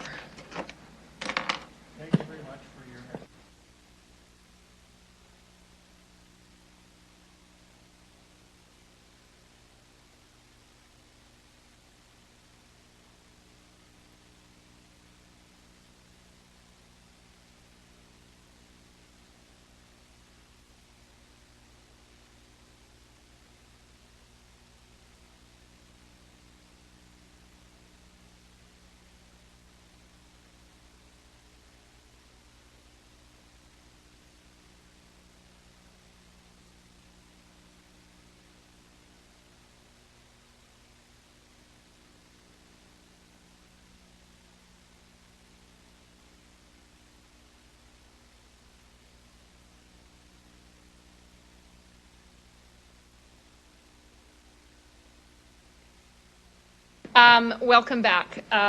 We do have an outside counsel, commission has no more questions for either parties. We do have external counsel. I believe we have 7 consecutive business days to render a decision. It will be in writing, coming from Ms. Sheriff, and that will be the matter. I would just thank you very much for your presentation this afternoon and your passionate and well-placed debate on behalf of your members. Thank you very much. We won't keep you any longer today. You're welcome to go.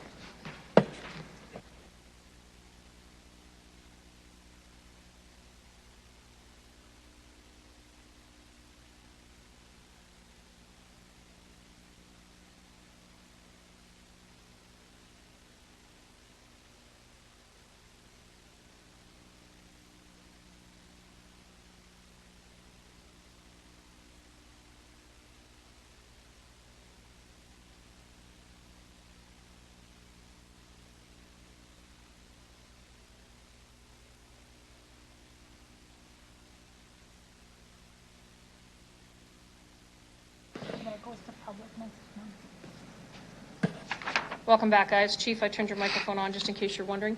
It's 10 after 6. Not here. Not quite as prickly as council. In terms of the importance and depending, I guess, on how commission seeks to question, I believe P21-71 collective agreement negotiations is probably most significant in order to get the financial mandate and endorse the bargaining strategy by the team. That one presented, and then the rewards for the Tamra Keepness investigation, as well as the Grene Hatu, Mama, 7 June Hatu, the triple homicide investigation reward.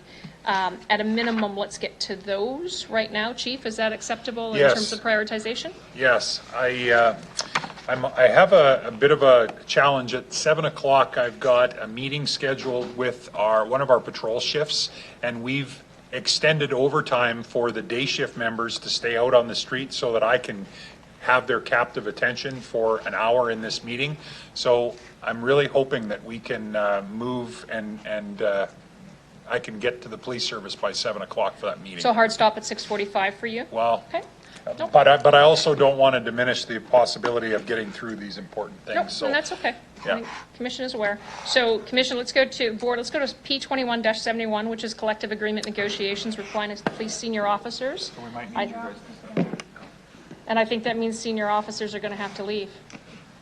And as I heard today, Deputy Chief Ray, no one's more senior than you. With respect, I was saying. With respect, though.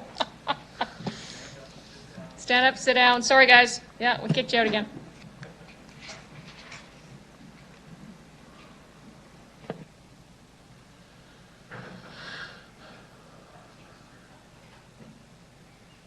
Chief, please go ahead. It's actually, I'm going to turn it over to Deputy Chief Ray and Katrina Swan. They're going to walk us through this. Well, good afternoon, everyone. I'm happy to say that we've been working hard with our team lead, Mr. Troy Hagan, Katrina Swan, myself, supported by Ms. Alyssa Sullivan and Tracy Raisin, and met with the Senior Officers Association on 3 separate dates, November 15th, 16th, and 19th. And on the 19th, we're able to come to an agreement. Just a few details. We put forth 8 proposals with a number of housekeeping proposals as well, mostly dealing with terminology, some name change updates and things like that. Very similar to what we had done with the Police Association. And those were fairly straightforward, and we were able to work through those. The Senior Officers Association brought forward 14 different proposals, and at the table they had Superintendent Laura Lee Davies, Superintendent Trent Stevely, Inspector Darren McKechnie, and Inspector Tim Seiferling at the table. Over those 3 days, we were able to work through most of these proposals. We end up with one challenging proposal related to the Critical Incident Command article. This was a new article in our 2018 collective agreement, and there was a number of concerns that were brought forward from there. This ended up in a, well, just flashed on the screen, a memorandum of agreement between ourselves and Senior Officers Association to work through the next 3 years or 2 years of the agreement here to come up with a resolution to some of the challenges and concerns that they brought forward. I can tell you some of the concerns have to do with the ability to get training for critical incident commanders. Right now, we have in our in this article, we have members of our Senior Officers Association. They're supposed to sign up for about 7 weeks a year to be on call for this critical incident command, and we're finding that they're taking more than 7 weeks, mostly because we can't get people trained. COVID has caused a concern at the Canadian Police College with the training that we've been able to obtain, and we've had some challenges with people not making it through the course and having to go back a second time. So that's one of the challenges that we've had, and that's one of the things that we're going to work through in the next, till the end of this agreement. I'm going to turn it over to Ms. Katrina Swan to walk through the overall MOA and what we agreed to, looking for your ratification. Okay, thank you, Deputy. I guess good evening or afternoon, everybody. I'll try to be quick through this. Elaine has shared it on the screen for Councillor Bresciani and Commissioner Bushi. I have handed it out to everyone else. At this point, the document that I have provided is what I believe is the totally agreed to items between the parties. Okay, sorry.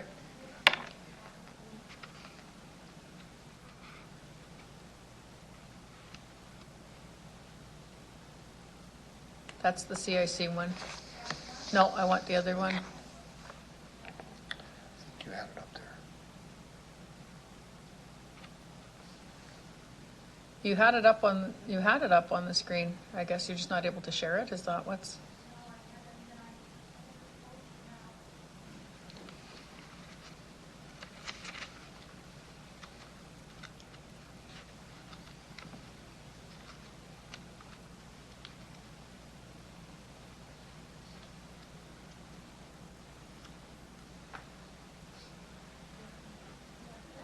No, if you can close that one.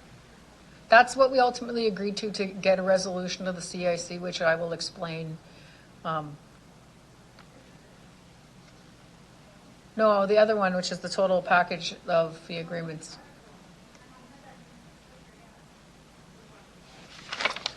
The one on yours that says memorandum of agreement,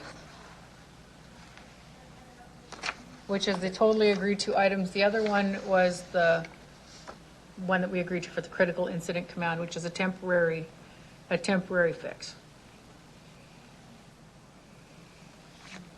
I think I can see it on your screen there. You just had it. Is it the one up there on the left under screen? Yeah, the memorandum of agreement SOA. Oh, that one, yeah.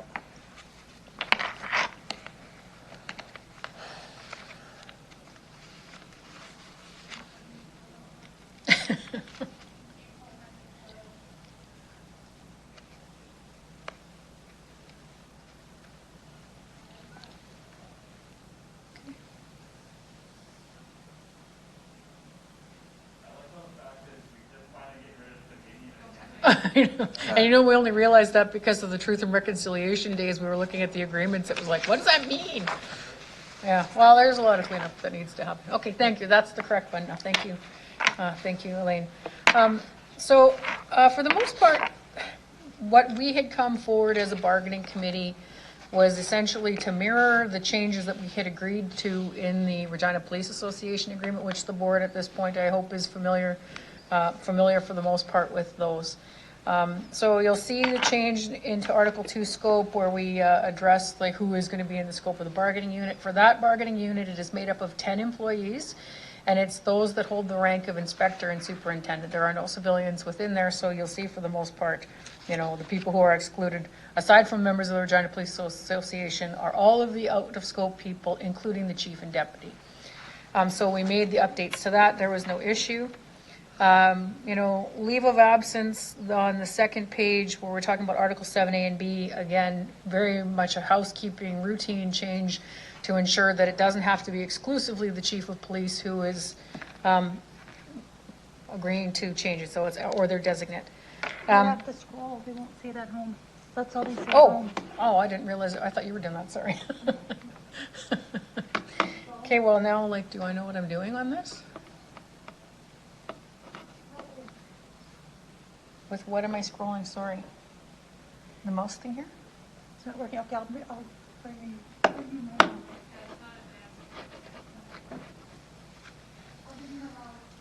In any event, that one's not sort of a one that they need to see, it's just or designate, it's an easy one. We made the change also to Article 7 pertaining to maternity leave that we had talked about with the board, so, you know, we first of all had to address the fact of the 18 months. We did not, I don't think, make any changes in terms of entitlement to maternity leave, it was just what the government has changed so that you can opt for up to 18 months. We had to put the proper weeks in there and that they have to elect, but we did not add to the top up on that one for the senior officers. I mean, nine men, 1 woman, you know, not to say there won't be a day that it becomes a problem, but at this point that was not a priority for them and it certainly wasn't anything that they came forward with either. Language change on 7D, we changed it from compassionate to bereavement, similar to what we have with the RPA, again, in keeping with the Saskatchewan Employment Act. The next one, family leave, was one that they had requested, that where they could convert one of their personal days that they're entitled to, or sorry, one of their family leave days that they're entitled to personal leave. That's something that we'd actually agreed to with the Regina Police Association in the 2018 to 2021 round, and we didn't bring it forward for the senior officers. It was also something that our out-of-scope employees got in the 2018 round. They came forward and asked for it this time. We felt, you know, from an equitable perspective, since everybody else in the building gets it, that we would agree to that for them. Article 11 is just, again, a correction, because it's not just health and safety, it's occupational health and safety, so we added that. Routine housekeeping, changing the names of the act again to be correct, Saskatchewan Employment Act, and then any related regulations under occupational health and safety. Article 13 is one that we also have with the Regina Police Association. This was something that had come up, and we talked to the board about it before, where the agreement itself had been silent under the Regina Police Association about what happens for those people who are on workers' compensation for longer than 12 months but may not be in receipt of full workers' compensation benefits. Under the existing language, the way that it was interpreted and was accurately, wasn't just interpreted, it's how it was written, was that even if you were working partial hours, if you were still in receipt of workers' comp, you weren't getting any vacation entitlement. So we've added in this provision that was in our Regina Police Association agreement to say that any vacation will be prorated if you are still on, if you still are in receipt of benefits after a full year. Holidays, we added in the National Day for Truth and Reconciliation as a recognized statutory holiday. And as Councillor Stevens pointed out, we changed it from the Dominion of Canada to the Government of Canada because, not surprisingly, when we were looking at that, nobody knew what the Dominion was, and ultimately I said, well, I'm pretty sure it's the Government of Canada, so in any event, I think this is much more clear now. You know, at 75 years from now, maybe they'll be going back to the Dominion and they'll be like, oh, does the Government of Canada, but in any event, clean up there, and then also clean up to reference the Cities Act, because somehow I missed this in one of our last rounds. It still referenced the Urban Municipalities Act, which to my knowledge has been not the governing legislation since about 2000. Well, I've worked for the city since 2004, and it was already the Cities Act at that time. So catching up with the times on that one. Holidays on days off, you can see just the addition of or designate so that every decision does not have to be made by the Chief of Police. This one, Article 15, you can see that something is struck out there. When we looked at our Schedule C, it referenced back to our annual vacations, but the two didn't match up what was said. Like you can see, it says pursuant to Clause F, a working day shall be determined to be 8 hours, therefore maximum entitlement shall be a total of 24 hours yearly. The two didn't line up, and so when we had conversations with our committee, we didn't know what it meant. When we took it back to the SOA, they also had no idea, so we just took it out to avoid any confusion, because there is actually discussion within the document about what a day is and what a holiday entitlement is, so it was confusing, so we pulled it out. Again, hours of work in Article 24 was another addition of or designate. 24F, you can see we've added the language, this provision does not apply to Schedule A sub 5, the Critical Incident Command. Apparently, and it was news to the deputy and to myself, we're at the bargaining table, the Critical Incident Command provision was supposed to be a standalone provision, but what was happening with our payroll department, instead of giving people hour for hour, which is what that provision applies to, anytime they were working over 6 hours, if they were on a call and it was at 6 hours, immediately it was no longer hour for hour, they would just get that 6 hours in their bank, and that wasn't what was intended. It was intended to be an hour for hour compensation if they were going over that certain limit. So we did address that in here as a go forward, and for our payroll people, that this is not intended to apply to that provision. That was a request that had, I think we just agreed to it because we certainly hadn't intended that. Effective date, we agreed to a 3-year contract, which is always nice to have the harmonious labor relations, I guess. It'll be 2 years now, given that we're already in November, but a 3-year deal. Damage to personal property or clothing, again, or their designate was added. So the next ones are the ones that I guess are probably going to be the most interest to the board. These are the cost items that we had agreed to. So senior officers are entitled to a clothing allowance as part of the collective agreement, which you can see. They did some digging and they went back, and as far back, the only agreement how far back they had was to 2010, and there hadn't been an increase to that since 2010. So they requested actually a $300 increase. We agreed to a $100 increase, just simply cost of living changes over the last 11 years. They also had brought forward proposals around increases to their transportation allowance, which is $100 biweekly. Given the fact that they are required to use their vehicles probably more often than most, out of scope employees in terms of coming into work for Critical Incident Command, we felt that it was appropriate given the increasing costs of gas and the amount of time that we thought $125 was a reasonable increase.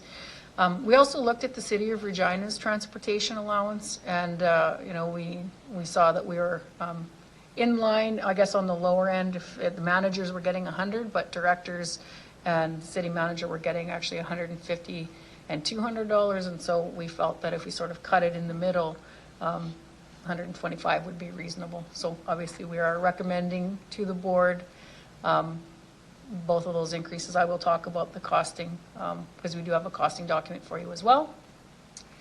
As the deputy said, Critical Incident Command was actually the real sticking point that I don't think that we were anticipating. It was a new provision that was added to the agreement last round because it was a sticking point the last round. And so they're an association of 10 members, but unfortunately, given retirements, changes to the group, they have, about 6 that are actually qualified?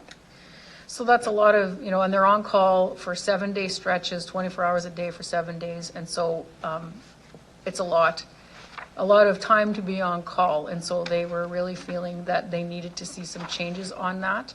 They also were talking about how, when they're in a critical incident call and they're in a room with a scribe who is there to sort of take their notes, and they're in there with the SWAT team and all of them are getting overtime, they recognize, of course, that they're very well compensated and they're appreciative of that. But they did feel that in that situation that there wasn't a recognition of the 7-week, or not 7-week, the certification that they have, the 7 weeks that they work, the certification that they're required to get, which is quite difficult. I mean, we've had, I think, of the 10 that are in there, probably half of them have failed it the first time. So it's difficult to obtain. It's something that's a risk from a risk management perspective. It's a lot to expect of people to run those calls.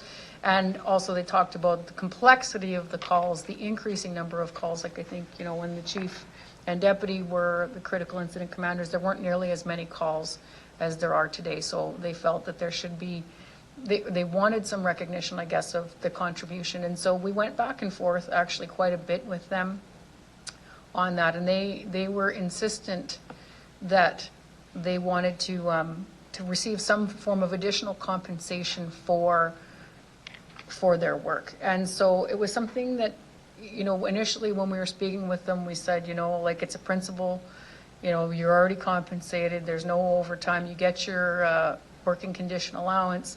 It's not something that we thought we could necessarily bring to the board, especially when what was being asked for was layering on the benefits that we had already provided to them previously, which is that hour for hour going into their overtime banks as time off. What was conveyed back to us was, you know, time off is great, but we can't even take the time off that we've got, so they would like to see something different. And I guess actually that's not the provision that I have up there. I'm talking about one of the costing items now. That's the MOA that we had up before. Sorry, I've jumped ahead of myself here. So we weren't in a position to agree to the layering. You know, there was reference to Edmonton's collective agreement, there was reference to Winnipeg's, and when you look at them, it's like apples and oranges. There was things that they have that we don't, things that we had that they didn't. So as a compromise that we thought would get us to an agreement, because quite frankly, as of Friday morning at 8 o'clock, we weren't even sure that we were going to be coming to you today with a recommendation. We agreed to pull it away from the bargaining table and enter into a memorandum of agreement for the remainder of the contract, so now till December 31st, 2023. For all of the members who are qualified to act as a critical incident command, they'll get a bi-weekly increase of $30. So not a huge amount of money, but for them, the symbolism of it was very much appreciated and acknowledged.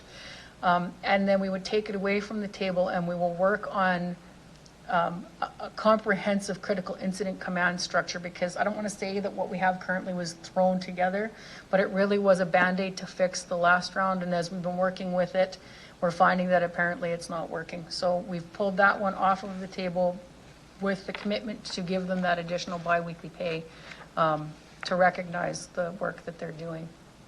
There was also, I guess, something missing from within there, and this is the clause that you're seeing on the screen, was what happens for those members if they're called in on vacation.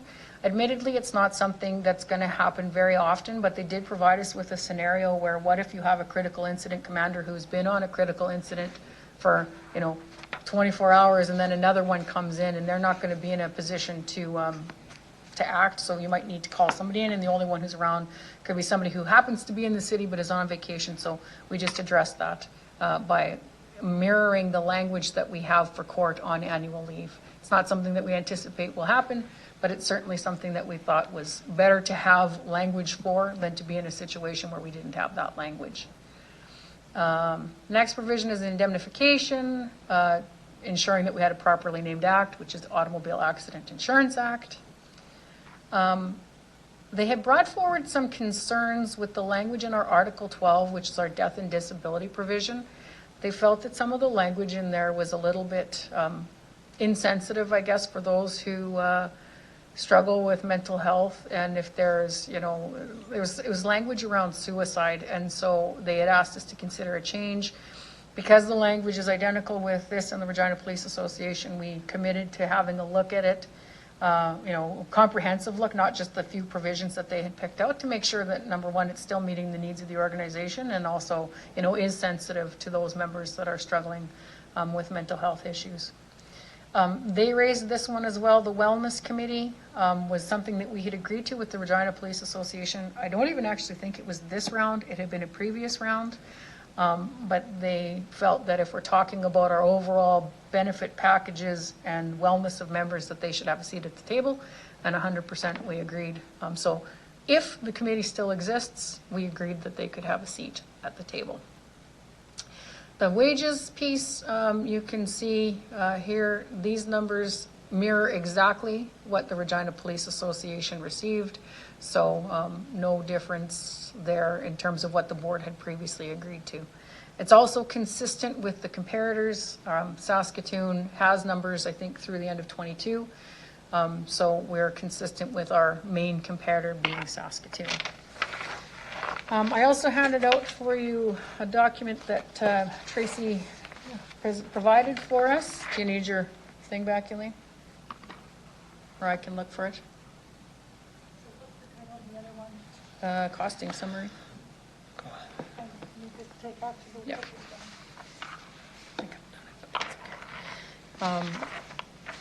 So So again, as we're talking about membership of 10, the overall costs that you're going to see of all of the items, I don't want to say is minimal, because obviously, like in an individual's pocket, it's a substantial amount of money. But as a global budget of, what are we, 90 million? Whatever our global budget is, it is a somewhat minimal amount. And again, apologies, Councillor Bresciani and Commissioner Bushi. Elaine is going to bring the costing document up. But in terms of the salary, you know, for the 3 years, it's an overall increase of 5.35% over the 3 years. And again, we did the compounding like we did with the Regina Police Association to sort of mitigate some of the costing. The total cost to the board over the course of the contract is $93,400.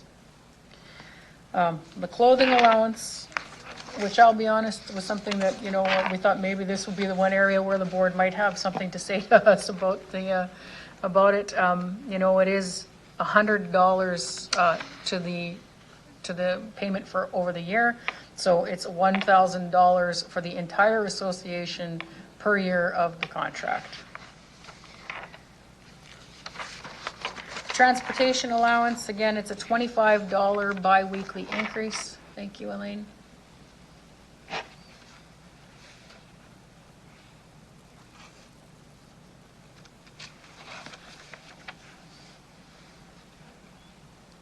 So that's the $93,400 total increase for the salary. If you can go to the next one, Elaine. Clothing allowance, as I said, $1,000, considering it's an association of 10, $100 per member.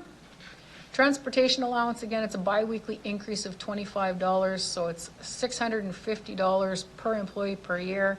So again, total cost will be $6,500 for the year for each year of the contract.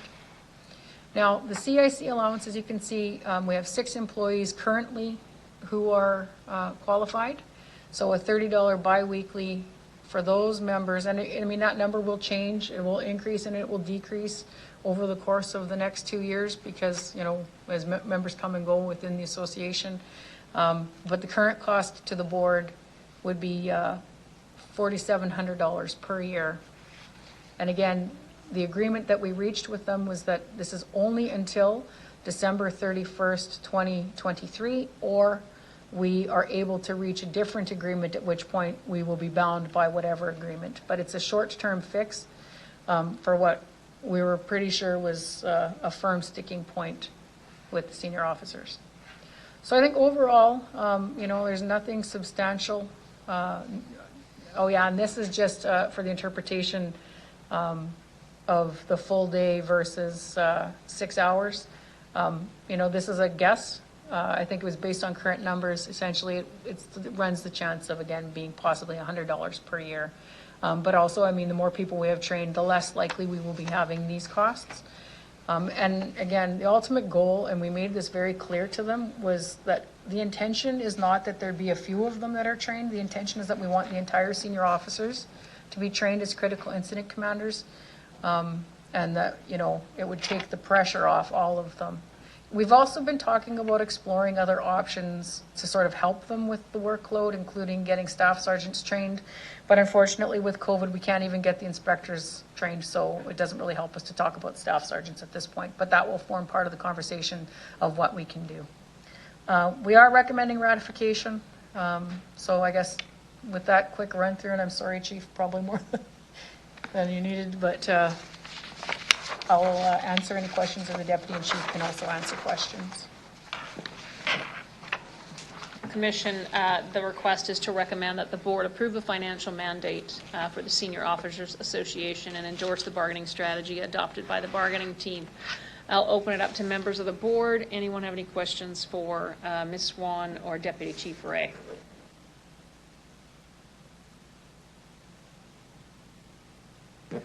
Seeing none.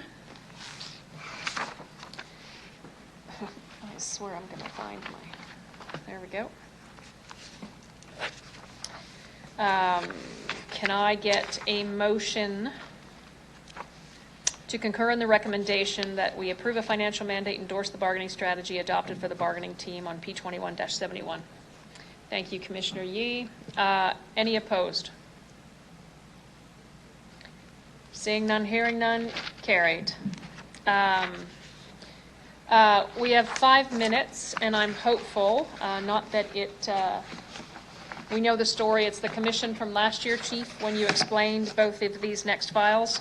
P21-68, the Tamara Keepness investigation. Could you introduce this report, please, and thank you? Sure. Thank you very much, Mayor Masters. So both of these reports, this one with regard to Tamara Keepness and the other one with regard to Grenade 2, Mama, and 7 June 2, which is referred to as the triple homicide, both of these files are significant files and investigations that our community lived through. And as a result of them still not having a successful conclusion, we have not located Tamara Keepness. We do not know what contributed to her disappearance. And in the other case, we still have not been able to successfully hold someone accountable and lay a charge with regard to the triple homicide. Investigators are consulted on an annual basis as to whether or not there's validity in continuing with these rewards. The investigators do believe that there are members of the community that could provide some information based on both of these files and these investigations. And so the investigators have requested that we do continue with the approval of these rewards. Obviously, we've never granted one of these rewards. We don't budget extra money for these rewards, so if someone were to come forward with a piece of information that successfully concluded the file, we would manage that expense out of our existing budget. So this is simply asking the board to approve the extension of these rewards. If you approve it today in private session, it goes to public session for kind of that final stage. So that's essentially the presentation on it. I'm happy to answer any questions that you might have. Commissioner Yee. Thank you. Just a couple of comments. I think one, my daughters got me into TikTok, so I'm on the social media stuff. And local crime is there's a lot of people that talk about this true crime stuff. So Tamara Keepness is huge when it comes to the story, and it's getting I see a lot of, like, there's a surge in this information. So I think definitely keep it up. And just to inform the board of the last commission, there was talks of us writing a letter on both these cases to what show is that, Unsolved Mysteries, which is now back on air. And so maybe I can put it out there. If you guys are comfortable, we can draft up a letter and see if we can get more attention for two very important cases that need to be solved. Thank you. Excellent. Thank you. Commissioner Bushey. Sorry, Mayor. No, I was just going to say, thank you, Chief, for that report. I can move the motion. That's all. Thank you. I'm going to ask, no further questions from the commission. I'm going to ask that we have a motion to concur in the recommendation that the Board of Police Commissioners continue to offer a $50,000 reward until December 31st, 2022 for information that leads to determining the whereabouts of Tamara Keepness, and the same motion to concur with regards to Grenade, Mama, and 7 June. So I'm going to combine both motions into one, and I think Commissioner Bushey wanted to move that. Thank you very much. Any opposed? Seeing none, we'll see that in public. Chief, it's 6:43. You want to do public complaints? November? Sure. Yes. All right. And we got, next is P21-70, public complaints, the November report. Please introduce, Chief. Thank you. So I don't have a lot to add. What I will say is that we've been waiting to get reports back from the Public Complaints Commission, and so I'm happy to say that 3 of them have come back. You'll notice in Part B of the documentation that we've received 3 back, and each of them came back as unfounded. We had no informal resolutions in this past month to report. So that's the update. Any questions from Commission? Seeing none, could I have a motion to receive and file the November public complaints report? Commissioner Yee, any in opposition? Seeing none, carry it. I also, given the time, need a motion to table, I'll get there. Can we table P21-66, Public Safety Radio Support and Amplification Systems? I need a motion to table it until next commission meeting. Thank you, Commissioner Yee. Any opposed? Hearing none. Carried. Given the time, sir, are you in dire circumstances if we don't go in camera? I don't require an in-camera I'm discussion. actually feeling bad about the rest of the personnel here too, but kicking them out again. So I won't even make eye contact with them now. In any event, can I get a motion to adjourn? Thank you, Commissioner. It's like you're auctioning. You Rich can go to Yanni. Agrivision this week. Thank you, Lori. Any opposed? None. Thanks very much, guys.